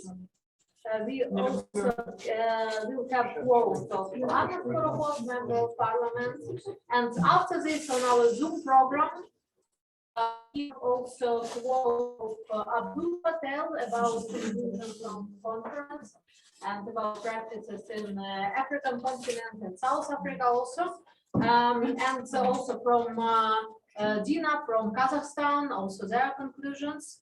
And maybe something else. So our Zoom program will be connected for 1 hour more, even it's late night, but thank you for patience. So what I firstly wanted to discuss with you is bills about Ukraine. So first question is, what is really Lend-Lease bill and how it will work, here in US? And what is relief packages which needs to be passed every like 3-4 months in your parliament? Because for Ukrainians, it's also all people talking about Lend-Lease, but really almost nobody don't read like direct text of this bill, which was voted. So let's start from this question. Yes, so what's the main important bill of advocacy for Ukraine, and who really must be in charge for this bill? Americans, or like Ukrainians must do more to lobby Ukraine and Ukrainian perspective? If so, how they can do this? So let's start maybe from Kendall, because you're a lawyer and you understand all this bill creating process. So please explain us what is Lend-Lease, how it will work, and relief packages. Well, what my focus has been up until pretty recently has been on what would be extended in terms of humanitarian assistance for Ukrainian refugees. And that has been sort of a striking example of very positive actions by the government, in my opinion. And there wasn't necessarily a traditional lobbying effort. For example, almost, just based on the administration's own thought processes, they, for a period of time, they allowed Ukrainians to come across the Mexican border, simply to come across it without anything other than Ukrainian passport and maybe a 2-day computer check to see if the individuals were on Interpol's list. But people literally by the thousands walked across the border and would get a stamp when they came on the US side that said humanitarian parole. It's hard to think of anything that was extended so quickly like that by the US government. Our immigration services is a very complex and immensely frustrating bureaucracy. Nevertheless, it continued for days, for thousands, and that followed a temporary protective status measure by the administration, also benefit to Ukrainian refugees, but not reaching nearly so many people. And then the Biden administration developed a program for family sponsorship. There are 1 million Ukrainians or Ukrainian Americans in the United States, allowing them to come to the United States with a family sponsor. And when I read about this, I thought, great, it's going to be like all the other immigration programs where you apply for something and years later, maybe they get around to making a decision. But that hasn't been the case at all. In fact, I'm aware of a family, a typical family, well, not typical, but like many families of Ukrainian Americans in the US. They wanted to get the mother and the young sister into the United States. And the interview that was promised by the Immigration Service was May 2023. Great, great. When this bill, when this policy was enacted, though, they actually, from the time they submitted their request, their application for family sponsorship, approval was granted in 2 weeks. So I just want to begin the discussion of what the U.S. can do by giving you perhaps a narrow perspective, where I've seen the administration perform admirably. And, it isn't always so easy in the immigration context for the U.S. to provide direct assistance to Ukrainian refugees, because as we know, there are refugees from many countries, war-torn regions. There have been people that have tried to get into the U.S. from Haiti, which is a huge humanitarian disaster over the years. And it hasn't been so easy.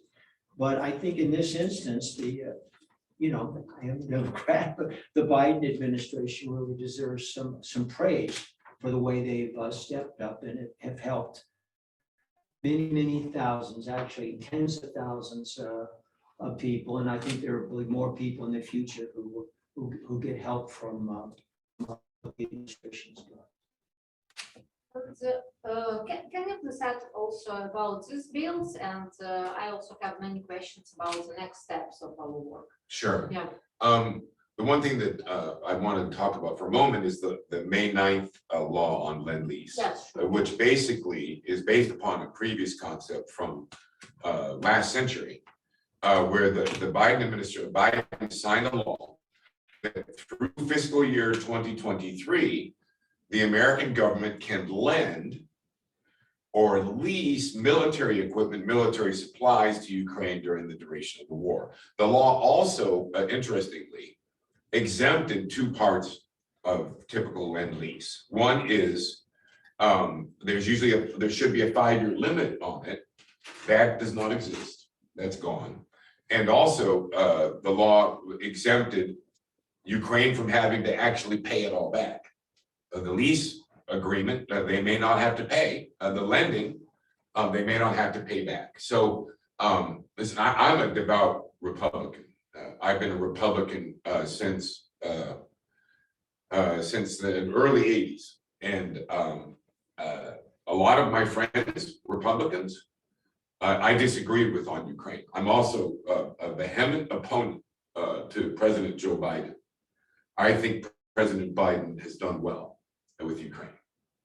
I don't think he did well at first. I think especially with refugees, they were suffering on the borders. Poland and Romania, and Europe was doing things very quickly to help them. We were not admitting any Ukrainian refugees. But they came up with a good solution. And I think Kendall and I have known each other for a long time. And I agree with Kendall that he's done a pretty good job. The Lend Lease program, I think, is admirable. What I'm worried about is the way that Russian propaganda is driving a wedge between Republicans. There are many of my friends on the Republican side who repeat what sounds to me like Kremlin talking points. To me, it's very upsetting. I have lived in Russia. I have lived in Ukraine. I'm married into Ukraine. My friend, I was talking to a reporter recently, and the reporter asked me if you could describe the Russian, people say Russian aggression, I would say Russian slaughter. If you could describe the Russian slaughter of Ukraine in one word, what would you use? And I said, blue. And the reporter said, what do you mean by blue? And I said, I think of the Russian slaughter of Ukraine, and I see the color blue.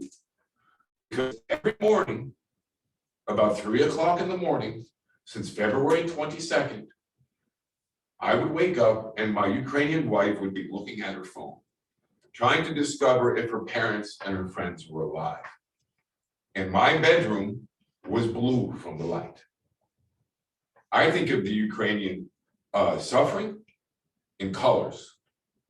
I can't imagine, I can't even describe how my wife feels, I don't know.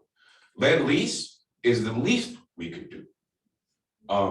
But what we must do is not, I mean, I think we need to admit we're refugees if they need it, but we need to give the Ukrainians a home to return to. And my friends on the Republican side who disagree with me, to hell with them. That's how I feel. I also have questions about like what is the main tools of lobbying, because now, for example, in my case, we join many demonstrations for Ukraine. We do a lot of meetings with Department of State, with people from Senate, people from Congress. But yes, we do many statements, many work with media. But what the main tools of lobbying? Because here it's not like in Ukraine or in Eastern Europe. You have procedures, and maybe, for example, some working on procedures, it will be more effective than 10 demonstrations, or 10 demonstrations will be more effective than one letter to your senator from diaspora. Because people from Senate office, they said that you firstly must work with Americans, because Americans must care about it. Americans must send their letters to senators. Americans must work on that with you, because we was elected by Americans firstly, yeah. And secondly, I see that Russia also work a lot in informational campaigns. So I see that Russia invests money to them, like you must care about your society, you must care about gas prices in US, and you must like block this money to Ukraine. So what's the main tools for advocacy for our people, maybe for some groups, so for politicians, for civil society, for journalists, for volunteers? So what tools we must use to be more effective? Because all our people now work a lot, voluntary a lot, to have this result. But sometimes it's result not so quick as we want. Yeah, that's a great question. I'm not anything like the expert that could answer. I can talk a little bit about just a personal experience, but you know, when this horrible war started, there were demonstrations in South Florida. South Florida has what might be a surprisingly large Russian-speaking community, and we used to refer to it that way. And of course, since then, it's people more commonly self-identify as Ukrainian. extractions, but it's a big community, maybe over 400,000. And there were demonstrations in which the Russians participated, because frankly, nobody in South Florida that I've spoken to supports the war. Russian, American, Kazakh, Cuban, any nationality. But I didn't believe, and I didn't observe that the demonstrations that were occurring were getting much done. We did put together a meeting with a local member of Congress because, again, we have enough Ukrainian Americans as well as Russian Americans who object to the war to register on the radar for a member of Congress. And I don't know how many districts around the United States have it, but we have such districts in South Florida. And, we had a meeting with a member of Congress and I thought it was a good and effective meeting. And at the meeting, it was attended by Ukrainian Americans, including registered voters, because I just find out, at least at the congressional level, and I'm sure this was talked about, the first question they ask is, are you in the district, or who's in the district? They're very, very mindful of that.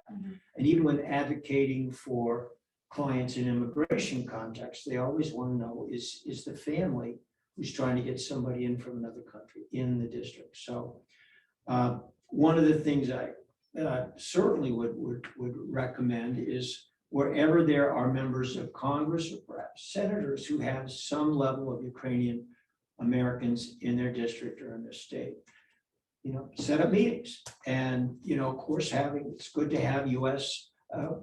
Folks who've been contributing to the members' campaign over the years, but also members of the Ukrainian American community to sit in on meetings so that kind of impact is magnified. I've actually been trying to Google here the name of the man who has been lobbying on behalf of the Zelensky administration. I haven't discovered it, but whoever he is, he's doing a good job. Mm-hmm. He's also up against people who are lobbying for Russia, by the way, who are operating as lobbyists in Washington. He's a one-man band versus this group of people who are probably working, as we mentioned, probably for Gazprom or something. He's doing a great job. I don't know who he is, but he's doing a great job. He needs help, unfortunately. I think Kendall's got it right. The American people need to know the story. It can't just be an inside the Beltway discussion, because we're talking billions and billions of dollars at a time when we have so much homelessness in America that it's embarrassing, right? And yet we need to describe for the American people why it's important to stop Vladimir Putin's slaughter of Ukraine. And the way to do that is to talk directly to the families in the congressional districts. And I'm from Buffalo, New York, right? Amazingly, we have many, many Ukrainians in Buffalo, many Ukrainians who have been there for, for dozens of years or generations even. And if the congressman there was against this aid, he's not, he's for it, I would put a group of his constituents together to sit down and talk to him about their mothers and fathers and brothers and sisters in Ukraine and whether they're even going to live, right? There's no better way to move an American family to support the foreign aid than to describe for them how another family is being impacted. We don't like spending money in other countries. We don't like lobbyists, right? We don't like even our congressmen. We don't like any of them. Least of all, do we like the media, right? But we love families. And if we can describe not just the war, but the recovery from the war as reuniting families.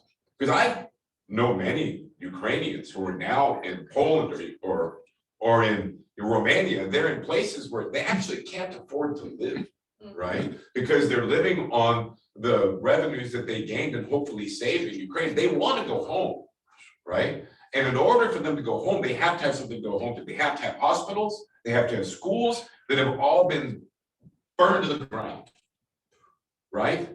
So reuniting families is the message that we need to give to the families in the districts of the congressmen who are going to vote. And if we don't do that, we're going to lose this. Yeah, one more question from me as moderator, and then we come to questions from internet and audience. One more question, it's about suits against Russia. So now many people from Ukraine, even some lawyers like Valentin Zaharia, I'm also working on lobbying law to cancel Russia immunity. What does it mean? It means that if your parliament will vote for that, Ukrainian business and also people who lose their houses or who have very deep trauma like raping women can sue in United States against Russia and have compensation from oligarchs' money here or from Russia assets here. And it's huge money, really. Can you give to us perspective of this idea from the part of lobbying work and from the part also of work of lawyers? Yeah, I'd be happy to talk about that a little bit. And Katya just referred to a couple of very important issues. There's a lot of frozen Russian money. I mean, I read different reports. I was looking at something just now that said that there are 7 countries that have collectively $284 billion of frozen Russian money from the Central Bank of Russia. Do a fair amount of the Marshall Plan. I mean, that would certainly be a good down payment of it. And a lot is frozen in the US. Apparently, I didn't know this. France and Japan have even more, but the US, according to what I'm reading, is about $40 billion. Logically, you might think that there are ways for victims to get access to that money, but it's pretty difficult. The US, like pretty much all countries, gives sovereign immunity to foreign countries. And that sovereign immunity means basically you can't sue a foreign government, no matter what they've done, with exceptions that are important and are going to get talked about increasingly. And there's an extensive history of lawsuits against foreign governments. Some of them have ultimately not prevailed, some such as the victims back in the 80s. There was a Pan Am jet over Scotland that blew up. It was clearly shown to be Libyan terrorists. And over Scotland, of course, everyone on the airplane perished, close to 300 people. That seems like the kind of atrocity that should invite access to courts, but it really took a couple decades to get actual recovery from Libya. There are other examples too. There are lawsuits that have been filed against Iran for its participation in Hezbollah's murder of 200 Marines. Again, the reason I talk about these cases from long ago is because they take a very long time to work their way through the courts. Things could be different this time, but one of the most significant things would be what Katya's talking about. Would the Congress of the United States, with the signature of the president, actually eliminate Russian sovereign immunity? And if so, would that create access to victims? It certainly would, to the assets that are already here in the United States. Or would the United States want to go in a different direction? And either through the Justice Department or through the exercise of executive authority, take control of those assets. Perhaps to repatriate them in some way to Ukraine, perhaps to simply fund some of our own efforts at helping rebuild the battered streets and cities and hospitals and schools. So it's a very large question as to where those frozen assets will end up and how long it will take. But there are certainly possibilities, and there are at least 3 different laws that are being studied. And I would be surprised if litigation initiatives are not launched, but they're complex. To some extent, they will depend on changes in the law, and to some extent, they'll be dependent upon government policy changes and what the United States at the highest levels wants to do with the frozen assets. It's such a difficult landscape to predict it. In one of the cases involving victims who are suing Iran, the Congress literally changed the law during the course of the litigation because it was going on for so many years, and there have been successful recoveries against the Castro regime as well. So the short answer is there's a lot of money, there are a lot of victims. Ultimately, how that turns out could depend more on the Congress and the president than on the courts. I've known Kendall for a long time. We come from opposite sides of the table. When it comes to legal issues, I defer entirely to Kendall. Always. On the Congress, I'll step in to say a few words, take it or leave it. I mentioned earlier about how there are many Republicans who are saying things that I think reflect Russian propaganda. People I truly respect. I'm about Catholic. I'm actually in a master's program for theology right now. I told Donald Trump that, and he looked at me like I was crazy. He's like, "You're going to be a priest?" He's like, "No, I have children." So, but for me, I watched propaganda overtake the Catholic Church. You know, Catholic commentators. We call them traditional Catholic or Twitter Catholics, right? Who are out there saying that we should not be giving money to Ukraine, right? And others who were saying, you sound like the Putinists. I've watched two Catholics almost tear each other apart and try to get each other fired. One an academic, one a reporter, over messages that were clearly coming straight out of the Kremlin, to my mind, right? This is not happening in the Congress. The Republicans are remarkably united with Democrats on aid to Ukraine. Remarkably. I think this might change. We're going to have about 50 more freshman Republicans. Some of them are going to come from probably, the wrong side of that debate. It would be great if we could remove immunity before November. It's not going to happen. But I think it's very possible that the Congress can do the right thing. It's remarkably unified. And even if the Republican Congress becomes in charge, the Republicans become in charge of the House and perhaps the Senate, most likely the House, even if they do elect some rather anti-Ukraine, like isolationist Republicans, I think it can still be done. I think it would be unusual, right, Kendall?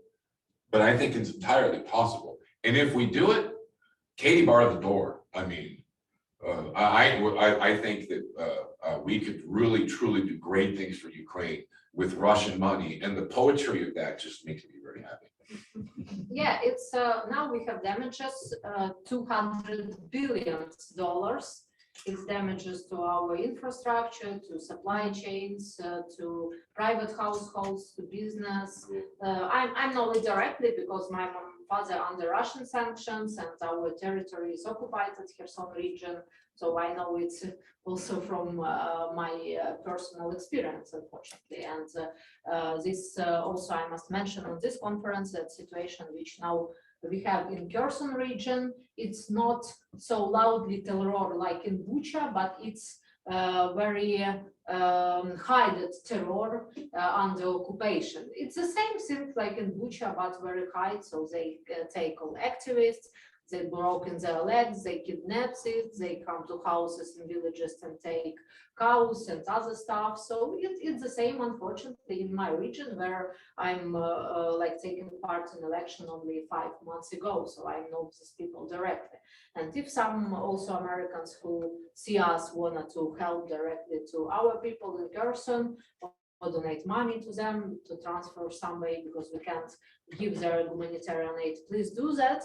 Because people in Ukraine, you must understand that people in villages live for $50 a month.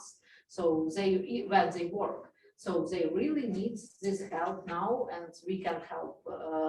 Also, we will present project Ukrainian Humanitarian Headquarters, which connects different projects and fundraising not only for one project, but for different projects. For example, also if religious organizations do these projects like rabbi or priest, we support them. Also, we support people who buy body armor for territorial defense, like people who do psychological aid for raped women. It's true, yeah, and they also need support, because without our support, unfortunately, these programs will be closed, because now it's all money from middle business, and as you know, business also not so good here.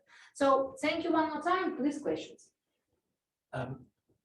When you talk about the colors of the war, to me it's spinning black, because I have a very good friend in Kiev, and on the 4th day of the Can I bring this to you? I want people to hear it. So when I think of the war and you talk about colors and it's blue for you, to me it's spinning black, because I have a very good friend who lives in Kiev, and on the 4th day of the war, I received luckily an erroneous message that said her apartment complex had been hit by a Russian missile. And it was a tremendous shock for me. And it took me a few days to actually find out that she was still alive, which was then almost like the Ukrainian colors with yellow, it was bright and positive. But I had met with her, and I call it the good old days, which was only in December last year, with her and with the head of the Ukrainian PPP unit at a big international conference on PPPs in Istanbul. And it was so ironic for me where they were presenting on the Ukrainian plan for PPPs to improve the port facilities on the Black Sea to export grain to the rest of the world. 3 cities stand out to me: Mariupol, Kherson, Nikolaev, and then actually a 4th one, Odessa. Only one of those ports today can even function. Yeah. And so when I start thinking of PPPs, which is my area of expertise, I just wonder, and that's the question for the 2 panelists, or the 3, is when we get into, and I'm trying to be positive, into the reconstruction phase of Ukraine, this will happen eventually. And in the recovered territories, which I firmly believe will happen, there's going to be a tremendous need for industries, infrastructure companies from all over the world to get involved. And it's most likely going to have to take place through public-private partnerships, because the Ukrainian government's not going to have the funding to do this. What type of lobbying do you think should be done, especially with your experience of having been a lobbyist in Hungary, in the Ukraine? What type of lobbying do you think, or effective methods or strategies should be done so that this can be achieved? And that's a very long question.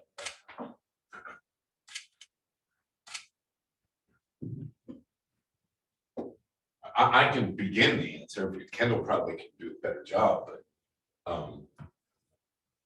I was at a conference, oh gosh, wherever it was, Florida somewhere, where the Biden administration's FEMA director was. I know FEMA doesn't typically get involved in international issues. Sometimes they do. I've seen them on the ground in former Soviet Union.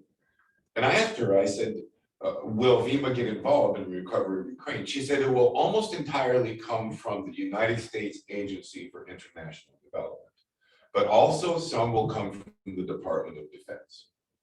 Those are the 2 buckets it will come from. So both of them require congressional lobbying. There's existing funds, but not 200 billion. And by the way, of course, the United States is not going to pay the whole bill, but what's going to happen, and this is the way I understand it, is that the Zelensky administration will make a request, and the bills will be paid by foreign governments.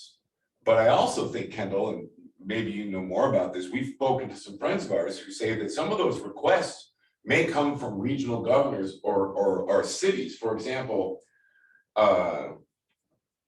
a hospital in Bucha, let's say, is leveled to the ground, and why the schools in Bucha are absolutely gone. Why would a family come home?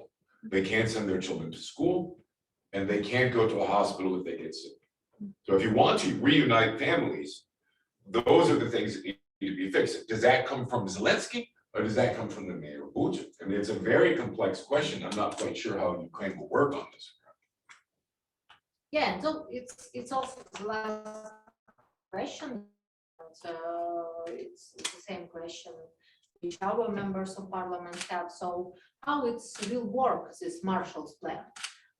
Because also I understand that we can't now rechange our supply chain, and our business can't take credit for 30%, you know, so nothing work here. So we almost in default. That's why we need this aid from European Union and from United States. So, but how these programs will be? Usually it's not going only to government, because as I know, also United States trying to separate, for example, their direct program to NGOs, program to government, also because of some corruption risks which we have in Eastern Europe, unfortunately. But I think that we also must discuss clearly about these issues, because, for example, from my perspective, we need result. We need not new top-level oligarchs on this money. We need result for people. And now, for example, with the humanitarian aid, we also have situation that it's not moved to villages. So in cities we have this aid. In villages, people have like some potatoes, and that's all. I think that Americans will be very surprised that this, for example, goods come to markets to sell it, or chemicals, or diapers, and so on and so forth. So how it will look like, and how Ukrainians and what stakeholders must take in part in creating this Marshall's Plan. So it's applying of projects, or it's working with municipalities, or how it's working bureaucracy way. Well, I think it's going to be a huge challenge to avoid the dynamic of everything passing through the current administration with Zelensky. If, you know, regional governments, you know, want to participate, making sure they're getting a fair share, and that it's being done in an equitable, relatively corruption-free context, that's going to be a challenge. And on the other side, you know, U.S. businesses are going to be mightily interested in the opportunities that this presents. So how much of the rebuilding is simply going to be controlled by U.S. business interests, all of which, you know, have a legitimate desire to participate as actively as possible. It's a major challenge. I wouldn't make any predictions at this point, except that if you're a local government or a city and you want to see something that reaches, you know, the local level, they may have to consider getting their own lobbyists, or their own ability to reach through, because otherwise I think it's going to be controlled and managed and administered through Zelensky's office. I can say something. Which brings to mind my chief concern, and that is corruption in Ukraine. Listen, I'm very concerned about corruption in America right now, right? And I've worked throughout the former Soviet Union. I've never been in a country that's not corrupt in the former Soviet Union. Russia makes Ukraine look like a dream. But the American people, all we hear about, because of the Russian propaganda that's being regurgitated by people who should know better, we hear all about Ukrainian corruption and how we're giving money and it's just being stolen. There's a Ukrainian corruption problem.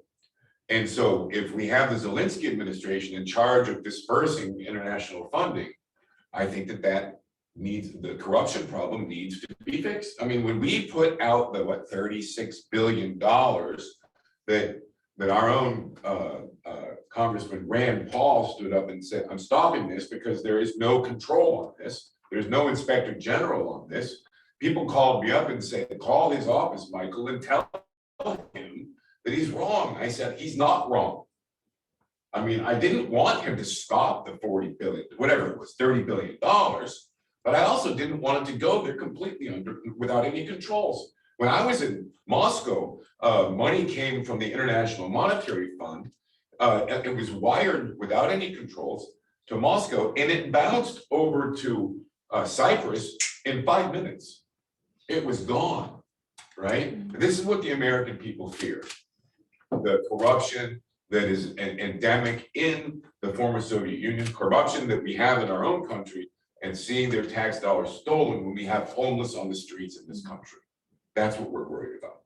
I want to say one more thing, because I know you're going to end it right now. No, how we can fight with it, because we also, sometimes it's not only about corruption, it's about management issues. I think it's oversight. For example, with humanitarian aid, it's also bigger part of this, it's wrong government management.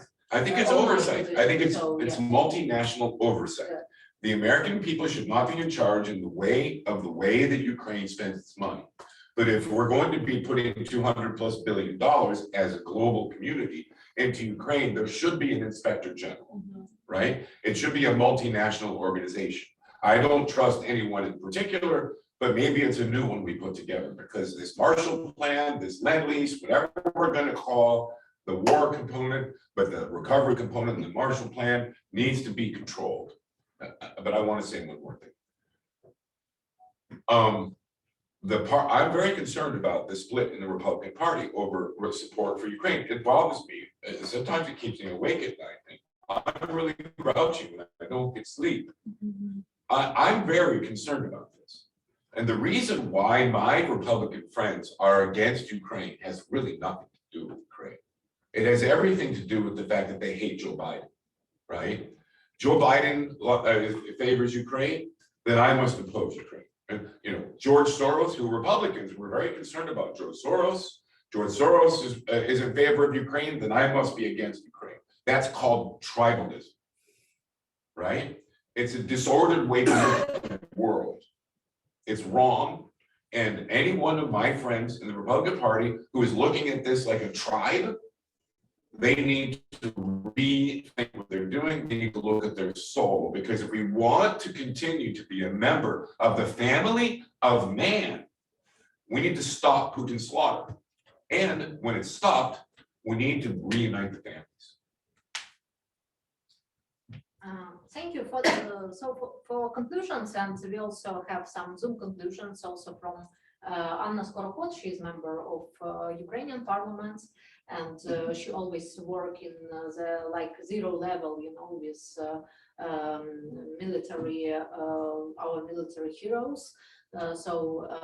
She will add her position and some video and conclusions. Also, we will share, of course, it with all structures. Maybe some roadmap what we must do in Marshall's Plan and in lobbying of Ukraine, because you know we need to understand what methods directly useful, because now I see that it's very separated. Government do one thing, NGOs do other thing, people from business pay the last money for example, body arms, but they can take it in procedure from international aid. So it's a little mess. It can, of course, it's a little house, yeah, in this situation. But in Ukraine, many talented people who can go by procedure and represent their ideas. But I also watch all discussion about Marshall's Plan, but it's theoretical. It's discussion like what economic model we must have, yeah, or how not only export like materials by do some new industrialization in Ukraine, but it's not about 1, 2, 3. And also we understand that when we have, I hope, win in this war, we will have the next elections and the next election, and in Ukraine public policy not stable. So how do result for our country, because all these lives also must give to our future generation, to our kids, also better life. So people can't live for $50 a month in villages in almost slavery. So how we must do this economical model and start it right now to have this money most effective and to give to kids in every villages new possibilities, like your kids here in the United States, good school, good medical services, and so on and so forth. So can you give us a little roadmap? I'm gonna let Michael go first. Oh, no. Oh, no. I mean, So your comments were actually inspiring, so. I thought that was all that needed to be said, but I can say this, it's a dream, you know? There are people in the United States that still are dreaming for this, the idea of good medical care and good schools, because it's not as great here as the international community thinks it is. However, it's much better here than places like Ukraine, where Vladimir Putin has slaughtered the entire nation and leveled entire cities. And it's not, see, the thing with Americans is that we don't even know, we couldn't even find Ukraine on the map. We are people in the United States who can't find Europe on the map. We don't look outside of our nation, right? It's the truth, it is. And there are so many people out there talking about the Nazis and Azov and you know Zelensky being a billionaire and all these things. They couldn't even spell Ukraine in February, right? The problem we have in America is to give the Ukrainians what they deserve as humans, not as Ukrainians, as humans. There are people in America who believe that we don't have those things, right? I believe that the Marshall Plan is a brand, right? It's a brand that's understood by people who are older than 60 or 70. This needs to be rebranded, right? We need to talk about the fundamental nature of what needs to be done. We need to brand it. You know, try to get a lobbyist in the United States to sell a 25-year-old congressman the Marshall Plan for Ukraine. The first thing they're going to have to do is teach him what the Marshall Plan was. It's true. Yeah. No, I mean economy booster and. But we can just the whole thing needs to come from the bottom, and we need to establish what needs to be done. We need to make people in the United States understand what that is, and we need to give it a brand. Maybe we'll call it the Katya Plan, right? But whatever it is, the problem we have in the United States is, and I think all over the world, is the economy is going into the toilet. And in order to think that the Ukrainian people should be brought out of the war, we need to understand that there are people here who feel like they're in their own war. Right? Because it's our global task. It's not only about Ukraine. You can see that situation in Ukraine, it's connect with supply chains all over the world. Because it's also connect with China policy, with we haven't time for it today, but it's very global. And even it's connect with like China policy in Africa, and it's all connected. That's why Kendall, your conclusion and so let's call it the Kendall Plan. But I do think that from a political strategy standpoint, lobbying strategy, which is what we're joining forces on today, we've got to go back to Michael's point that the American public's knowledge of the rest of the world is usually embarrassingly weak. And it was certainly true of Ukraine until this tragic, awful war began. And it remains, other than people see the military action, they're aware of atrocities.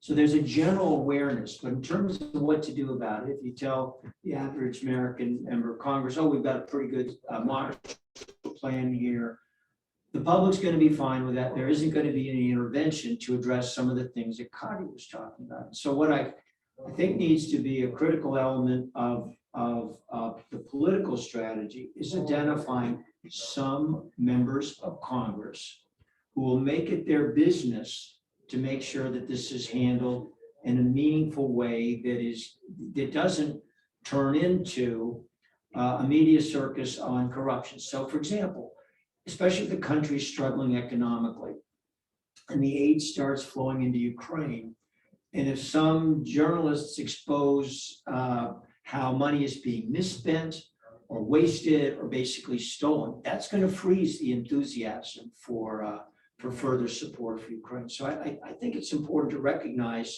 that right now there's a lot of positive feeling that could turn sour quickly, especially if our own economy starts to struggle, if some of the aid that's being furnished ends up in the wrong hands. And so I think it's important to get some members of Congress committed to making sure we have a Marshall Plan that is not just a giveaway without accountability.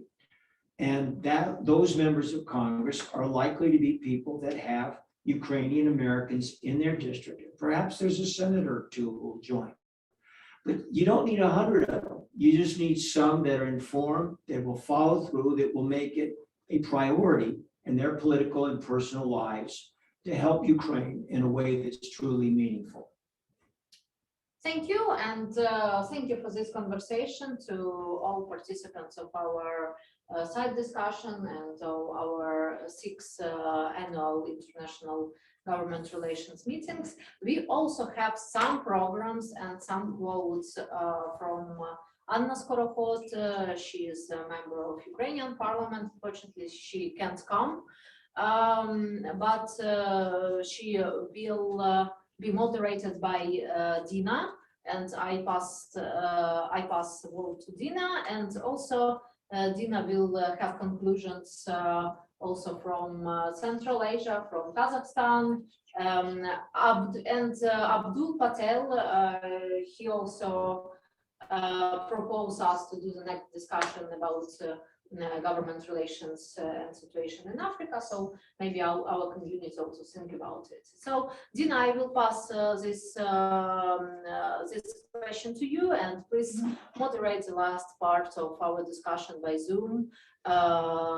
Yeah, thank you a lot, and thanks to all journalists who help us, and to all participants, and to all our big internet audience. Thank you. Thank you. Thank you so much. Thank you, Katerina.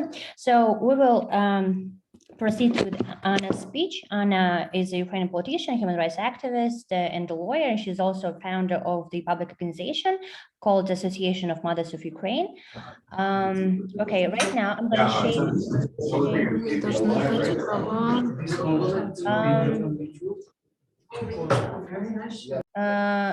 I'm sorry, could you please give me the access to sharing the screen? Okay. Share the screen. Okay. Because we want to okay, show some videos. Okay.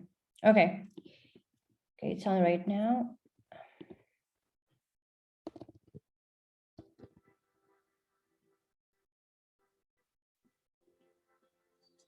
Це тут 400 людей, так, тримали?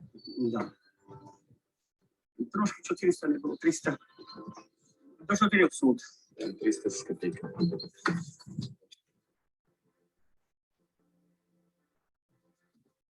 Тут сиділо, тут склалося посилено. Це село сюди в один підвал зігнали? Да. А люди погибали из-за задушки, да, получается? Потому что они как не хватало. Ось тут. Оце кроватки, дві такі. 8 діток спали на цій кроватці, тоді мамка хотіла приїхала. Ось тут женщина в ході, трохи більше було, щоб груді кладилися. Отам углу теж 6 наших дітей, це так і жили. Дівчаті тому місяць було тільки. Ви разом з ними, так, були? Так, Це ж хоча тут оце скамейка по скамейці. Оце такочки, за те такочки, отак спиш, сидять. А ночі, щоб проснуться, ноги затіпли. Да, щоб будинок по себе не протягне ноги. Тому на голову можна наступити, тому на живот. І скільки так жили люди? Місяць. Місяць. Послухали. Переважно 19 людей, 9 з них діти. Жили оці в коморі. Тут зараз дуже холодно. Дуже холодно.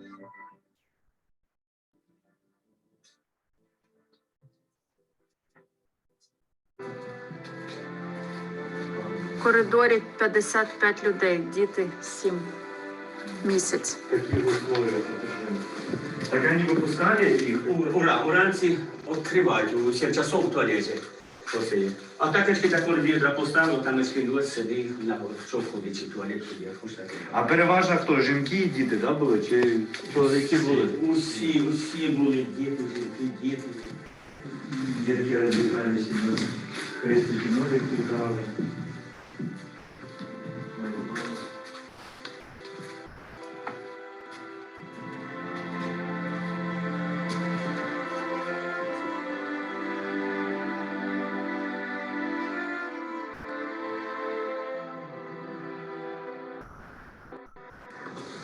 Це двері ті, що тут написано було.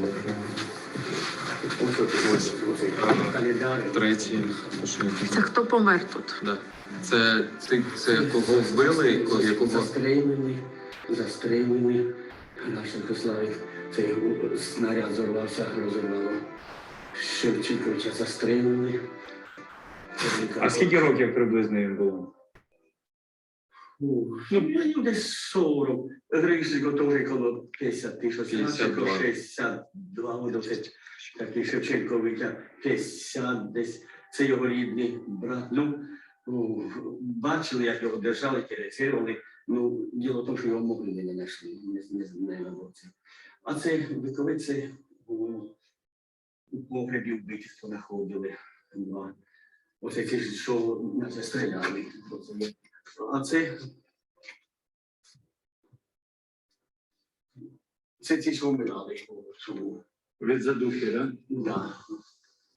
Як метеорит рисовали, наверное, хотели, чтобы здесь немножко футболки. Футболку, да, типа грали еще.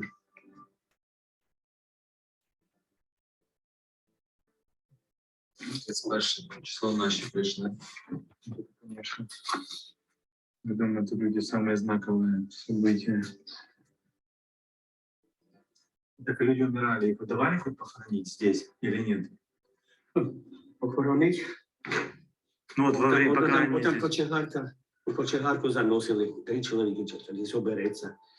Перших понесли, дали добровольність захоронити, пошли діти хоронити, викопали яму, їхня машина приїхали, обстріл почався, зятя ранило дочку, ранило, в них 3 чоловік поранені, у яму просто землею прикидали від снаряду тих, і так вони залишилися. І всі похорони, так? І оце таке. А то є по одному, то там, то там. До пуття не можна до пуття було не похоронити. У нас тут батюшка жив, свій був такий, так то придали.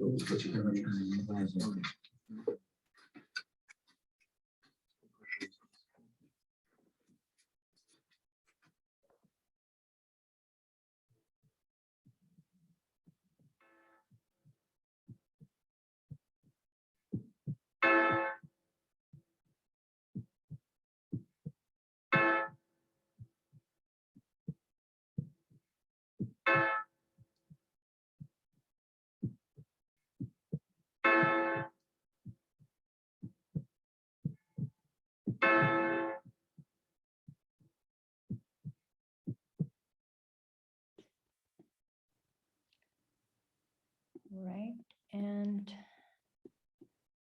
the next video.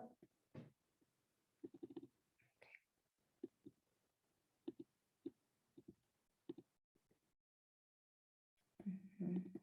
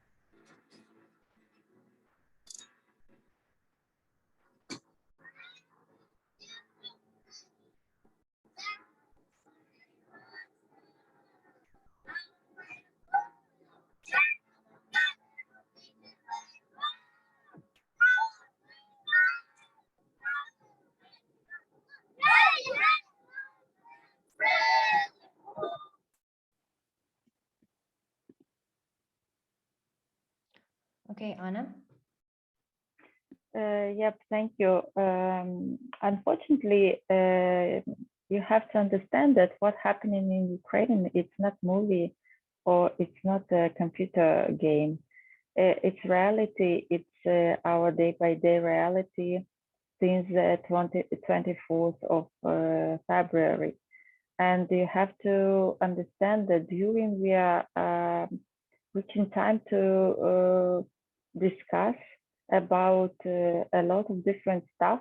Ukraine pay a very high cost for it because every day we are losing territories, we are losing, and this is most important, we are losing 600 lives each day. And it's too much and it's insane in 21st century. I can understand that USA is far from Ukraine and maybe you can find it on a map. Even you can find Europe on a map as I heard previously. But if you want to find it in the future, everybody have to understand that first of all, we need weapons. We can't talk about rebuilding now. We can't talk about money now because first of all, we need, and our Ukrainian armed forces, they need weapons, and they need weapons what they ask, because nowadays during the land lease, we are waiting from USA the weapon like large caliber guns, like MLRS, like air defense systems, ISDS, APCS, and you have to know that during the bureaucratic way and reaching time for doing different bureaucratic stuff, we're losing too much life every day, each day. And I know that it's very complicated to understand what happens if you are not involved.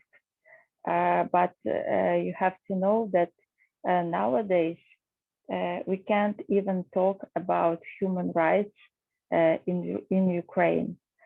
Unfortunately, I've just come back from the European Union Ukrainian Parliamentary Association Committee, and I find that war in Ukraine nowadays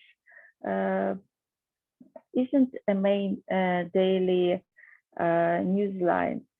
And I see that the most what everybody worry about, it's food, fuel, and migration crisis.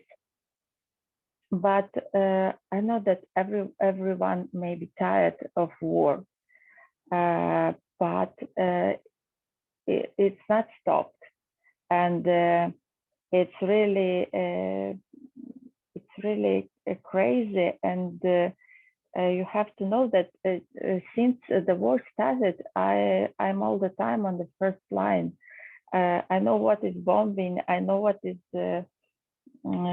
lay down under artillery, and I know what is losing friends in few seconds, or you just talk to people, and in few seconds you can find their bodies like a mess. So as for me, it's my pain also day by day, and I want to ask USA now, please don't use time like you're using it now. It's too expensive. It's too expensive for Ukraine.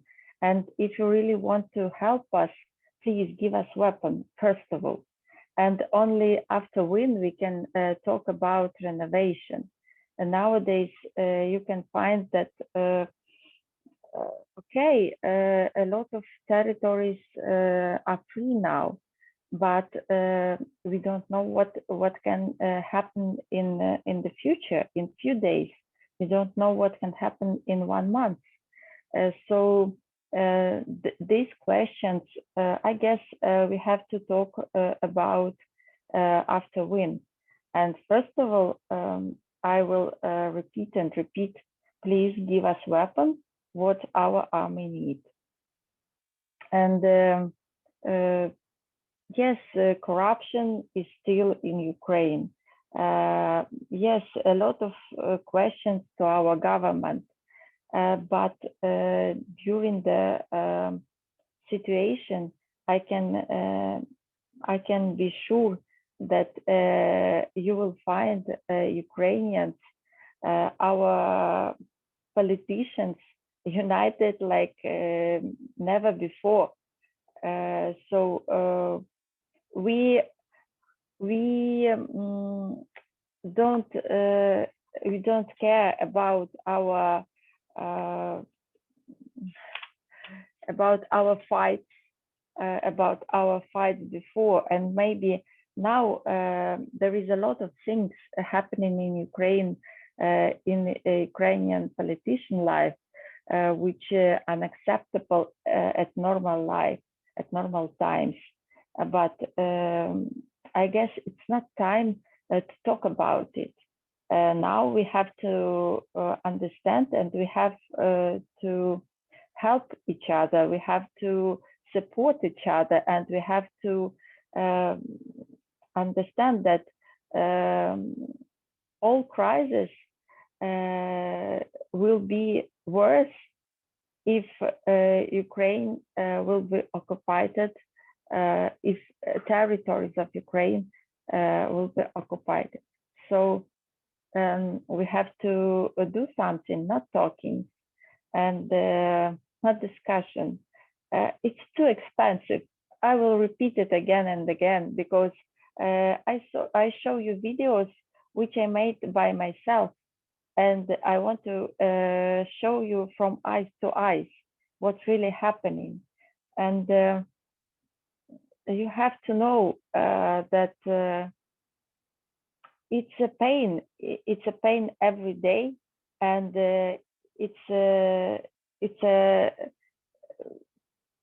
we look forward to death every day. And if you want if you protect the democracy, if you protect normal life, you have to help us. That's the main, and that's the main skill nowadays. Thank you so much, Anna, for such a powerful message and for sharing these heartbreaking videos and powerful presentation overall. Mr. Abdul Patel, he couldn't join us today, but he is very disappointed because of these visa challenges. He couldn't participate today and couldn't be with us today, but he says that he is looking forward to joining us later. And our final note would be on lobbying practices in Central Asia, particularly in Kazakhstan. What can I say? Again, I'm Dina Sheikh Islam and I represent KISAP Group based here in Nur-Sultan, Kazakhstan. It focuses on policy monitoring and evaluation, including legislative monitoring and regulatory analysis. Since lobbying in Kazakhstan is not legal yet, hopefully yet, I will briefly sum up, not lobbying activity per se, but because it's not legal in Kazakhstan yet, but the legal framework and attempts to legalize it. According to the Constitution of Kazakhstan, only the government and president have the formal right to lobby or put pressure on parliamentarians. For example, the president has the right to announce the urgent consideration of a certain bill or prioritize consideration of a certain bill. When a bill is introduced for discussion, the party that proposed it is interested in its adoption as a rule, and therefore they take all possible measures to achieve their goal. Thus, the president himself or the prime minister, members of the cabinet of ministers, the chairman of the National Security Council, they have the right to attend discussions on bills and, if necessary, speak in support of any of them. In their speeches, they have the opportunity to draw the attention to legislators to those aspects of the bill that cause the most controversy or that meet their interests. Also, we encounter such a phenomenon when interested parties and individual enterprises lobby certain government decisions in their favor, i.e. shadow lobbying with its own rules, unspoken, and it's done behind the scenes, of course, by a certain circle of people. So it's not about really knowing how, but more about knowing who. This circle, as a rule, includes large financial and industrial corporations and important foreign investors, mostly in oil and gas and mining. Probably these parties were involved in numerous attempts to legalize lobbying activities in Kazakhstan. And by the way, the first bill on lobbying was introduced in 1996, but like the following ones, it was sent for revision. According to the experts, all of these legislative initiatives pursued the interest of businesses only, large corporations in particular, but not the public.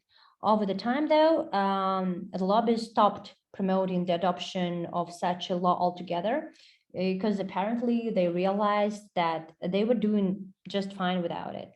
How else can we explain the very fact of our authorities that are they are not in no hurry, right, to adopt such a law, whilst before they would raise this issue every year?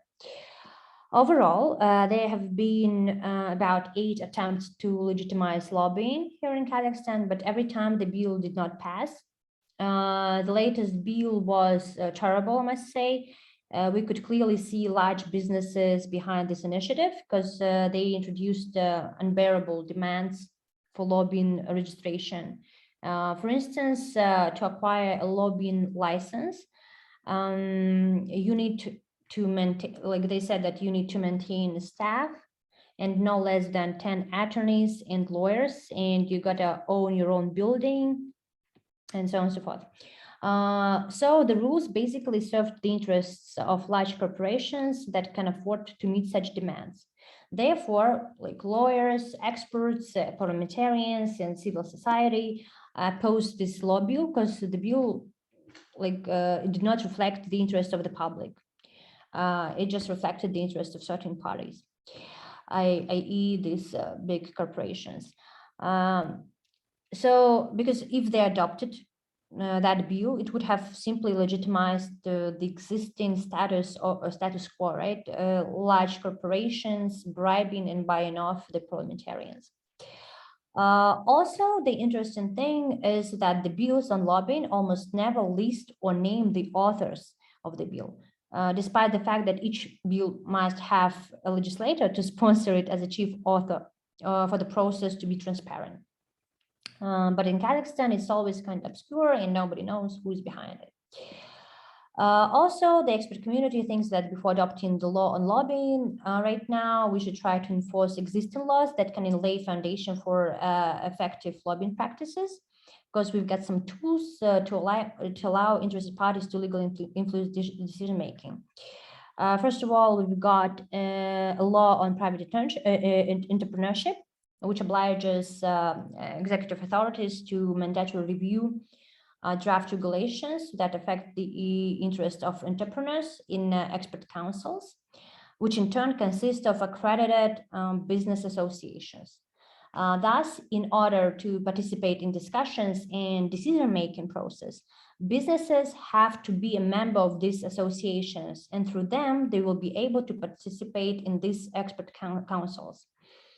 In addition to that, the adoption of the law on the National Chamber of Entrepreneurs of the Republic of Kazakhstan, by the way, National Chamber of Entrepreneurs is the first official lobbying structure, which was founded by our government itself.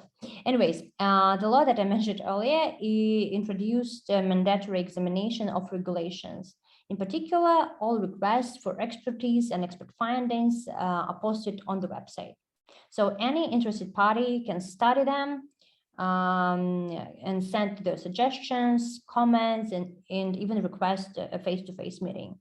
We also have such an institution as sectoral committees of the Presidium, which developed the position of this National Chamber of Entrepreneurs on certain sectoral issues. There are also regional councils, which have the opportunity to influence the position of the regional chambers of entrepreneurs and communicate to the regional and other state bodies. So we can start off, right, by enforcing this law on private entrepreneurship, namely this Article 26, that constitutes the creation of coordinating council, which should be analyzing and monitoring the work of all expert councils, both the ministries and regional executive bodies. Unfortunately, it hasn't been created yet, although this regulation has come into force in 2006. Poor implementation of existing laws makes it difficult to establish effective legislation on interaction between public and private and not-for-profit sectors through the Code of Conduct and Regulations of Kazakhstan. So despite the fact that lobbying, as it generally understood, is not regulated by legislation in Kazakhstan, some other steps, the ones that I mentioned earlier, have been taken through the adoption of special amendments to legislative acts. So they are aimed to include businesses in decision-making processes. So first of all, is the business associations and private entrepreneurs, various expert scientific institutions and scientists can be involved in drafting laws, regulatory legal decrees of the president, and regulatory legal decisions of the government by the Article 15 of the Law on Legal Acts. Secondly, central and local authorities submit bills and any amendments that affect the interests of private businesses to accredited associations of private business and the National Chamber of Entrepreneurs for their expert opinion. Then parliamentarians can set up working groups when preparing for parliamentary hearings with the involvement of experts. And then through the introduction of self-regulation in economy, government agencies can delegate some of their functions to business associations, thereby providing an opportunity for business entities and associations to independently develop appropriate sectors of economy, including the formation of business standards, the exercise of control over economic sectors, and proposals to make amendments, right, and amend existing legislation. So as far as we can see in Kazakhstan, there is a growing and dynamic entrepreneurial class. However, for more than a decade, entrepreneurs as practitioners and builders of a market economy hid behind their personal ties and social networks in order to handle their day-to-day issues and address distorted law enforcement and weak institutions in these turbulent periods of transition. However, in recent years, while private businesses have been increasing in numbers, state market relations have started to change with the formation of new interest groups. There are signs that old norms are changing. They're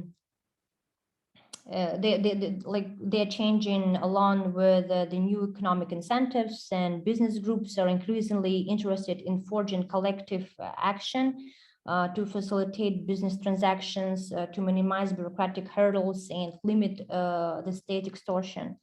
The emergence of business groups is a positive development in the direction of more complex economic relations and the evolution of denser markets.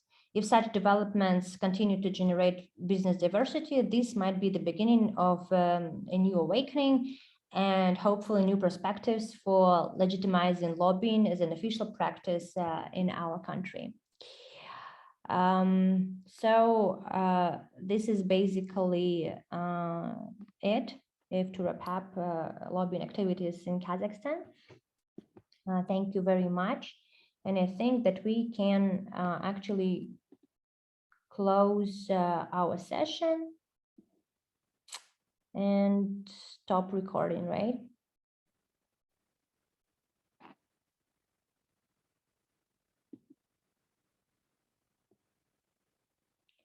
Okay.